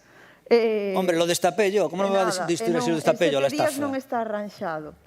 Bueno, a verdade é que resulta rechamante que o Concello, despois de que pasasen case 12 anos da merca do edificio do antigo Colexio Goretti, na Rúa da Liberdade, aínda non puidera actuar no mesmo por problemas de herdanzas. O Concello, como ben dixo a señora Benítez, adquiriu o 95% do predio e porque o 5% restante aínda pertence a un herdeiro. O predio xa estaba en ruína e aínda así o Concello non foi quen de facerse co 100% da propiedade para así poder actuar no mesmo, rehabilitando, poñendo en valor e dinamizando ao mesmo tempo a zona sur da zona histórica. Dá mágoa pasar por aí e velo en ruínas, sabendo que foi o primeiro pazo urbano da cidade, e que a día de hoxe non se pode facer nada, ningunha actuación de rehabilitación, aínda que o Concello teña a propiedade do 95% do mesmo. Parece que o Concello desde tempo atrás estivo interesado na compra do edificio do antigo Colexio Goretti, e tanto interese tivo que o propio Concello participou na fixación da porcentaxe asignada a cada vendedor e a cada vendedora. Foi a propia administración a que fixo o cálculo do prezo que tiña cada unha das cotas, e tanto interese tiña na súa adquisición que se realizou a compra aínda non tendo o 100% da propiedade e sabendo que un dos herdeiros, que representa un sexto da herdanza, non quería vender. A finca na que se atopa o edificio está inscrita no Rexistro de Terreos sin urbanizar dende o ano 2014. No mesmo ano da inscrición neste rexistro, o Concello chegou a presentar unha demanda contra os antigos propietarios para declarar nulo o contrato de compra-venda, mas isto foi desestimado e a día de hoxe firma a sentencia, polo tanto a compra-venda é válida. Eles venderon os seus dereitos como herdeiros do seu avó, venderonos todos e todas menos un. A Casa Goretti forma parte do patrimonio do Concello, polo menos nun 95% da mesma, desde hai casi 12 anos. É un solo propiedade municipal que está parado. Se precisamos edificios municipais, por que non se fai un esforzo en arranxar esta situación? Ademais, parece que, bueno, a ver, supoño que todos estaremos de acordo. A porcentaxe de cada unha das partes está clara, habería que actualizar a valoración do edificio, pois a última, bueno, do edificio, do que queda, pois a última do ano 2014, e facer as contas do prezo por metro. Polo menos tentar esta vía e sentar as partes. Se esta vía non prospera, pois habería que retomar outras vías, retomar expedientes paralizados, habería que sacar o plan especial das Burgas, que hai que sacarlo igual, e que o actual goberno tivese a vontade de mudar a situación de ruína na que se atopa a Casa Goretti. En canto ao uso específico, concordamos en que se valore no seo do plan especial. Nun principio queríase que a Casa Goretti fora un edificio para formación, agora propónse que se adique a algún tipo de recurso de loita contra a violencia machista. Desde o BNG tamén temos a nosa proposta, polo que nos parece axeitado que se faga no marco do plan especial e que se inclúa no mesmo un proxecto xa definido para a Casa Goretti. Pero entendemos que o primeiro é o primeiro e o primeiro é sentarse, tentar de chegar a un acordo ou, se non é posible, intentar outras vías. Nos imos apoiar esta moción. Moitas grazas. Araujo vai falar no seguinte turno e do PP va a hablar Sonia Ogando, por favor.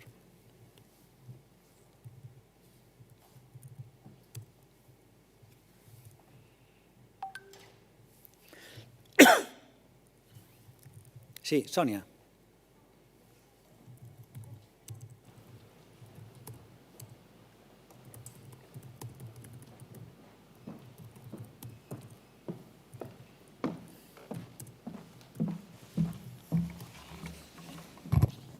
Gracias, señor alcalde. Buenos días a todos y a todas.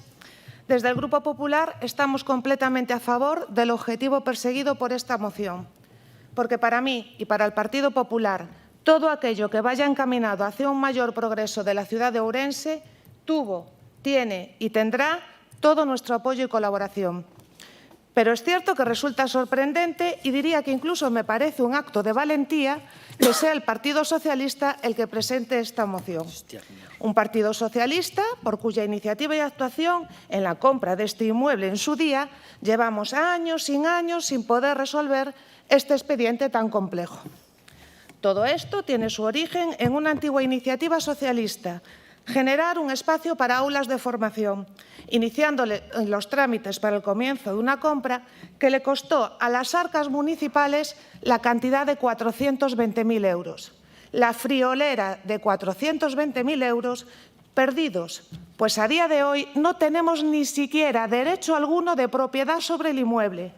Actualmente, el Ayuntamiento de Ourense es titular únicamente de unos derechos hereditarios sobre una parte del inmueble, ni siquiera de la totalidad del inmueble. Estamos totalmente de acuerdo con el punto primero de esta moción porque es necesario iniciar de inmediato todos los trámites necesarios para lograr hacernos con la Casa Goretti.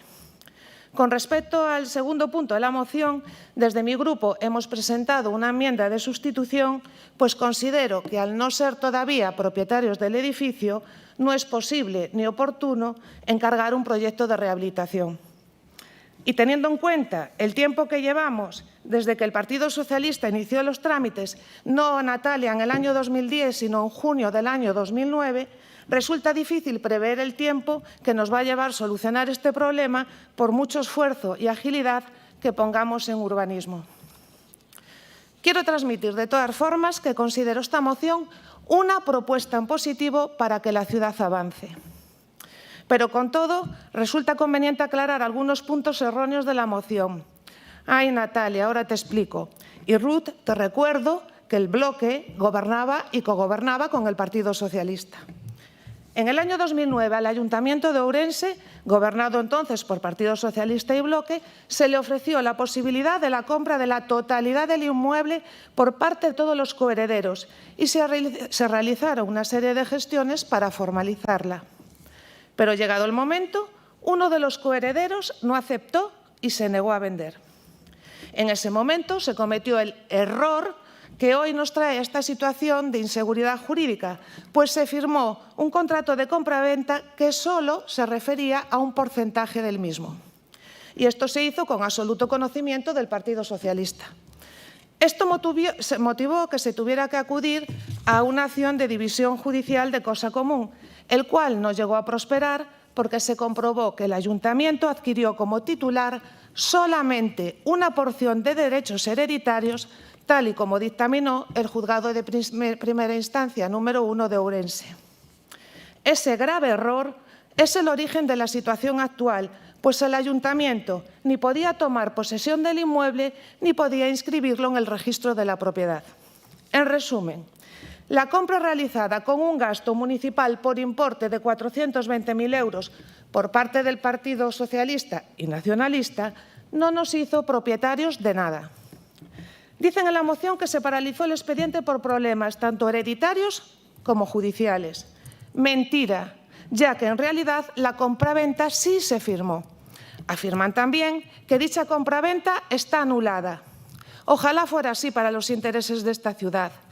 La única y triste realidad es que dicha compraventa está vigente en virtud de la sentencia dictada por el Juzgado de Primera Instancia número 1 de Ourense en autos 918/14. Y esto lo saben bien ustedes porque consta en el expediente. Dicen que el coheredero se niega a vender y que solicitó la extinción del acuerdo. No solicitó ninguna extinción del acuerdo. Es mentira. En cualquier caso, ya en el inicio de este mandato y antes de seguir con los trámites realizados, el alcalde mantuvo varias reuniones de acercamiento e intento de solución de este problema heredado. Pero nada consiguió, pues a día de hoy el coheredero sigue negándose a vender su parte. Repetiré para que no haya dudas. El ayuntamiento firmó una escritura de compraventa de 420.000 euros con cargo a las arcas municipales sin adquirir la propiedad. Lo que adquirió realmente es una parte proporcional de unos derechos hereditarios. Por mi parte y por la de mi grupo, vamos a intentar buscar todas las soluciones posibles para poder sacar el edificio Casa Goretti adelante y convertirlo en propiedad municipal. Para finalizar, en mi segunda intervención explicaré los complejos problemas jurídicos actuales y las posibles soluciones jurídicas que habrá que estudiar detenidamente. Muchas gracias. Gracias. A continuación, Natalia Benítez, ya en la segunda ronda de intervenciones. Quien defiende esta moción es el Partido Socialista. Natalia Benítez.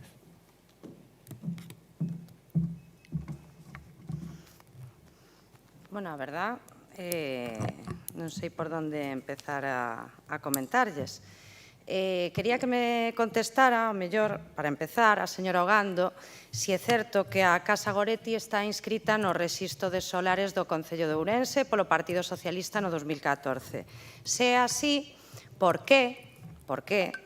Porque vostede legalmente sabe que era posible, que podía haber sido así. Por que de 2015 a 2019 co goberno do Partido Popular no Concello de Ourense co seu compañeiro Cudeiro tamén á fronte da Concellería de Urbanismo non se executou a expropiación do 5% restante que poderían facelo estando nese rexistro a propiedade? Porque tamén, a día de hoxe, que están vostedes no goberno, outra vez, levan 2 anos e medio interrumpidamente durante un pequeno treito, por que non se agarran a que a propia Lei do Solo de Galicia ou a Lei da TIPR de renovación, rexeneración e renovación urbana para executar esa expropiación do 5%? Por que?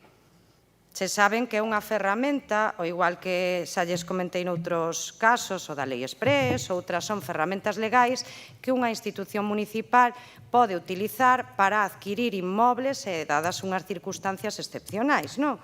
Por qué? Por que agora nos dicen que van a iniciar o expediente cando Jácome fai un ano decía, despois dunha xunta de urbanismo, todo hai que decirlo, desas nas que non nos contesta as preguntas, daquela sí, non nos contestou, pero sí aproveitou que o Partido Socialista e mailo BNG, que estábamos nesa xunta de área, lle pediramos que houbera unha salida para Casa Goretti, que se expropiara a parte restante e que se dotara dun novo equipamento á cidade conseguindo 100% da titularidade.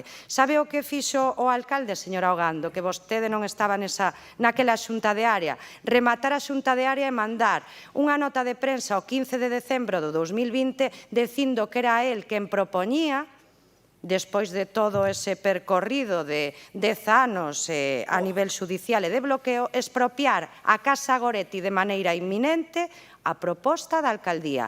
despois de un ano, sabe como a min que ese expediente está paralizado na Concellería de Urbanismo. Sabe como a min que o alcalde pediu colateralmente un informe para saber se se podía expropiar ou non a espaldas da Concelleira de Urbanismo. E poderíalle decir moitas outras cousas. E sóbrame frialdade porque teño convencemento de que en fai as cousas a nivel xestión como hai que facelas. Teño convencemento porque desde que chegou o Partido Popular fai 6 anos e desde ano e medio que leva con Gonzalo Pérez Jácome, a nivel xestión non fixeron nada. Non conseguiron ningún equipamento novo para a cidade. Por eso temos que estar aquí, pleno tras pleno, dicíndolle o que teñen que facer. E poden enfrascalo cos seus argumentos xurídicos e metafísicos que non valen para nada. Cando un goberna ten que transformarse en feitos, en expedientes, en informes, no que sea necesario para acadar o último fin, que conseguir novos equipamentos como conseguiu o Partido Socialista e o BNG ca rede de centros cívicos ou ca recuperación do CIM no ámbito social ou da igualdade para Ourense e vostedes, desde que chegaron, non fixeron nada. 6 anos, 6 anos, nos estivemos 8.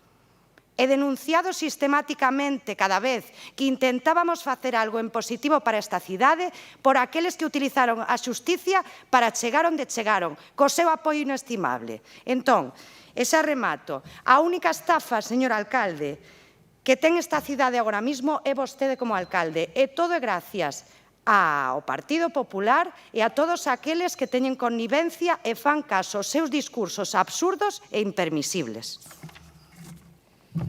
Sí. Me recuerda a esta gente que son puferos, sin hacer analogía de que es pufero, y con toda la jeta, pues levantan la cabeza más que nadie, ¿no? Después diré de qué va todo esto de la Casa Goretti, pero es impresionante Natalia Benítez. Los típicos tíos puferos que en vez de ir con la cabeza agachada por la calle, van saludando a todo el mundo. Sí, es fascinante, Natalia Benítez del PSOE, impresionante. Bueno, siguiente turno, Araujo. ¿BNG? ¿No interviene Araujo? Araujo va a intervenir, del Araujo de Ciudadanos. Tengo que ir al baño otra vez.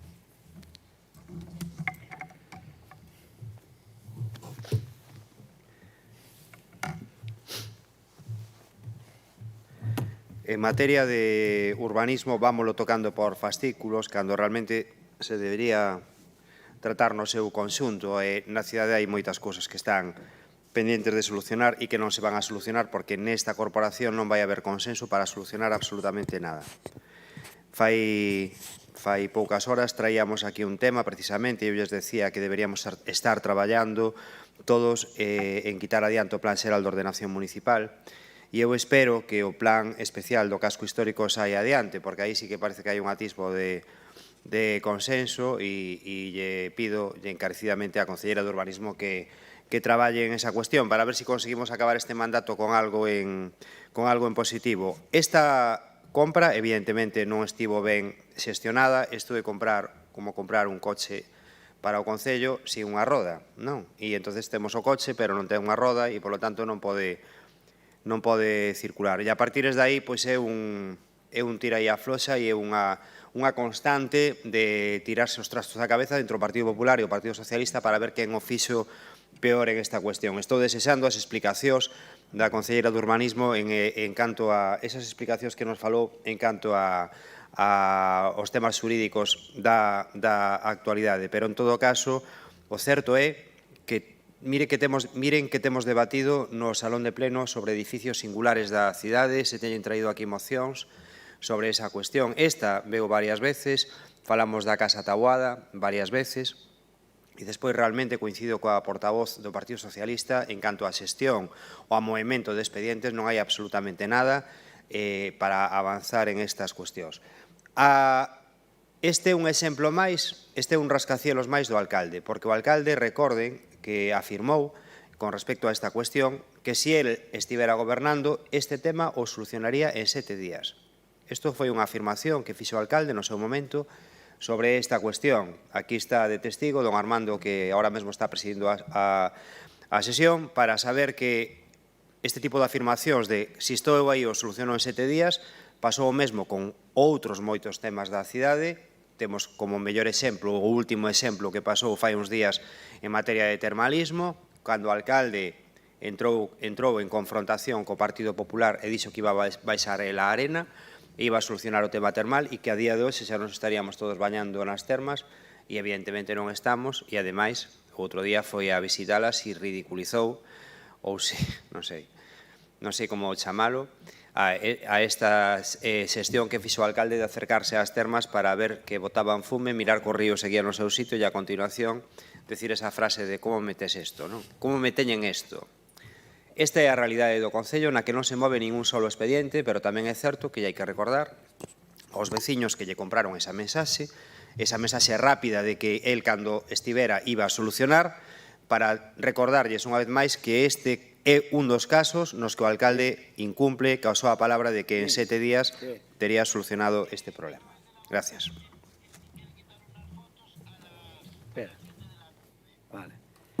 A continuación, por favor, es Sonia Gando del PP. Ponte aquí un momento.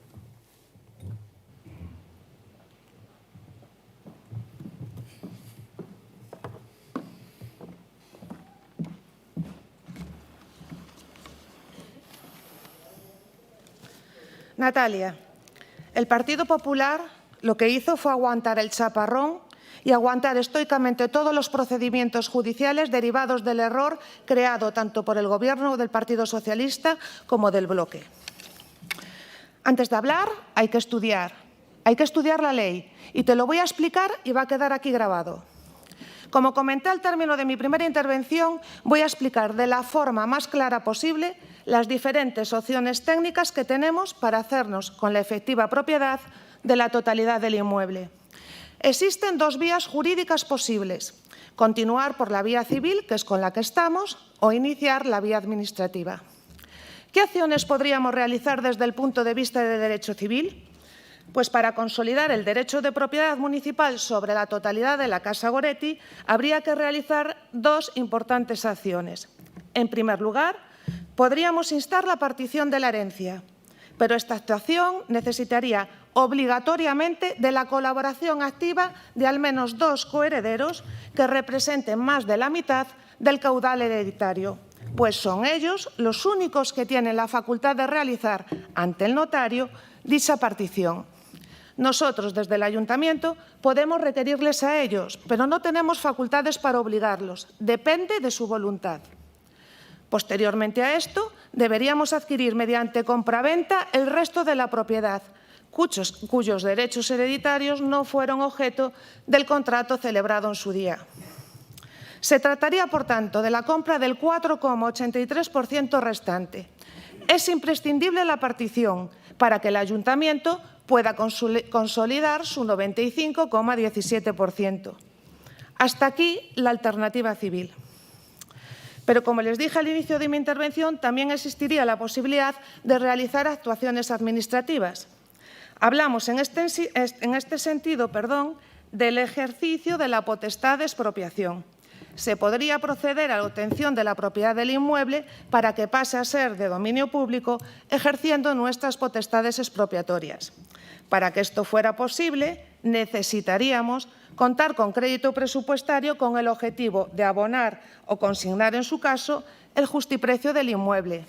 Claro, pero es cierto también que sobre esta vía se plantearían algunas cuestiones jurídicas relevantes a considerar, teniendo en cuenta que este Ayuntamiento ya entregó una suma de dinero en su momento a cambio de los derechos hereditarios, que no derechos de propiedad, Natalia.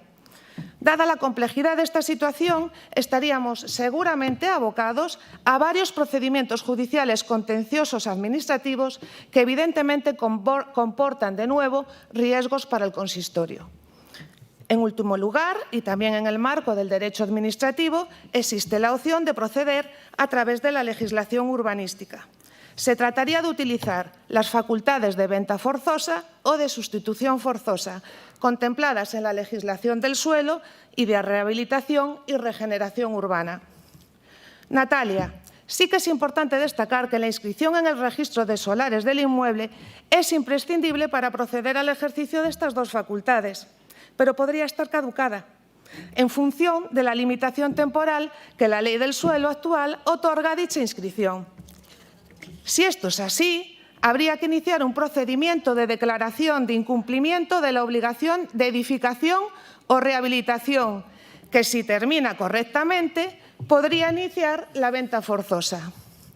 Y estas son las opciones de las que disponemos, no hay más. Podríamos estar ante un procedimiento más sencillo si desde el principio las cosas se hubieran hecho bien. Pero como no podemos volver atrás y estando desde mi grupo de acuerdo con el objetivo de esta moción, nos pondremos a trabajar para proceder al estudio pormenorizado de todas las opciones, analizando su viabilidad y sus riesgos, y a tomar la decisión que mejor satisfaga los intereses municipales. Tengan claro, y voy a terminar, que desde Urbanismo haremos todo lo posible por enmendar esta situación y recuperar este edificio para el patrimonio público. Mi grupo y yo estamos aquí para trabajar y hacer que la ciudad avance. No encontrarán en mí excusas para evitar el progreso. Por ello, si es aceptada nuestra enmienda, votaremos a favor de la moción. Muchas gracias.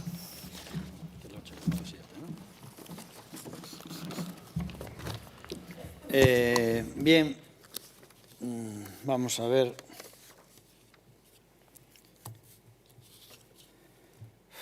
Nosotros, cuando las mociones son surrealistas, aunque, bueno, tenga sentido, vienen con una intención ya parece que de burla, ¿no?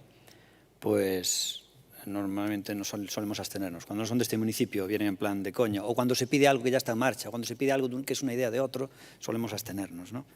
En este caso, aparte, pues también es curioso que están diciendo que se adquiera la Casa Goretti y ya diciendo a qué se tiene, ya le digo, estoy diciendo además a qué se tiene que dedicar, ¿no? De que se tiene que dedicar en el futuro, ya le digo yo, pongo el horario. Bueno, en fin, vamos a contar un poco muy rápido de qué va este tema. Me llama la atención lo que hizo Natalia Benítez, porque digo, es como una persona que causa un problema y luego increpa a los demás a ver por qué hay ese problema.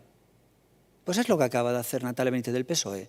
Generaron un problema y tiene el valor, como se suele decir vulgarmente, tiene los cojones de salir aquí a increpar a los demás a ver por qué no se soluciona el problema que ella causó.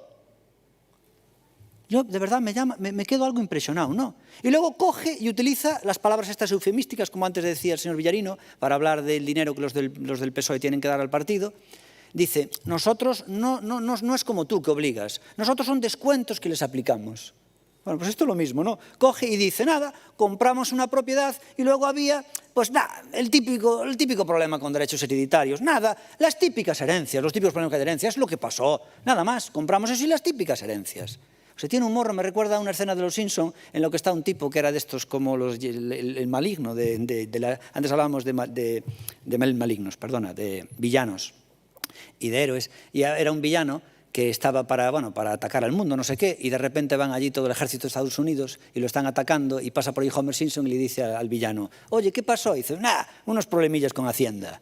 No, unos problemillas con Hacienda. Pues esto es igual, nada, los típicos problemas hereditarios, nada, lo típico, ¿qué va a pasar? Bueno, yo le voy a contar lo que pasó. Cuando era el gobierno de Paco Rodríguez, la persona que fue detenida en la operación Pokémon, el alcalde que salió esposado, bueno, pues Paco Rodríguez, y creo que Natalia estaba en aquel entonces de secretaria de personal eventual de Paco Rodríguez, aunque no por ello tiene que ser obviamente responsable, pues se decidió adquirir un inmueble que es la Casa Goretti, que es una casa que está en el casco antiguo, una casa entera, emblemática de Orense, y realmente lo que tenía valor, pues obviamente ese solar, se podría respetar obviamente lo que es la fachada, que habría que respetarla, y por dentro se podía reconstruir para hacer una casa para tema municipal. Por aquel entonces se pagó, hace más de 10 años, se pagó 420.000 euros, que era un precio un poquito elevado para lo que es aquella época. Pero bueno, que teniendo en cuenta que creo que se compró antes de la caída inmobiliaria, tampoco era un precio muy disparitado. O sea que nada que decir quizás respecto al precio, ¿no? Los 420.000 euros. Hoy en día, ¿cómo están las propiedades? Hoy en día no vale los 420.000, pero eso ya no es culpa del Partido Socialista. Bueno, pues el caso es que se compró aquella propiedad y se hizo una chapuza, porque no se le compró a los legítimos propietarios, que es una chapuza absoluta de obviamente de quien compra. No sabemos si ahí también se pudo haber columpiado notarialmente como técnico, porque realmente queremos que el notario ahí sí que tenía que haber cotejado que eran los legítimos herederos, y quien realmente sí cometió una negligencia, creo que importante, fue algún técnico del Ayuntamiento de Orense, porque realmente es quien informaba, es decir, el político de turno, en ese caso, Paco Rodríguez o la corporación, se tiene un poco que fiar de lo que digan los técnicos. Aquel que está claro es que ahí fue una negligencia, yo creo que en cadena. Supongo que también influyó el PSOE. Pero está claro que quienes eran responsables eran el Partido Socialista. El caso es que se compra una casa, y se compra una casa donde no se compra el 100% a sus legítimos herederos. Con lo cual, hombre, la venta obviamente queda en el aire, queda absolutamente en el aire. Resulta que eran herederos que no habían repartido aún, y se empieza una serie de procesos judiciales. Nosotros, cuando vimos que era una chapuza, ¿qué hicimos? Denunciarlo penalmente por si había responsabilidades. Y fue lo que hicimos. Ya antes dice que nosotros lo entorpecimos. O sea, denunciar a los responsables del Concello de Orense para que se investigue si tienen responsabilidades penales es entorpecer. Obviamente no. El caso se archivó, entendieron que no había responsabilidad penal, sí que fue una chapuza absoluta, la prueba está en que se pagó un dinero y no tenemos la propiedad. El fiscal determinó, de aquella se denunció a la Fiscalía, creo, y me parece no sé si Fiscalía o un juzgado de guardia, y se determinó que no había responsabilidad penal, tampoco se investigó mucho al respecto, y nosotros no quisimos ahondar más ahí en la situación, ¿no? El caso que ocurrió es que la propiedad faltaba un heredero por consensuar. Bien, yo hablé con ese heredero y ese heredero me dijo que vendía su propiedad un poquito más cara que los demás, que le pagáramos y que la vendía. Está claro que dijimos, pues hombre, es mucho mejor pagarle a este, que digamos que eran 50.000 euros, en vez de 50.000 le pagas un poco más, siempre y cuando los peritos y los técnicos del Concello lo admitan, no se puede pagar lo que uno quiera, pero podemos estirarnos un poquito más. Se le paga, se zanja el tema, nos hacemos con la propiedad y se acabó. Entonces yo dije esto hay que sentarse con él y solucionarlo. ¿Qué ocurrió? En el momento que yo soy alcalde, me siento con esta persona y dice que no, que 70.000 que nada, que por lo menos el doble. Entonces, hombre, claro, esa persona no mantuvo su palabra. Estuvimos explorando las distintas acciones que había que hacer, había varios procesos judiciales en ese sentido, y en ese sentido salió una sentencia. Y la sentencia es que dice que el Concello de Orense no tiene esa propiedad, nos tangaron, fue una estafa que le metieron a los compradores, que era el PSOE y el Bloque, que hoy tiene la cara de venir aquí a echarle a los demás, de increpar a los demás, cuando fue una estafa. Es decir, una estafa. Oye, una estafa. Yo una vez compré unas zapatillas, también de las pocas que me surgió, de unas zapatillas a no sé dónde, tal, que era una marca tal, y hombre, venía la marca, pero era una falsificación, ¿no? Bueno, por menos mal que la estafa fue pequeña porque eran unas zapatillas de deporte. Bueno, pero metieron unas zapatillas tal. En este caso fue una estafa que le metieron al Partido Socialista, porque quienes le vendieron no eran los legítimos propietarios. Al final, ¿qué pasó? El juzgado dictaminó, yo no soy un experto de eso, pero me informé y la conclusión es clara, lo que ahora mismo tiene el Concello es unos derechos hereditarios. Unos derechos hereditarios por lo que pagó, equivalente a 420.000 euros de la parte de los propietarios que vendieron. Con lo cual, no somos propietarios de esa casa. Entonces, esta idea sí que la propuse yo, hicimos muchas reuniones, incluso algunas reuniones se hicieron cuando estábamos solamente 3 concejales, y lo medible no es opinable, ustedes pueden mirar donde hay actas que digan eso, pero la primera vez que se propone lo de la expropiación, lo propuse yo en una reunión con los técnicos y dijimos, mira, tal como está la situación, solamente hay ignoración. Los jurídicos nos decían que no había muchas soluciones. Y la idea se la propuse yo. Le dije, oye, ¿por qué no expropiamos esa casa, la Casa Goretti, porque es algo de interés público? Y una vez que la expropiemos, como tenemos los derechos, esas personas ya no pueden volver a cobrar. Con lo cual, solo había que pagarle a la persona que no nos vendió. Con lo que habrá que pagar esos 40.000 o 50.000 euros. Pero si expropiamos esa Casa Goretti, que hay que liquidar esa expropiación, no le tendríamos que desembolsar a los que ya se le pagó, con lo cual es una solución bastante viable porque tendríamos que hacer un desembolso muy pequeño, no habría que pagar la casa entera. Tiene un pequeño riesgo, hay que ver si la expropiación procede, porque a lo mejor, si se ve, claro, la casa es una casa de interés y es una casa clásica de Orense, emblemática, con lo cual se puede justificar la expropiación, porque si se hace una expropiación a dedo teledirigida para recuperar un dinero, hay que ver si es legal o no, porque podríamos estar hablando de desviación de poder del Ayuntamiento de Orense. Cuidado con eso, que tiene que tener los informes pertinentes, porque la otra parte dice, en cuanto hagáis eso, os denuncio por desviación de poder, porque es una expropiación teledirigida para recuperar un dinero. Así que no es tan fácil la expropiación, pero es la única solución. No es fácil, pero es la única solución. Este marrón que tenemos es una herencia del Partido Socialista y del BNG, y tienen los cojones de venir aquí a presentar una moción. En vez de esconderla y estar calladitos, la presentan e increpan a los demás. Bueno, pues esto es lo que hay. Vamos entonces ya a pasar a votar. Más morro. Pocas veces he visto tanto morro en política. Vamos ya a votar esta moción, por favor. ¿Votos a favor? Perdón, hay una enmienda. ¿Aceptan la enmienda? ¿Se acepta la enmienda? ¿El PSOE acepta la enmienda del PP? Vamos entonces a votar la moción con la enmienda. Nosotros nos abstenemos. Votos a favor. Todos los presentes menos Democracia Orensana. Votos en contra. Abstención 2. Abstención 2 y votos en contra ninguno. Nosotros nos abstenemos ante este surrealismo y jeta. Bien, pues nada más. Vamos ya con la siguiente moción porque quedan en este momento solamente 2 mociones. El pleno es bastante rápido y es la moción 8.10, moción do Grupo Municipal do BNG relativa á elaboración e posta en marcha dun plan municipal contra a pobreza infantil no Concello de Ourense. Defende esta moción o señor Luís Seara do BNG. Armando, hablas tú.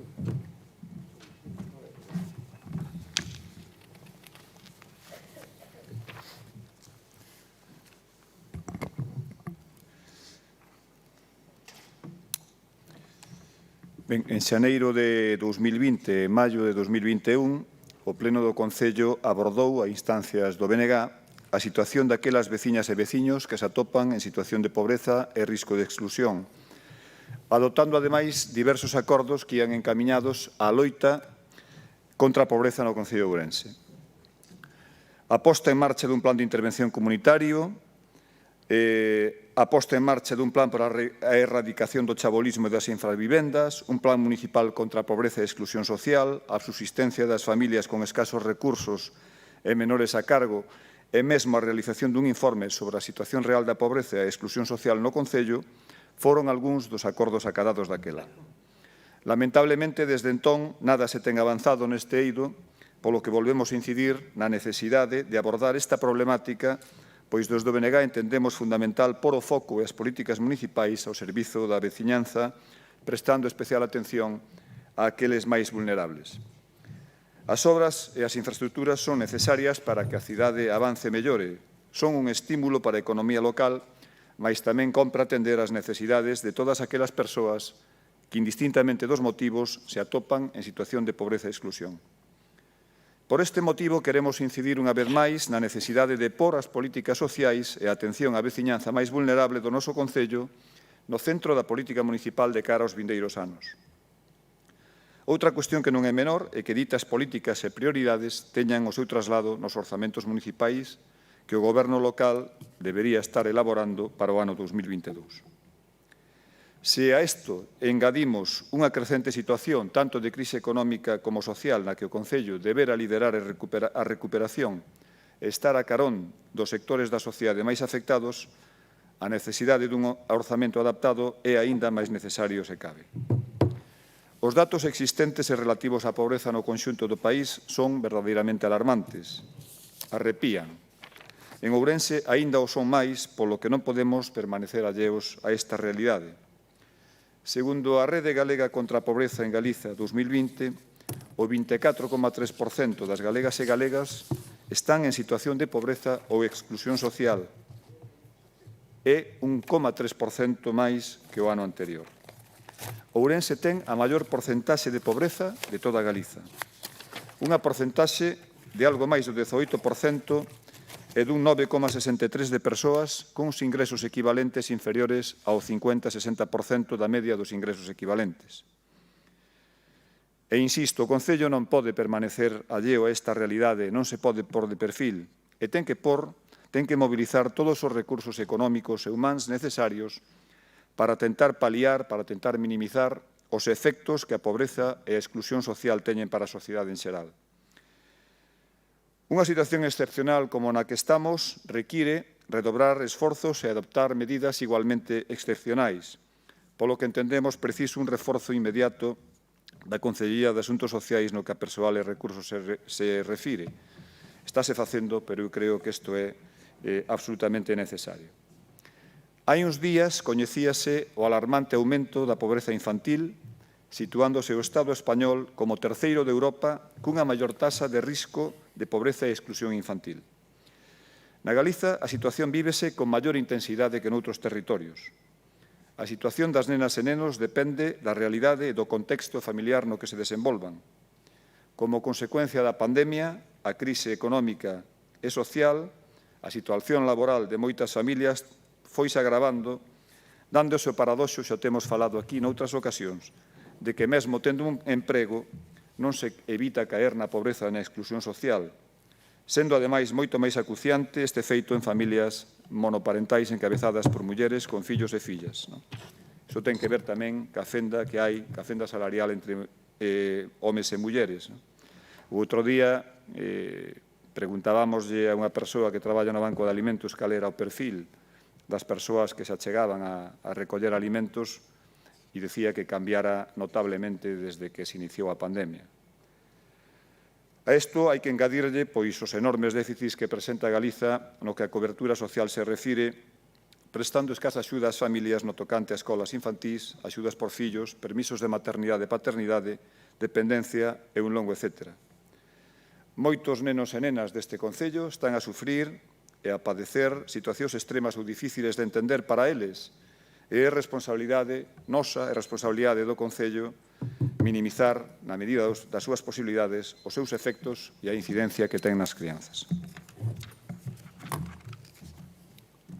Gracias. A continuación, ¿no adscritos? No. Ciudadanos, no sé si Pepe no está.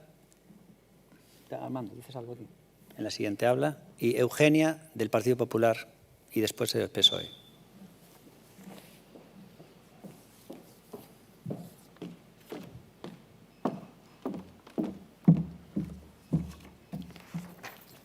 Gracias, alcalde. Buenos días a todas y a todos.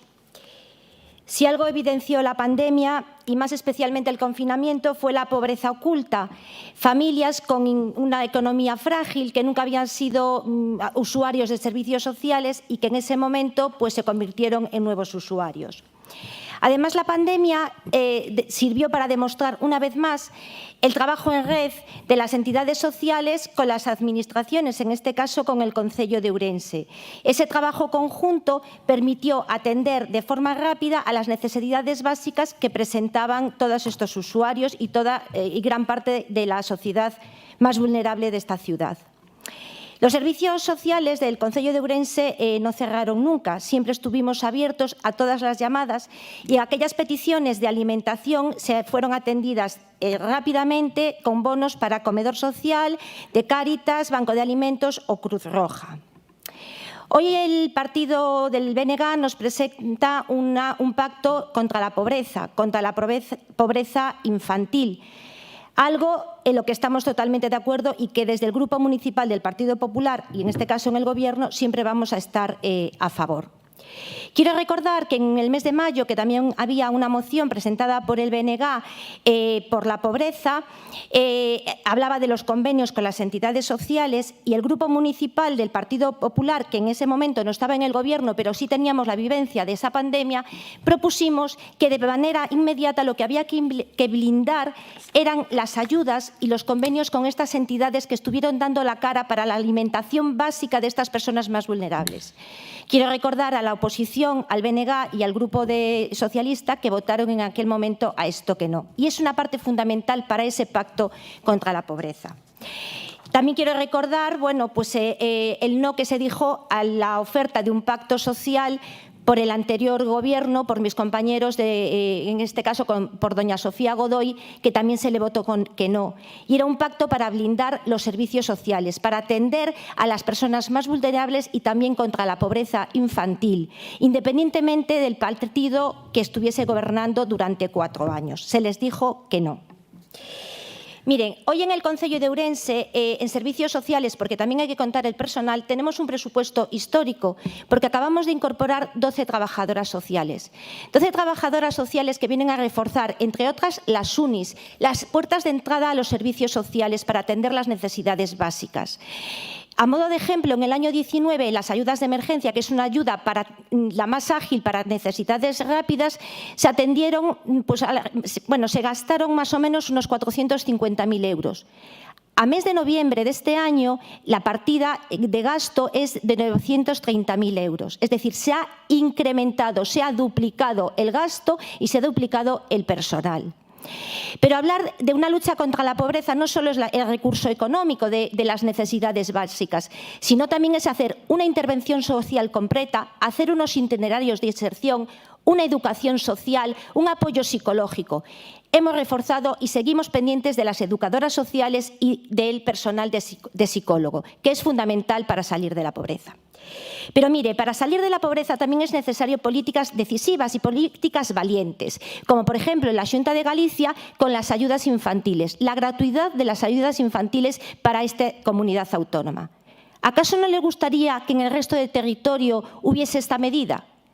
Los señores socialistas, por lo menos hasta ahora, el señor Caballero, dice que sí que le hubiese gustado. Es una medida valiente, es una medida pionera y es un apoyo a la natalidad y a que esos niños de 0 a 3 años no tengan ninguna necesidad en cuanto a guardería y comida dentro de la guardería y que esas familias puedan seguir trabajando, buscar un empleo o seguir formándose. Mire, tenemos una oportunidad con el destino de los fondos europeos, porque claro que Europa nos tira de las orejas a España por los resultados de pobreza infantil. Vendrán unos 500 millones de euros para afrontar esta pobreza, pero son medidas que deben consensuarse con las comunidades autónomas. Que no sea como en el ingreso mínimo vital, con el fondo una buena acción, que ocurre que al tratarse sin consenso con las comunidades autónomas está resultando un tanto caótica. Las familias que tienen el ingreso mínimo vital se le quita la prestación por hijo a cargo. Además, chocan con las rentas mínimas de inserción de las comunidades autónomas. La gestión solo en el País Vasco y en Navarra la hacen las comunidades y hay un retraso de un 20% de los expedientes que están aún sin resolver. ¿Sabían ustedes que solo el 6% de la pobreza, de la gente con índice de pobreza tiene el ingreso mínimo vital? Ya para rematar, quiero recordarles que de cada 3 solicitudes del ingreso mínimo vital, 2 son rechazadas. El Gobierno de España que no pierda la oportunidad de estos fondos y que no pase como el ingreso mínimo vital. Continuaré en mi segunda intervención. Muy bien. A continuación hablará Rafael Rodríguez Villarino del Partido Socialista.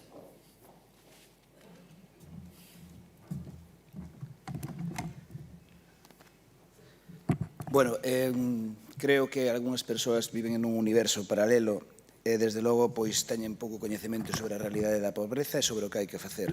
E confórmense con algunhas cousas que, a verdade, son moi pouco admisibles.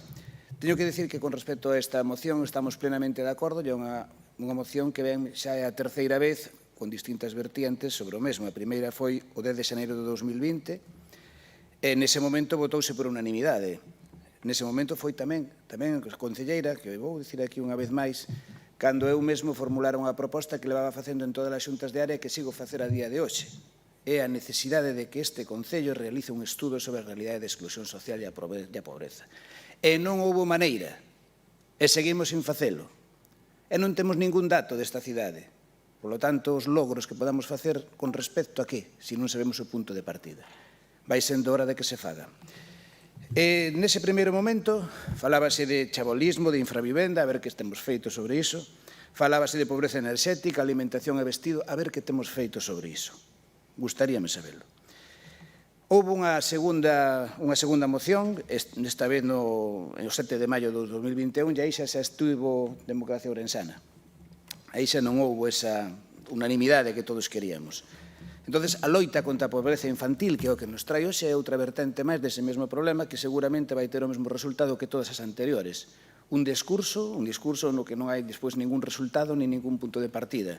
E a partir de aquí, pois, botaremos a culpa ao goberno e ao ingreso mínimo vital, que de verdade que non é o que vimos a falar hoxe aquí. Se quere falamos do ingreso mínimo vital, claro que sí. Pero mire, vamos a falar de datos que son teimudos. Da EPN, da Rede Galega contra a Pobreza, que fala do 24,3% de galegos en situación de pobreza e de 1,3 máis que no 2019. E é certo por un motivo. Porque o que temos aquí neste momento é unha pandemia que se veu agudizar sobre un proceso de recuperación de unha gran recesión que tivemos precisamente a partir do ano 2008, que estábamos en proceso de recuperarnos, e iso non funcionou. E entón agravouse moitísimo máis a situación con esta pandemia, claro que sí. A situación cal é? Que o Alto Comisionado de Loita contra a Pobreza Infantil, o 25 de novembro de 2011, falaba, que está ademais na moción, de 15.224 menores con 18 anos con situación de pobreza en Ourense. Non sei se que ten feito ao respecto. E son 4.460 persoas, 4.460. Quero dicir que nos en maio do ano 2020 nos propuxemos que se creara un fondo de 6 millóns de euros precisamente para poder facer fronte a todas as necesidades que había nas situacións de pobreza e necesidade de exclusión social e que non apareceu nunca ese fondo. Fala vostede de que temos o presuposto máis alto, tal. Sí, claro, é que o presuposto máis alto contra prácticamente nada sigue sendo pouco máis que nada. É claro que hai que ter educadoras que chegan agora. É claro que hai que ter psicólogas que non chegaron. Entonces, contemos o que se fai e non o que se ten pensado facer. E, sobre todo, fagamos o que é necesario facer, que é ter un punto de partida sobre a realidade. Hai un informe de FOESA deste ano que se chama A Sociedade Expulsada e Dereito a Ingresos deste ano, no 2021, e aquí fala precisamente da magnitude da pandemia e dos efectos que ten. E fala do último estanque. O último estanque son as persoas que xa non están en risco de exclusión ou pobreza, sino que están xa excluídas socialmente. E falamos de 2,5 millóns de persoas en toda España. Pero que sabemos en Ourense? Non o sabemos. E deberíamos sabelo. Falamos de vulneración de dereitos e problemas na vivenda, na enerxía, na auga, na fenda digital. Que estamos a facer en todo iso neste Concello? Estamos a falar de problemas de saúde, que estamos facendo ca saúde mental, que se ten pedido datos e indicadores de saúde mental neste Concello. Non sabemos nada, nada. Que sabemos da inmigración? Que se está a facer coa poboación inmigrante, cos colectivos xitanos? Que se está a facer? Porque se precisamente temos problemas de pobreza neses colectivos son moito maiores aínda que nos demais. Que temos a porafobia neste Concello ou é aquilo de senta un pobre á túa mesa? Non, isto non é de verdade, isto non é caridade. Isto é levar adiante programas e implicación directa cas persoas que o necesitan. Retos. Claro que temos o reto de consolidar o ingreso mínimo vital a nivel do Estado. Aquí non podemos contribuir moito, é unha cuestión que ten que facer o Estado. Temos que ter un sistema de previsión e vivendas, e temos que ter aloxamento para as persoas que teñen dificultades, e precisamente que se encontran nas rúas. Que temos neste Concello? 3 vivendas ocupadas permanentemente desde fai un montón de tempo. Que temos previsto para as persoas que están na rúa? Nada. Non temos previsto nada. Temos feito un censo de vivendas baleiras, temos feito un censo para poder ocupar, temos pensado facer vivenda de protección, o que? Seguimos. O estado da pobreza en Galicia, o informe do indicador UAROPE, desde o ano 2008 ao 2020. Os datos son descorazonadores. Que pasa, ademais, ca poboación maior? A poboación maior é a que ten as rendas máis baixas de todo o Estado nesta cidade, e nesta provincia. As peores de todas. O risco de exclusión é moito maior aínda do que teñen xa os demais. Que estamos a facer ao respecto? Na segunda quenda falarei un pouco máis desto, sobre todo das medidas que entre todos podemos empezar a facer algo, entre todos. Eu creo que pode ter boa voluntade, non é como todo o mundo, como concelleira, teño que dicilo tamén, pero hai que empezar a facer un pouco, polo menos de caso, e se non dicir, é que non me deixa.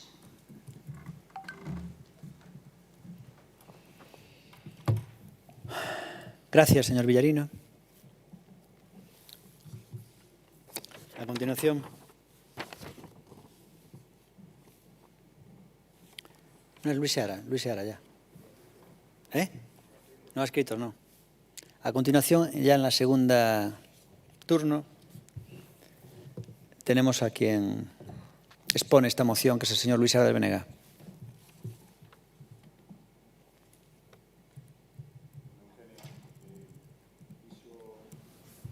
Sí. Bueno, dixo antes unha verdade a medias. Dixo que nos votáramos en contra dos convenios, que pasa que o que non dixo foi que nos o que propuñamos era que os convenios foran para todas as organizacións, non só para unhas poucas. Digo, para que se entenda. Coñecen, señores e señoras do Partido Popular, a Javier Puente? Bueno, pois eu tampouco coñecía, pero se non o coñecen, digo eu quen é. É un senador do Partido Popular por Cantabria. Traio isto a colación porque foi autor dunha iniciativa no Senado na que instaba ao Goberno do Estado a eliminar gastos superfluos e innecesarios en estrutura política, concretamente falaba de persoal eventual e asesores, para destinalos a política de loita contra a pobreza infantil. Bueno, eu penso que aquí poderíamos facer algo nese sentido, reducindo, por exemplo, de 27 a 14, que foi sempre o número de eventuais que houve no Concello. Eu creo que se poderían ter fantásticos recursos para loitar contra a pobreza en xeral e contra a pobreza infantil en particular. Estes días estivemos con distintas asociacións do terceiro sector, onte en concreto con unha delas. As necesidades son distintas en función da dimensión de cada unha. mais hai un denominador común, e é que precisan achegas e que esas achegas cheguen a tempo. Porque está ben asinar convenios, pero vostede sabe que non abonda con asinar convenios, porque as entidades non lle poden decir ás persoas usuarias: mira, ven pasado mañá que a ver se arreglo co Concello e me pagan, entón, non, teñen que atender as usuarias, usuarios, teñen que atender as urxencias do momento e non lle poden decir, vuelva usted mañana. E, por tanto, na maioría dos casos, eu diría que na práctica totalidade, moitas delas teñen que adiantar diñeiro, o que supón un problema engadido porque incluso hai persoas que teñen que recurrir a créditos persoais. E é unha auténtica traxedia. Nos pedimoslle, xa falamos antes cas asociacións de veciños, que hai que sacar os convenios a principio do ano precisamente para que as entidades poidan planificar en función dos recursos cos que van contar. Eu creo que iso é unha necesidade como beber. E pedimos, ademais, que axilicen os pagos que se adeberan do ano anterior, porque aínda moitas entidades nos din que aínda non cobramos o ano 2020 e nós xa tivemos que facer ese desembolso dese diñeiro. Plantexaba o señor Villarino algunhas cuestións que eu creo que son absolutamente necesarias. Se non coñecemos a realidade na que pisamos, na que nos movemos, dificilmente poderemos acertar. Poderemos ir trampeando por pondo parches, pero eu creo que fan falta datos e datos que sexan reveladores da situación na que temos. Compre potenciar os recursos sociais, iso é evidente, especialmente para os máis cativos, incluindo axudas económicas, mas tamén programas de garantía alimentar. En definitiva, nós o que propomos neste acordo, que agardo, ademais, que sexa por unanimidade dos presentes, nos propomos instar ao Goberno local a elaboración e posta en marcha dun plan municipal de loita contra a pobreza infantil, pero imos un pouco máis alá, porque eso en abstracto non vale de nada se non se dispón dos recursos orzamentarios suficientes para implementar ese plan. Máis nada, moitas grazas. Moi ben. Armando, hablas tú, non? Sencillamente decir que este Concello, este Goberno leva potenciado moitísimo eses servicios sociais, non solamente de personal, sino en mellora do servicio en términos xerais. E aquí, lembraría unha frase que tiña un alcalde socialista no noso Concello de fai uns anos, aquela que decía, pos milagros tardamos un pouquiño máis. Votaremos a favor, porque obviamente é un problema que temos e que temos que solucionar na medida do posible, pero sin perder de vista que isto ten unha historia, que a situación dos servicios sociais, inda que levan millorado, na nosa opinión, bastante desde que este Goberno toma posesión. Tamén en varias ocasións teño valorado moi positivamente a labor da concelleira Eugenia. E nada, seguiremos traballando para que este problema se minimice o maior posible. O ideal sería que desaparecese, ainda que todos sabemos que é difícil. Trataremos de seguir superando os problemas de toda índole que, como saben todos vostedes, nos atopamos no día a día deste servicio. Non é tan sinxelo pregar con esta clase de problemáticas. E nada máis, votaremos a favor e deixo a palabra á concelleira responsable da área. Muy bien, a continuación va a hablar Eugenia del Partido Popular. Eugenia Abellas. Gracias de nuevo. En mi segunda intervención quiero empezar haciendo referencia a los datos que aquí salieron y que se usan en la moción, esos datos del alto comisionado que nombraba hace unos minutos el señor Villarino. Decirle que esos datos que se publicaron en noviembre, pero que los datos son del 2016, un poco alejados de la realidad actual. Se publicaron ahora, pero son datos del 2016. La tasa AROPE, que es la que más se utiliza en estos ámbitos para hablar de exclusión social, de pobreza, pues no son datos buenos, ni en España, que es de un 26,4, ni en Galicia, que es un 25,7. Y yo creo que el tema de la moción, el hacer un plan municipal contra la pobreza infantil, tiene la suficiente fuerza y envergadura para no andar en el tú más o yo menos. Entonces, quizá hablar de los datos pues no viene a colación de una manera que me guste a mí para abordar el tema. Lo que sí, estos datos lo que nos demuestra es que las acciones deben empezar por todas las administraciones, española, autonómica y local. Unas han hecho unas cosas y otras han hecho otras medidas concretas que habrá que evaluar. Hoy el Gobierno de España tiene unos deberes de la Unión Europea. En marzo tiene que presentar el plan contra la pobreza infantil. Solo pido que cuente con las comunidades autónomas y los ayuntamientos, que es lo que venía a decir antes. Son medidas concretas de conocer los datos y de abordar la situación con los recursos que tenemos. Con los recursos que tenemos, que han aumentado en la Concejalía de Política Social, estamos abordando estas cosas, estos aspectos de solución inmediata de las necesidades básicas para que la población ourensana tenga una mejor calidad de vida y pueda abordar pues, el comer, pues, la luz y las cosas inmediatas. Y ahí este Gobierno municipal ha aumentado presupuesto y ha aumentado también en personal. Y le pregunto al BNG que los datos de pobreza entre Ourense y Pontevedra son bastante similares. Quiero saber si el Gobierno municipal de Pontevedra también tiene un plan de choque contra la pobreza infantil, porque también tendría que pedirlo allí o hacerlo como parte del Gobierno municipal. No, bueno, Pontevedra sí, bueno, lo presenta el BNG, pongo su provincia y su ciudad de referencia.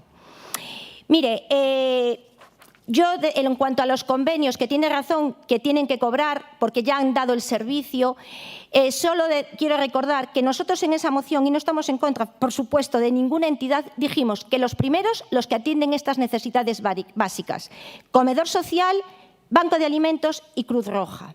Parece que ustedes a veces lo que tiene que ver con algún tipo de la Iglesia Católica le ponen un poco de pero, y eso, pues quiero decirle que también en Pontevedra, en su ciudad, el comedor social lo atienden entidades religiosas y funciona bien, no hay problema. En cuanto a comedores escolares, quiero decir que en Galicia las rentas per cápita de 7.000 euros pagan el comedor 0 euros, el que está gestionado directamente por la Xunta de Galicia. Las familias de más de 7.000 euros, si son numerosas, pagan 1 euro. En cuanto a comedores escolares, tenemos unos deberes que hacer. Tengo unos deberes que hacer. Y en todas las juntas de área a las que voy, lo digo, tenemos que cambiar las bases de los comedores escolares. Los comedores escolares municipales son para aquellos comedores escolares que no dependen de la Xunta, que están gestionados por las federaciones o por las AMPAs o que son concertados. Y ahí tenemos un camino que recorrer, cambiando las bases y cambiando también la partida presupuestaria. Yo quiero ver el compromiso de la oposición cuando traigamos los presupuestos que estamos ya preparando y que las partidas ajustadas a la necesidad, quiero ver su sí para los presupuestos, su sí para esta ciudad y para poder abordar la pobreza infantil. Muchas gracias, votaremos a favor de esta moción.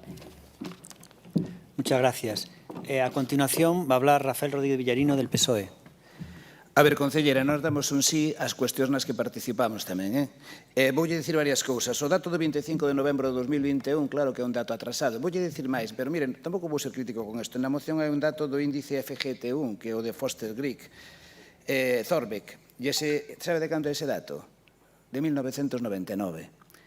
Voulle dicir algo máis. Sabe por que pasan estas cousas? Porque hai moi poucos datos. Ora quero que me diga vostede de cando ten datos da situación de Ourense. De que século? De ningún. Eso é o que temos. Por eso se pediu no seu momento que se fixera un estudo de realidade que segue sen facer. Entonces, claro que hai datos, e os datos son moi atrasados, pero os datos de aquí son inexistentes. Por lo tanto, poñámonos a traballar. E mire, vamos a ser un pouco máis ambiciosos de pensar en hacer alguna cosita. Vamos a facer un plan. E un plan, con todos os respetos, farase entre todos e farase aproveitando os coñecementos de todos. E vostedes non virán con un orzamento aquí, como sempre, a impoñelo, pase o que pase, digan o que digan os demais, porque non poden. A ver se nos enteramos. Entón, se vamos a facer as cousas ben, nos vamos ter responsabilidade. E ao ter responsabilidade, vamos a propoñer cousas. Mire, pobreza en Galicia, 597.000 pobres, 56.000 máis que no ano 2019. Supoño que non será un dato atrasado. É do 20. No 21 foi peor. E ainda non temos os datos. Había un objetivo de desenvolvemento sostible, o número 1, que dicía reducir a pobreza para o ano 2030 a metade. o índice AROPE do ano 2020 é o peor. Está á mesma altura que no 2015, cando se empezou. Entón, teremos que facer algo. E mire, o Estado, 779 millóns de euros nunha estrategia de garantía infantil europea, pero non é porque sexamos moi bons, é porque somos moi malos. Só temos a Bulgaria e a Rumanía por detrás nosa. Entón, iso vaise facer poñendo 252 millóns de euros ás autonomías. E as autonomías e os concellos. Entón, aí xa vamos ter que ter unha partida e participar niso. Vostede esquécese, e iso sorprendeu-me un pouco, porque debería coñecelo, de que precisamente hai un proxecto presentado pola Xunta, e ese proxecto presentado pola Xunta a nivel europeo de 10 millóns de euros vai por a liña precisamente da pobreza infantil. Póñeno como un proxecto innovador, a verdade, pois, bueno, non me parece tanto, pero é un bo proxecto, no sentido que son 10 millóns de euros con fondos europeos. Pero de que despois chegamos á actuación a nivel municipal, e mire, en Barcelona teñen a tarxeta Monedeiro Solidaria, vamos coller ideas, donde o que están facendo, pois, poñenlle entre, exactamente a cifra, entre 100 e 475 euros, para que podan ter nesas tarxetas esas familias que teñen menores a cargo, para que podan únicamente dedicarlo non a sacar cartos, non vale para eso, sino para utilizarlo en determinados tipos de produtos. En Zaragoza teñen un plan municipal de loita contra a pobreza infantil desde o ano 2017 hasta 2021. 5 anos, máis alá dunha legislatura. Ese é un acordo entre grupos políticos, porque excédese do que é un mandato. Podelle dicir que é un manual, pero é un manual dunha potencia tremenda, cunhas bases teóricas, cunhos fundamentos, cunhas liñas estratégicas de actuación, por exemplo, en corresponsabilidade e transversalidade, en mellora de vida das familias, en nenos e nenos suxetos a dereitos e recoñecemento social, a compromiso civil da sociedade. Fíxese que termos tan abstractos. Sabe por qué? Porque é un proxecto potente, que ten un montón de medidas concretas e que non se lle ocurra a unha persoa para facer un orzamento, sino que se ocurre reuníndose cos técnicos, cos especialistas, coa oposición, con universidades e con outros lugares para facer un proxecto e sair adiante.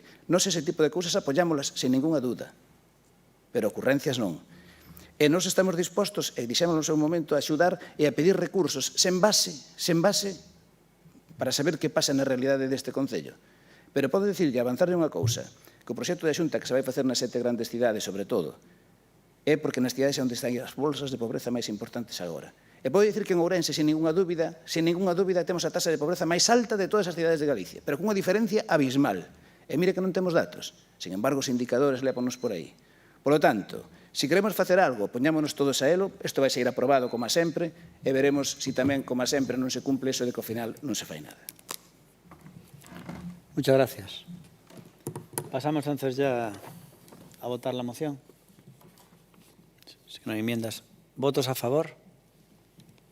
Por unanimidad. Vamos ya con la última moción del pleno de hoy, que es la moción 8.11, moción do Grupo Municipal do Bloque Nacionalista Galego relativa a mellora da coordinación entre a Administración que permita o desenvolvemento integral do termalismo como elemento de dinamización socioeconómica de Ourense. Expón Luis Seara.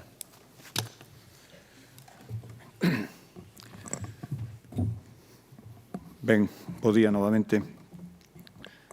A estas alturas, entender que o sector termal é un elemento estratégico para o desenvolvemento socioeconómico da cidade, e non só da cidade, sino da súa área de influencia, me imagino que é algo que non dubida ninguén. Bueno, hagas o alcalde para o que o termalismo é un bluff. Todo lugar precisa neste mundo globalizado do século XXI dunha etiqueta ou marca diferenciadora que lle permita identificarse se quere ter unha posición de privilexio para acceder ao mercado, sexa este nacional, estatal ou mesmo internacional. En Ourense non temos que buscala ou inventala, porque a particular xeografía fornécenola desde hai moito tempo. O que temos que facer é tirarlle proveito, facer que o termalismo sexa a marca de distinción externa de Ourense, e non só eso, sino tamén o noso factor de cohesión e identificación interna. En definitiva, a peza chave no noso desenvolvemento sustentable para conquerir estes obxectivos debemos enfocar o termalismo desde unha perspectiva múltiple e integradora, pensar na economía, no turismo ou na innovación, mas tamén en aspectos como a saúde, o benestar e mesmo a identidade. Compre abordar o termalismo como elemento capital e transversal a todas as concellarías. É preciso promover a construción de novos equipamentos hoteleiros que fortalezan a oferta existente na actualidade e deseñar, xunto con outras administracións, campañas específicas de posicionamento turístico. Os instrumentos existen. Existen documentos de traballo como o Plan Estratégico Termal, aprobado no seu día polo Concello de Ourense, mas os instrumentos non son suficientes, porque o que resulta evidente é que, habendo instrumentos, hai unha evidente descoordinación entre as diferentes administracións implicadas, é dicir, Concello, Deputación e Xunta, o que está a dificultar enormemente o desenvolvemento e explotación de todo o potencial termal que temos na nosa base material. O exemplo máis paradigmático de todo isto é, por exemplo, que a Deputación vén de presentar a construción dun hotel balneario no edificio que actualmente está a ocupar, sen que por parte dos responsables do Concello se tivera coñecemento de tal cousa, como así recoñeceu a Concelleira de Urbanismo nunha xunta de área a unha pregunta do BNG. Dixo que se enterara polos medios de comunicación, bueno, pasoulle exactamente igual que a nós, tamén nos enteramos polos medios de comunicación.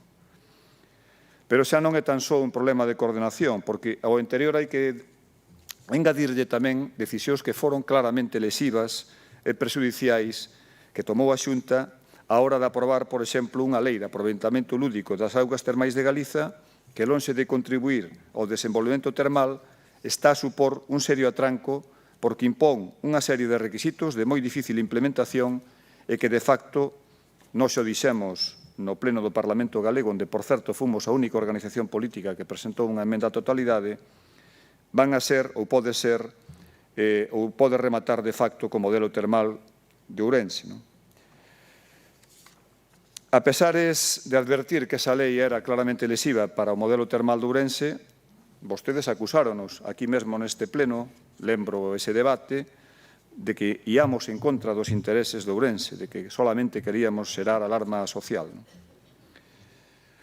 Bueno, por desgraza, o que estamos a ver é que aquelas advertencias tiñan razón de ser até o punto de que na actualidade o sector termal de Ourense permanece absolutamente inactivo, chegando a recoñecer mesmo o Partido Popular, de boca da concelleira Flora Moure, a necesidade de buscar algún tipo de vericueto, de flexibilizar ou mesmo deixar en suspenso algunha das exixencias da devandita lei.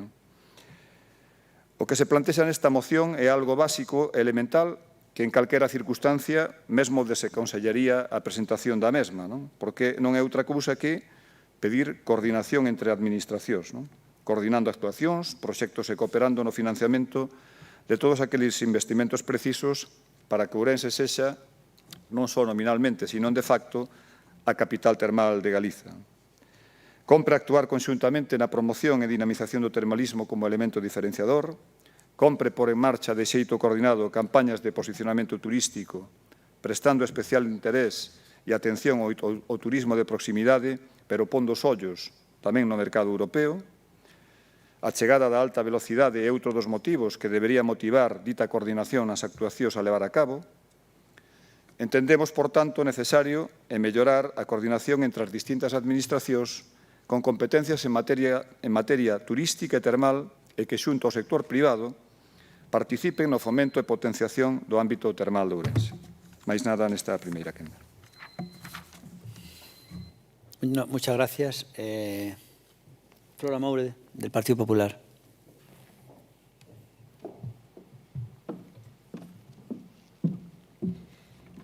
Bueno, buenos días de nuevo a todos. En primer lugar, me gustaría dar las gracias al Bloque Nacionalista por pedir en esta moción lo que hacemos desde siempre en el Partido Popular, que es cooperar. Ya le anuncio que vamos a votar a favor de esta moción, porque para nosotros la coordinación, la colaboración y la cooperación son claves a la hora de trabajar entre las administraciones. Antes de confrontar, preferimos sumar por el bien de Ourense y otro gallo les cantaría si otros hicieran lo mismo. El relato que ustedes exponen en esta moción es un compendio de incongruencias entre lo que es, lo que les gustaría a ustedes que fuese y lo que persiguen que sea. Miren, me voy a explicar. Piden mejorar e impulsar la coordinación entre el Concello, Xunta y Diputación que permite el desarrollo integral del termalismo como elemento de dinamización socioeconómica de Ourense. Nos parece perfecto. Pero mientras ustedes piden esto, critican todo cuanto se realiza, se logra y se promueve desde las distintas administraciones, administraciones a las que a ustedes les obsesiona atacar. Empiezo por la Diputación. Mire, este año la Conferencia Sectorial de Turismo, presidida por el Ministerio de Industria, Turismo y Comercio, aprobó el Plan de Sostenibilidad Turística en destino Ourense Termal. Un plan que prevé una asignación de más de 3 millones de euros con una financiación compartida por la parte del Gobierno, de la Xunta de Galicia y de la Diputación. Pero a ustedes estas cosas le dan lo mismo. A ustedes les da igual el ejemplo de colaboración del programa de termalismo social que desarrolla la Diputación, que se haya conseguido el Congreso Mundial de Termalismo para Ourense o que se haya presentado el gran proyecto del gran balneario que necesita esta ciudad. Cuando nosotros precisamos de la ayuda de la Diputación Provincial, siempre la tenemos. El arreglo de los accesos a las termas cuando las riadas lo destruyen y todo cuanto le solicitamos, siempre con la mano tendida para cooperar, por mucho que a ustedes les fastidia o no lo quieran ver. Y del mismo modo, la Xunta de Galicia, que trabaja siempre con la misma premisa de colaboración y cooperación. El Concello de Ourense siempre ha ido de la mano de la Xunta de Galicia en lo que a termalismo y a turismo se refiere. Recientemente les recuerdo que la Xunta anuncia que se destinará en los presupuestos del año que viene una partida para ayudas que tendrán como objetivo potenciar y consolidar el aprovechamiento lúdico de las aguas termales en Galicia. Estamos hablando de una inversión de 3,4 millones para el año 2022. Y permítame decirles, señores del bloque, que por mucho que ustedes intenten denigrar la Ley de Aprovechamientos de Aguas Lúdicas y Termales de Galicia, será gracias a esta ley pionera y valiente, y ya se lo hemos dicho aquí en repetidas ocasiones, que se sienten por fin las bases de un termalismo seguro, de calidad y del siglo XXI.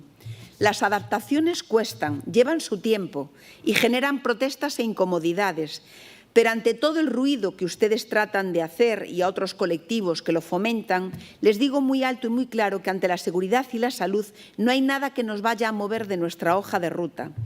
A ustedes el termalismo les da igual, les interesa generar polémica y tratar de desgastar.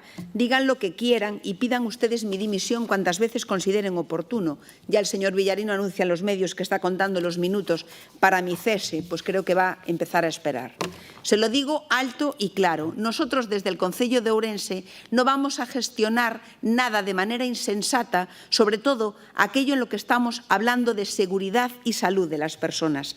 Y le aseguro que no hay nadie en esta sala que tenga tantas ganas de ver el termalismo y las instalaciones termales de la ciudad abiertas como soy yo misma y los técnicos de la concejalía que ahora mismo dirijo, que están todos los días, llevan desde hace un año poniendo todo su empeño en esos proyectos que traen entre manos. Pero mire, porque el reto de la nueva ley es seguridad y esto es algo que no podemos dejar de lado en este momento. Si ustedes prefieren seguir montando un espectáculo ruidoso y falaz, continúen. Allá ustedes. Ya les advierto que nosotros no lo vamos a hacer. Continuaré en mi segunda intervención. Muchas gracias. Muchas gracias. A continuación del PSOE va a hablar Javier Rey. Será la última intervención de esta primera ronda. Bueno, la verdad que, señora Flora, usted dá munición a tope sempre, unha cousa impresionante. Cando falaba o señor Luis Seara, a verdad que esperaba unha intervención incluso moito máis dura. Foi bastante angelical para o que suele facer, que sempre suele utilizar expresións bastante contundentes. Incluso a moción en sí mesma é bastante benévola, é dicir, casi podemos considerar que é unha moción de mocións, é dicir, porque ao final ven a recopilar o que ustedes mesmos votaron en moitas ocasións aquí sobre moitísimos temas e que estaban completamente de acordo. E, sin embargo, usted empeza a falar como unha especie de prevención sobre o que lle poden decir de moitísimas cousas. Mire, decíame moi ben o meu compañero Wilson, mire, usted falou de todo, pero as termas están pechadas. As termas están completamente pechadas. Xa non falamos de grandes proxectos, falamos de manter o pouco que temos. E as termas están pechadas, completamente. Dicirlle tamén que, claro, que esta moción ten un tono sarcástico casi encuberto, eso é certo. É dicir, porque ao final, vaya a semaniña que nos tiñamos esta vez. O que se pide casi é evidente que as administracións se coordinen. Pero, mire, o día 1, falouse aquí xa en moitas ocasións, o alcalde iba a ir á área porque iba a ter arranxado isto. O certo é que as termas están pechadas, doña Flora. E usted, supuestamente, pois di que, en fin, que eso non era posible, pero o alcalde di que sí era posible. E ao final falamos de coordinarse, pero non se coordinan nin entre ustedes, xa para empezar, co cual o sarcasmo está garantizado do minuto 1. Decirlle tamén que, claro, que os turistas escoitaban un programa de radio como viñan aquí, quedaban alucinados de como estaba a situación. Dicían, pero mandamos no tren para ver que? Para ver que? Porque as termas doña Flora están pechadas. É dicir, ahora tan a responsable de todo isto, verdad? En fin, as obras que se pretenden adaptar pola lei que mencionábamos na moción tampouco parecen excesivamente complexas, fontanería, albañilería, pero bueno, parece que hai que pedir non sei cantos produtos, non sei cantas historias, e as termas siguen pechadas, a pesar do que usted di. E para colmo de recochineo, aparte das mocións incumplidas e todas estas cuestións, anuncia o señor Baltar que vai a ter o Congreso Internacional de Turismo Termal. Para ver que? Hombre, evidentemente, sempre está ben que veña xente, que fa un congreso, que deixen recursos en Ourense, pero que nós teñamos, como temos, a nosa pouca oferta termal, e falo da capital, do Concello, porque a mellor na provincia ainda hai algo que salvar, teña un congreso internacional, parece xa o colmo de ironía despiadada que ven a ser o sarcasmo. É dicir, por lo tanto, repito, estamos ante unha auténtica moción de mocións casi pensada por a data na que nos atopamos e cunha evidente cuestión que deixala en evidencia, doña Flora, que non hai ninguna iniciativa política. Temos que estar falando de grandes proxectos e da Ronda Boulevard e desto ou outro.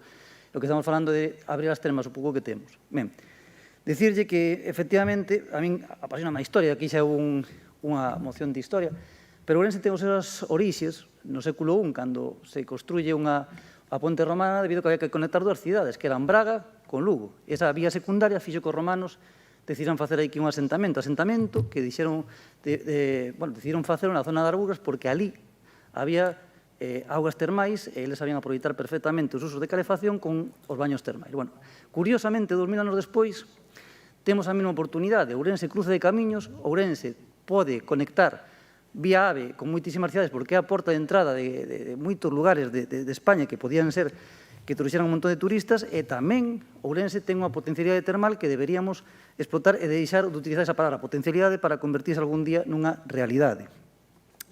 E tamén mencionaba o señor Luis Seara, ademais eu creo que o facía, que é a mellor exemplo que podemos ter. Falamos de coordinación, usted fixo aquí unha apología da coordinación, en el Partido Popular lo hacemos sempre, nos coordinamos de maravilla e tal. Mire, é que o tema da Diputación e do balneario da Diputación é o mellor exemplo paradigmático de que usted non se coordinan en nada. Hai uno que manda e os demás obedecen. El señor Baltar decide, pase lo que pase, caiga quen caiga, e ustedes se limitan a obedecer lo que él les dice. Porque vamos a ver, como é posible que a Concellería de Termalismo, que o alcalde de Ourense, da suposta capital termal de Galicia, non teña nin idea do que está plantexando o señor Baltar? E se ten idea, o que fixo foi, cando nas xuntas lle preguntábamos, dicir, bueno, si está bien lo que ellos hagan, esperamos os informes, tal, e que non sería solamente que estar informada do tema, evidentemente, sería estar participando na decisión política dese tema. E que máis? É que facer un balneario na Diputación podemos estar de acordo, en desacordo, que usted queira, pero hai algo que é evidente. Se facemos un balneario ali, calquera economista, non fai falta ser un erudito na materia, dille que condicionará o desenrolo termal de outros balnearios noutros moitos sitios que se podían facer.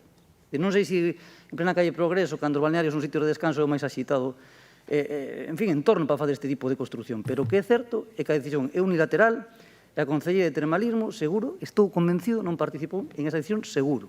Por lo menos polas respostas que facían as xuntas de área, que eu preguntei tamén. O alcalde tamén dame a sensación, que toda unha intuición, que, vamos, non está informado absolutamente de nada. É dicir, o alcalde e a Concellería de Termalismo da capital termal de Galicia, supostamente, non participaron nunha decisión desa trascendencia. O sea, que a coordinación, en fin, vaya por Dios. Gracias. Última ronda de intervenciones. Quien expone la moción es Luis Seara del BNG. Última ronda. Última ronda también del Pleno.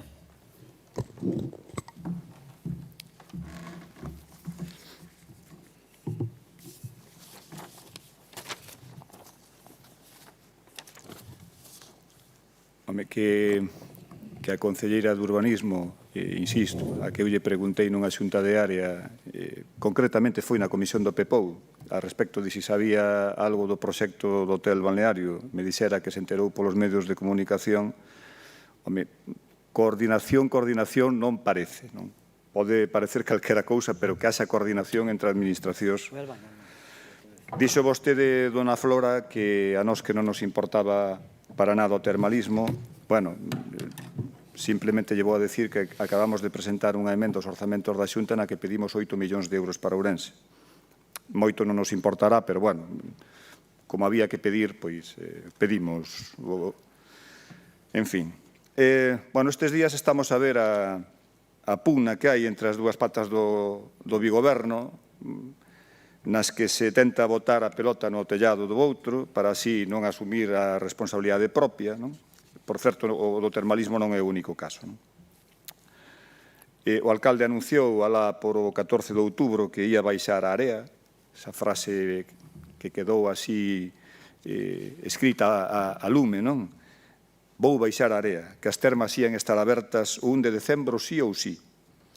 Que ia desbloquear a situación. Bueno, sabemos que non se desbloqueou absolutamente nada, pero el, como sempre, ten o as para matar o 3, e como nunca asume a máis mínima responsabilidade de nada, agás dos éxitos, se os hai, pois agora o que está é buscar cabezas de turco, co cal, dona Flora, poñas a bon recaudo.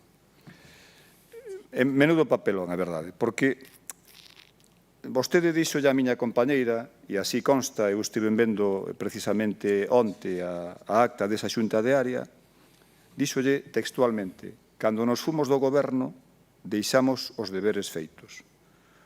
Bueno, pois non deixaron os deberes feitos, xa se ve que non. Tiveron que ir como os malos estudantes a última hora, encargando un contrato menor para intentar xustificarse socialmente, porque, claro, o alcalde metera tanta presión dicindo que as termas sí ou sí ian abrir o 1 de decembro, que algo tiñan que facer. E o que se vai facer agora son pequenas obras, pero queda o verdadeiramente importante por acometer, que son o arranxo dos vestiarios e aseos, o peche perimetral para controlar o aforo, e despois que a Xunta permita a apertura, que esa é a cuestión. Esa é a cuestión, porque eu xa dixen antes que esa lei para que a Xunta era unha especie de palabra de Deus, que era intocable, inamovible. Bueno, ahora ten recovecos, vericuetos que se poden explorar. Mire, para nós, para o BNG, o termalismo é absolutamente estratégico, pero non desde unha visión estanca como a de vostedes, sino desde unha cuestión, desde unha visión transversal. Porque o conceito de cidade termal non vai ligada a que haxa un ou varios plans termais. Vai ligado a un modelo de concello do que este goberno carece. Porque no termalismo ou se cree ou non se cree. O termalismo non pode ser ese caixón de xastre donde vai todo, senón que ten que abordar de xeito transversal e coa implicación de todas as partes do goberno. E por iso, nós trascendemos do plan termal para falarmos, como decimos aí no noso acordo, dun plan de competitividade turística que, por certo, segue a estar absolutamente vixente, para que dentro dese plan de competitividade turística o plan estratégico termal teña peso de seu e sexa un elemento esencial. E iso é o que pedimos no noso acordo. Agradézolle o seu apoio á iniciativa. Gracias. No escritos no hablan. Flora Mourella, del Partido Popular.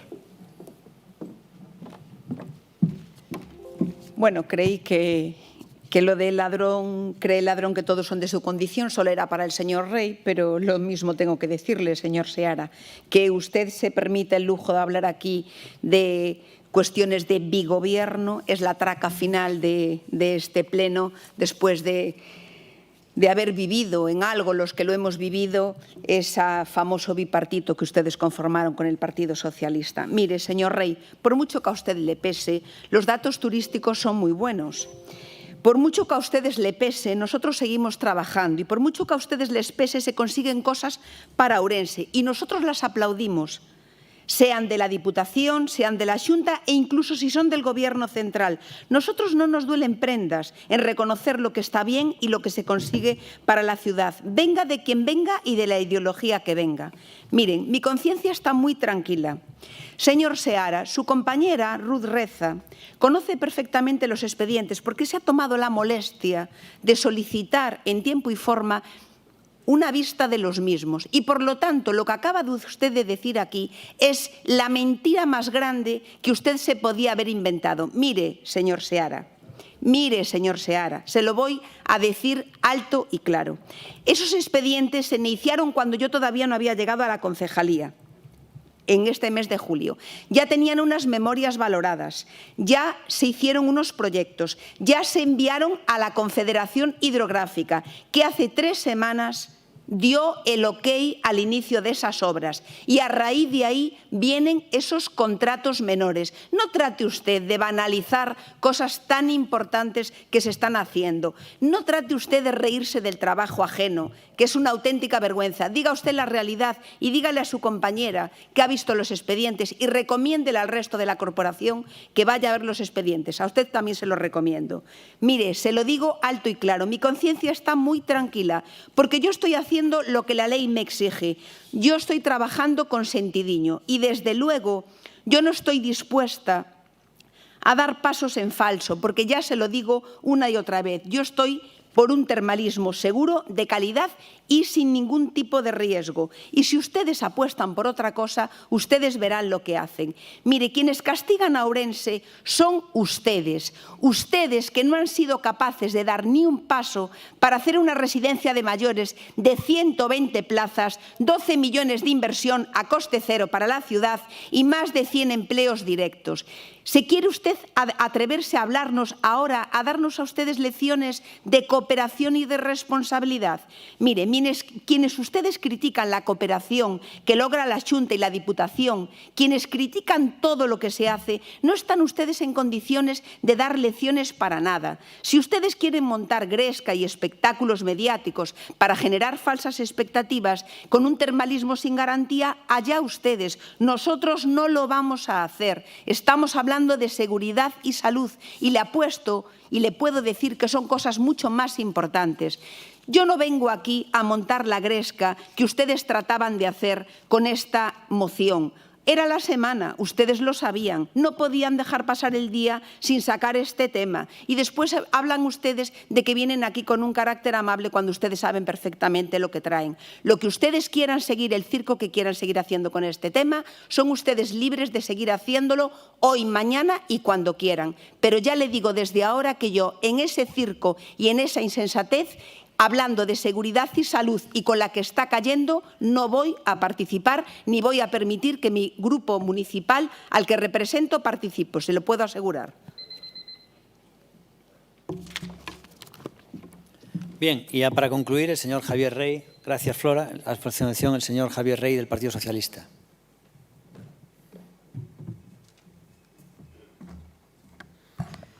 Bueno, vamos a ver, doña Flora, era la semana, pero era la semana por culpa de quién? Que parece ser que era la semana porque aquí nos inventamos cousas, é dicir, alguén lle puxo uns deberes que usted non cumpliu ou que ao mellor non eran posibles cumplir, pero alguén ten a responsabilidade, porque ahora parece ser que era la semana porque los demás nos inventamos la semana, é dicir, era la semana porque alguén dixo que o día 1 sí ou sí iban a estar abertas as termas, e o certo que non están. Mire, que debate estamos tendo hoxe? Usted analice seriamente a situación. Estamos tendo debate se abrimos as termas de Ourense, que xa existe desde fai un montón de anos. É dicir, en que punto podemos estar falando de termalismo en Ourense cando ese é o debate que temos hoxe? E mira que non habrá debates, que logo si quere mencionar rapidamente algúns, que era o que tiña que estar falando a Concellería de Termalismo por iniciativa propia, de oficio, non porque nadie lle dixéramos. E claro que hai garantías de cumprir o tema de seguridade e saúde porque está todo pechado, así claro que hai garantías. Garantízase perfectamente. Non vai haber ningún problema, aseguro yo, porque está todo pechado. O sea, en Ourense non temos absolutamente nada, unhas termas privadas, eso todo que está aberto o día de hoxe, na capital termal de Galicia. Hombre, alguén terá a responsabilidade novamente, doña Flora, non sei se usted, señor alcalde, os dous ou que, porque ao final é que parece que a oposición temos culpa de vir aquí a fiscalizar o que usted fai mal. E que, ademais, de verdad, que é de moi deficiente, nin tan siquiera chega a nota de insuficiente, é moi deficiente. Porque peor é imposible ter a situación, todo pechado, cunha lei que nos obligou a pechar. Mire, hoxe teníamos que estar aquí falando de xeotermia, que non se falou absolutamente nada, e cando preguntamos nas xuntas de área parece que estamos falando de extraterrestres, porque, desde logo, usted non sabe, nin hai ninguna iniciativa, ningún proxecto. Tiñamos que estar falando de aproveitamentos terapéuticos das aguas termais, que hai moitos, e teñamos que falar de que, ao mellor, había que apoiar a esos emprendedores, esos investigadores. Tiñamos que estar falando de fondos europeos, de como podemos aproveitar os fondos europeos para desenvolver o termalismo en Ourense. Teníamos que estar falando, en definitiva, dun tema integral, da chegada do AVE, de que viñeran moitísimos turistas, ahora que dentro de uns días vamos a cumplir, por fin, unha promesa que durante moitos anos non foi capaz de cumprir o seu partido, e o GABE vai estar aquí en 2 horas e cuarto para que moita xente veña, e non solamente de Madrid. Dentro de pouco haberá un túnel entre Chamartín e Atocha que permitirá chegar a outros 5 ou 6 millóns de personas no Levante. É dicir, eses eran os grandes debates que teñamos que ter hoxe aquí neste Concello, neste plenario. Claro, pero como vamos a promocionar todo eso se non hai nada que promocionar? Digamos que promocionamos. A nivel termal, falo, a nivel termal. En definitiva, algunhas preguntas rápidas para ir, en fin, poñendo polo menos algún tipo de cuestión encima da mesa. Que opinión ten usted sobre o hotel balneario que vai a construirse supostamente na Diputación? Usted, o señor alcalde, que opinión teñe? Parcelles ben, mal? É algo que o Concello de Ourense ten algún tipo de opinión ao respecto? O Concello da Capital Termal de Galicia? Ou non ten opinión, sencillamente? Estupendo, estupendo, isto parece estupendo, moi ben. Vale, a primeira vez, a doña Ana Morenza responde o que usted non respondió nunca. É dicir, está ben. Que infraestructuras semellantes se van a construir e que se van a desenvolver? Doña Flora, me está interrumpiendo, doña Flora. Por favor, non interrumpa. No interrumpa, doña Flora, non vaya a ser que la cese, non interrumpe, espere, vamos a ver. É dicir, vamos a ver, le decía que, entre outras cousas, que infraestructuras semellantes vai a construirse en balnearios no resto do Concello de Ourense. Que vamos a facer coa Ronda Boulevard Termal unha vez que este construído? Vamos a sacar un concurso de ideas. Que é o que vamos a facer para desenvolver esa infraestructura? Que tipo de apoio a investigadores para a homologación de investigación sobre temas termais se van a facer? En definitiva, vamos a facer un proxecto termal de envergadura, ambicioso, ou vamos ter que estar falando se temos as termas abertas ou pechadas? Hasta cando? Como? Hasta onde? Diciembre de que ano? Esas son as preguntas que lle deixo encima da mesa, ainda que sei que ela xa non pode responder. Gracias.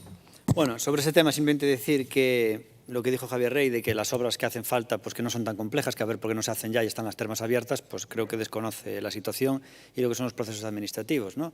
Es decir, la Xunta de Galicia fue todavía hace pocos meses, creo que fue en abril, cuando realmente resuelve qué es lo que debe proceder en Ourense ciudad, y en abril, y tienes que a partir de ahí contratar la redacción de proyectos, redactar el proyecto, entregar el proyecto, licitar, habilitar la partida económica, licitar, realizar la obra. Todo eso es un proceso que lleva muchísimos meses. Entonces, es realmente imposible. ¿Qué es lo que estamos intentando hacer? Y es lo que yo intento hacer. Pues encontrar unos atajos legales que permitan abrir las termas cuanto antes, ¿no? Pero como bien creo que ya todos los partidos tienen claro, las normas que puso la Xunta de Galicia para seguir operando las termas, para mí incluso son surrealistas y son tremendamente de una complejidad que hace muy difícil, obviamente, pues tener el modelo termal que teníamos antes, lo hace incluso casi imposible. Por la Xunta de Galicia que se colocan unas normas sacadas de la manga, ¿no? Porque dudo yo muchísimo que un comité te diga que lo correcto para mantener seguridad sea tener que renovar el caudal cada 4 horas. No creo que de 4 horas, 8 horas, se corre mayor peligro a 12. Lo hemos visto aquí con las medidas del COVID.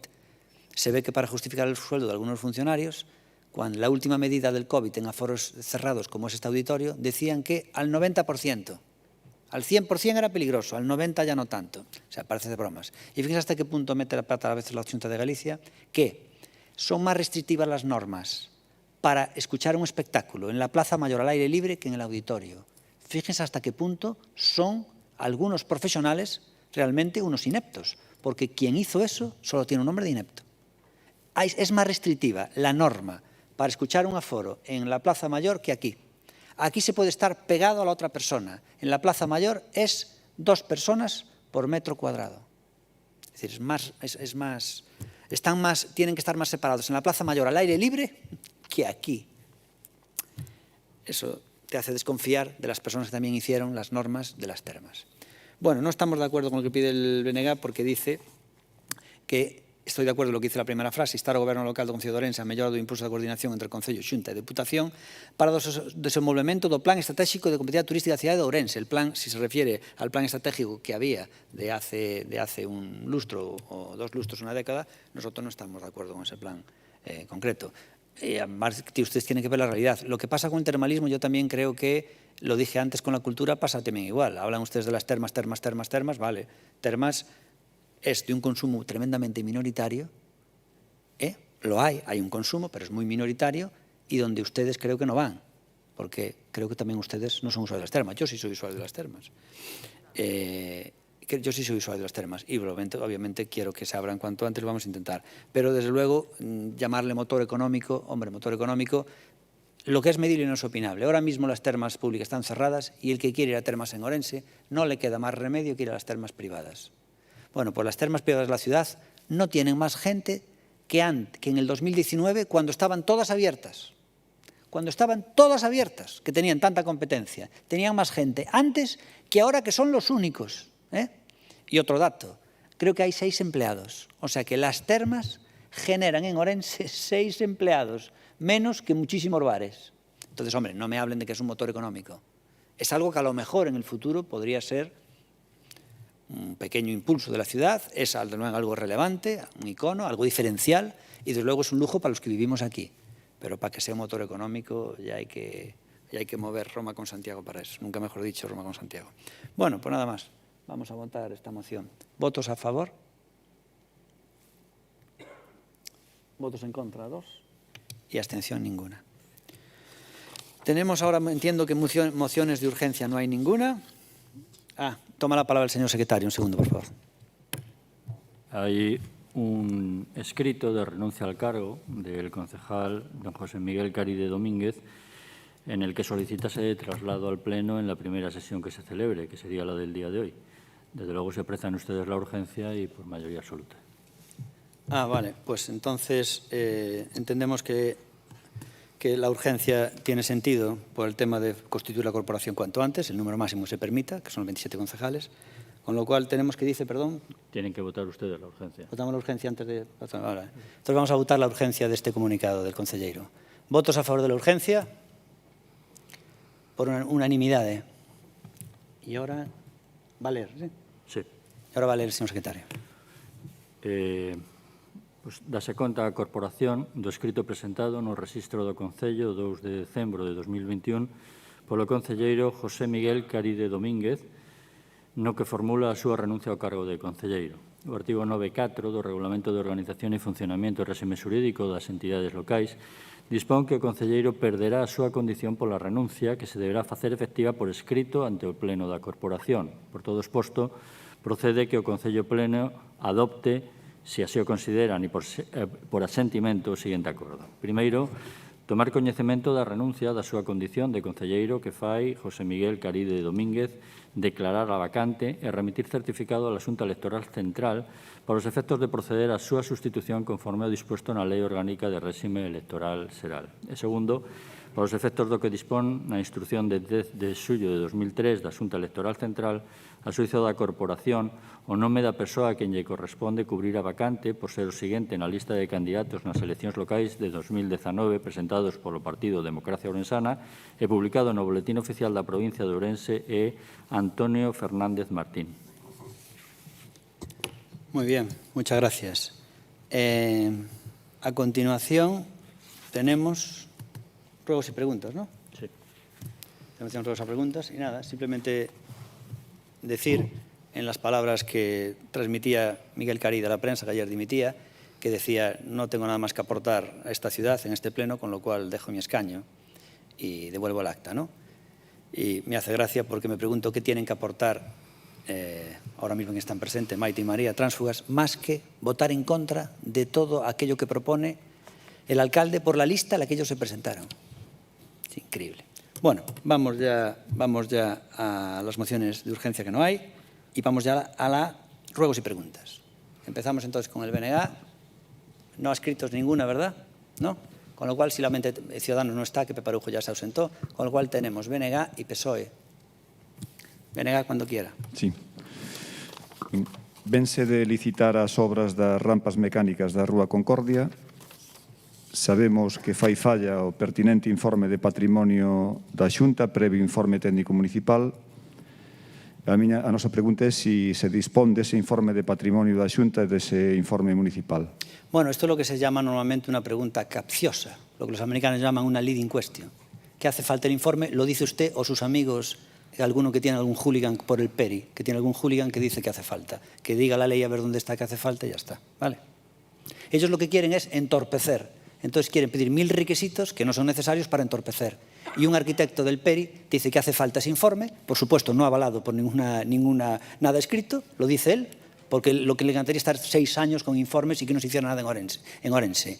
Y se lo dice a Luis Seara se lo cree y dice, fai falla o informe. ¿Y dónde lo dice? ¿Dónde está escrito que haga falta? Porque le dijimos a ese técnico, le dijimos, enséñanos dónde dice que hace falta que esté informado por patrimonio. Y no fue capaz.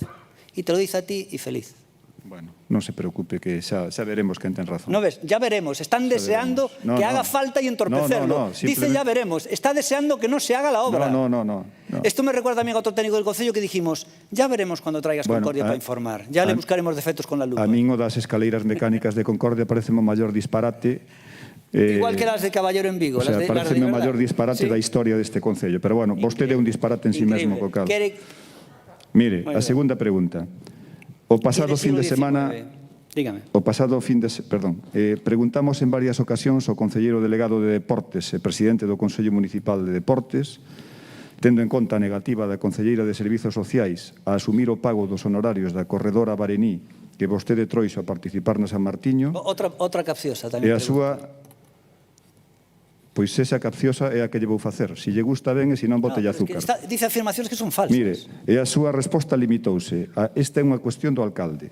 Por tal motivo, eu pregúntolle, a través de que servizo ten pensado pagarlle a corredora? A través de la providencia que se hizo el día antes de la carrera. ¿Qué más? La providencia non paga. No. La providencia dio la orden. La providencia dio la orden. Sí. La providencia dio la orden. Moi ben. Cal é a cantidade do caché que se lla debeda a ambos os dous, a corredora e o que veu de Lebre? Pues es una cantidad, creo que es, no estoy seguro, pero creo que es inferior a 14.000 euros, todos los gastos, o 13.000, no lo sé exacto. Por aí, Ben, a súa televisión, unha televisión privada, está a emitir imaxes de eventos que organiza o Concello e se celebran no auditorio. Imagino que sabe que non é legal. En todo caso, conta vostede con autorización dos autores ou do Concello para tal fin? Nosotros entendemos que no es ilegal, pero lo que puede hacer es denunciarlo. Usted todo lo que sea entorpecer y denunciar, eso es bueno. No, para denunciar vostede que é o que se dedicou toda a vida e chegou a donde chegou denunciando. Xa ten bastante mérito. Denunciando se consiguen cosas. Pero de todas formas, non esqueza ese refrán que di que a todo porco lle chega o seu San Martiño. Lo dirá por usted que le queda un año y medio, ¿no? Sí. ¿Va a ser Anxo Quintana el candidato? Seguramente. Pues seguramente. Oye, asegúrese de ir en las listas como concejal, porque como asesor no va a cobrar. Seguramente, non se preocupe que eso non o decide vostede, que o decide a miña organización. Temos unha organización que é democrática e que ademais... Y soviética, ante todo. Sí, soviética de toda a vida. Eu, de feito, nacín ali. E un rogo.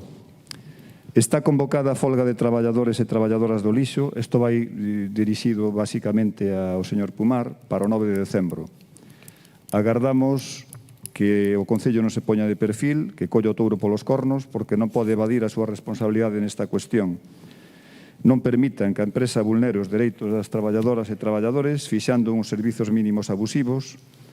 Teñan presente que esta folga, que pode acabar provocando un problema sanitario, se produce nunha situación de pandemia. Por lo tanto, teñen unha responsabilidade, póñanse as pilas.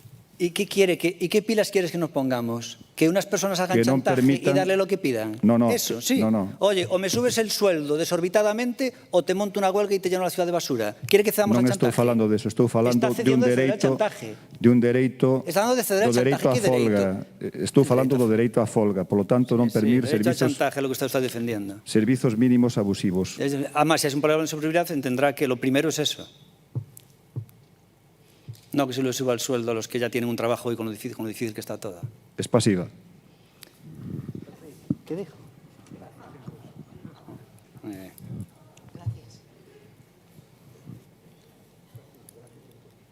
Muy bien. Dijo es pasiva, que es gracias en ruso.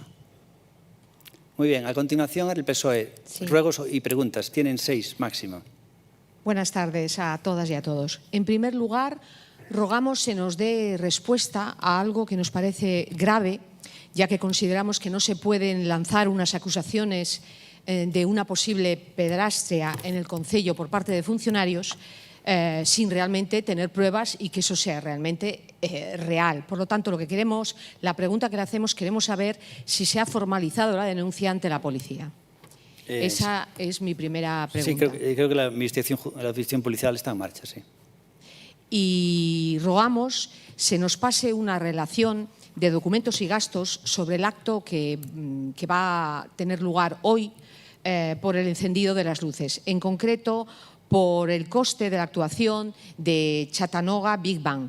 Entonces queremos saber el coste de la actuación, si hay copia del contrato, la relación de personas que van a participar en el evento y demás. Vamos, el tema de esa actuación. Creo que la actuación es las que nosotros hacemos culturalmente, es un 2% de los que gastaban ustedes normalmente, pero bueno, le daremos los datos, sí. Sí, no queremos comparaciones, queremos saber lo que hace usted como alcalde. Lo que usted quiera, da igual. Yo sí ofrezco comparaciones a la gente. Pero nosotros tenemos la obligación de fiscalizar su labor.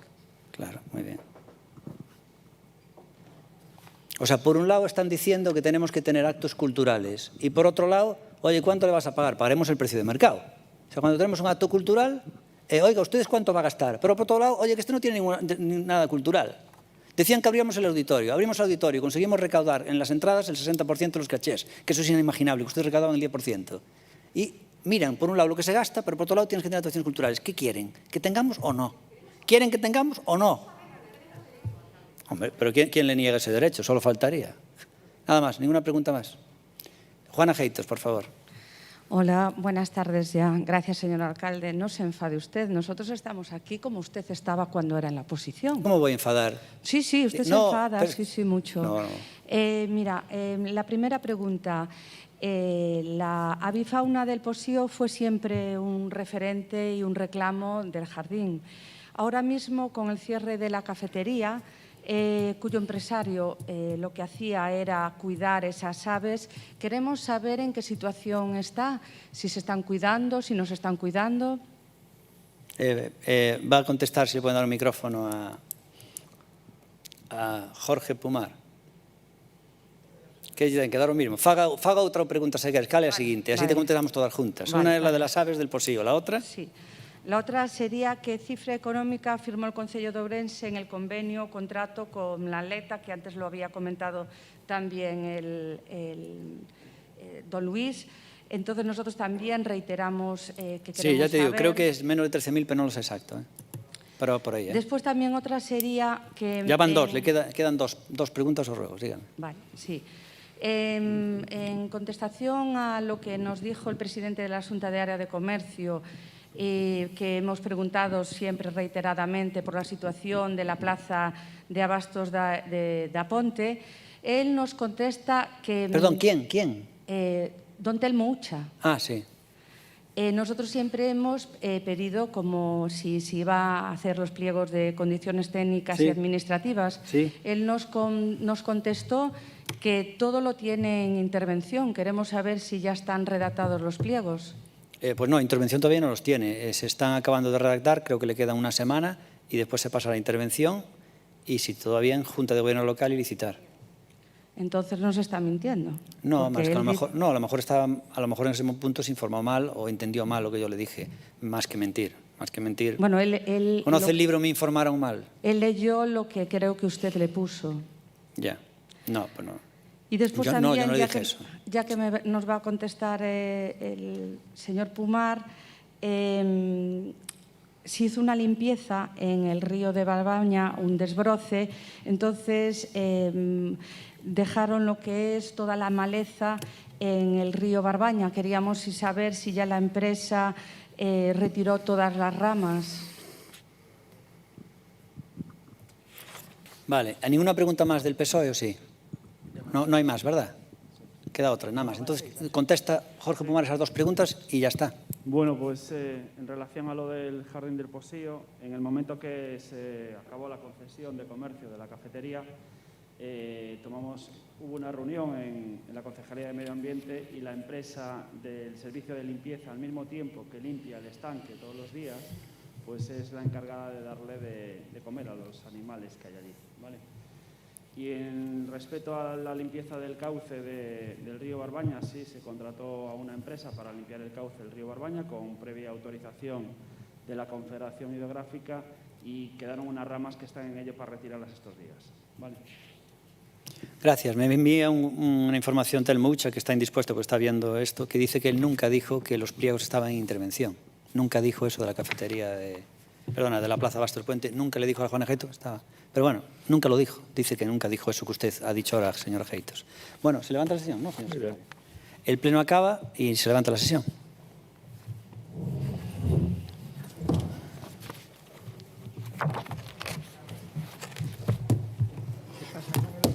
¿Qué pasa con el ordenador este? Mira, el ordenador ese, déjalo ahí para Germán.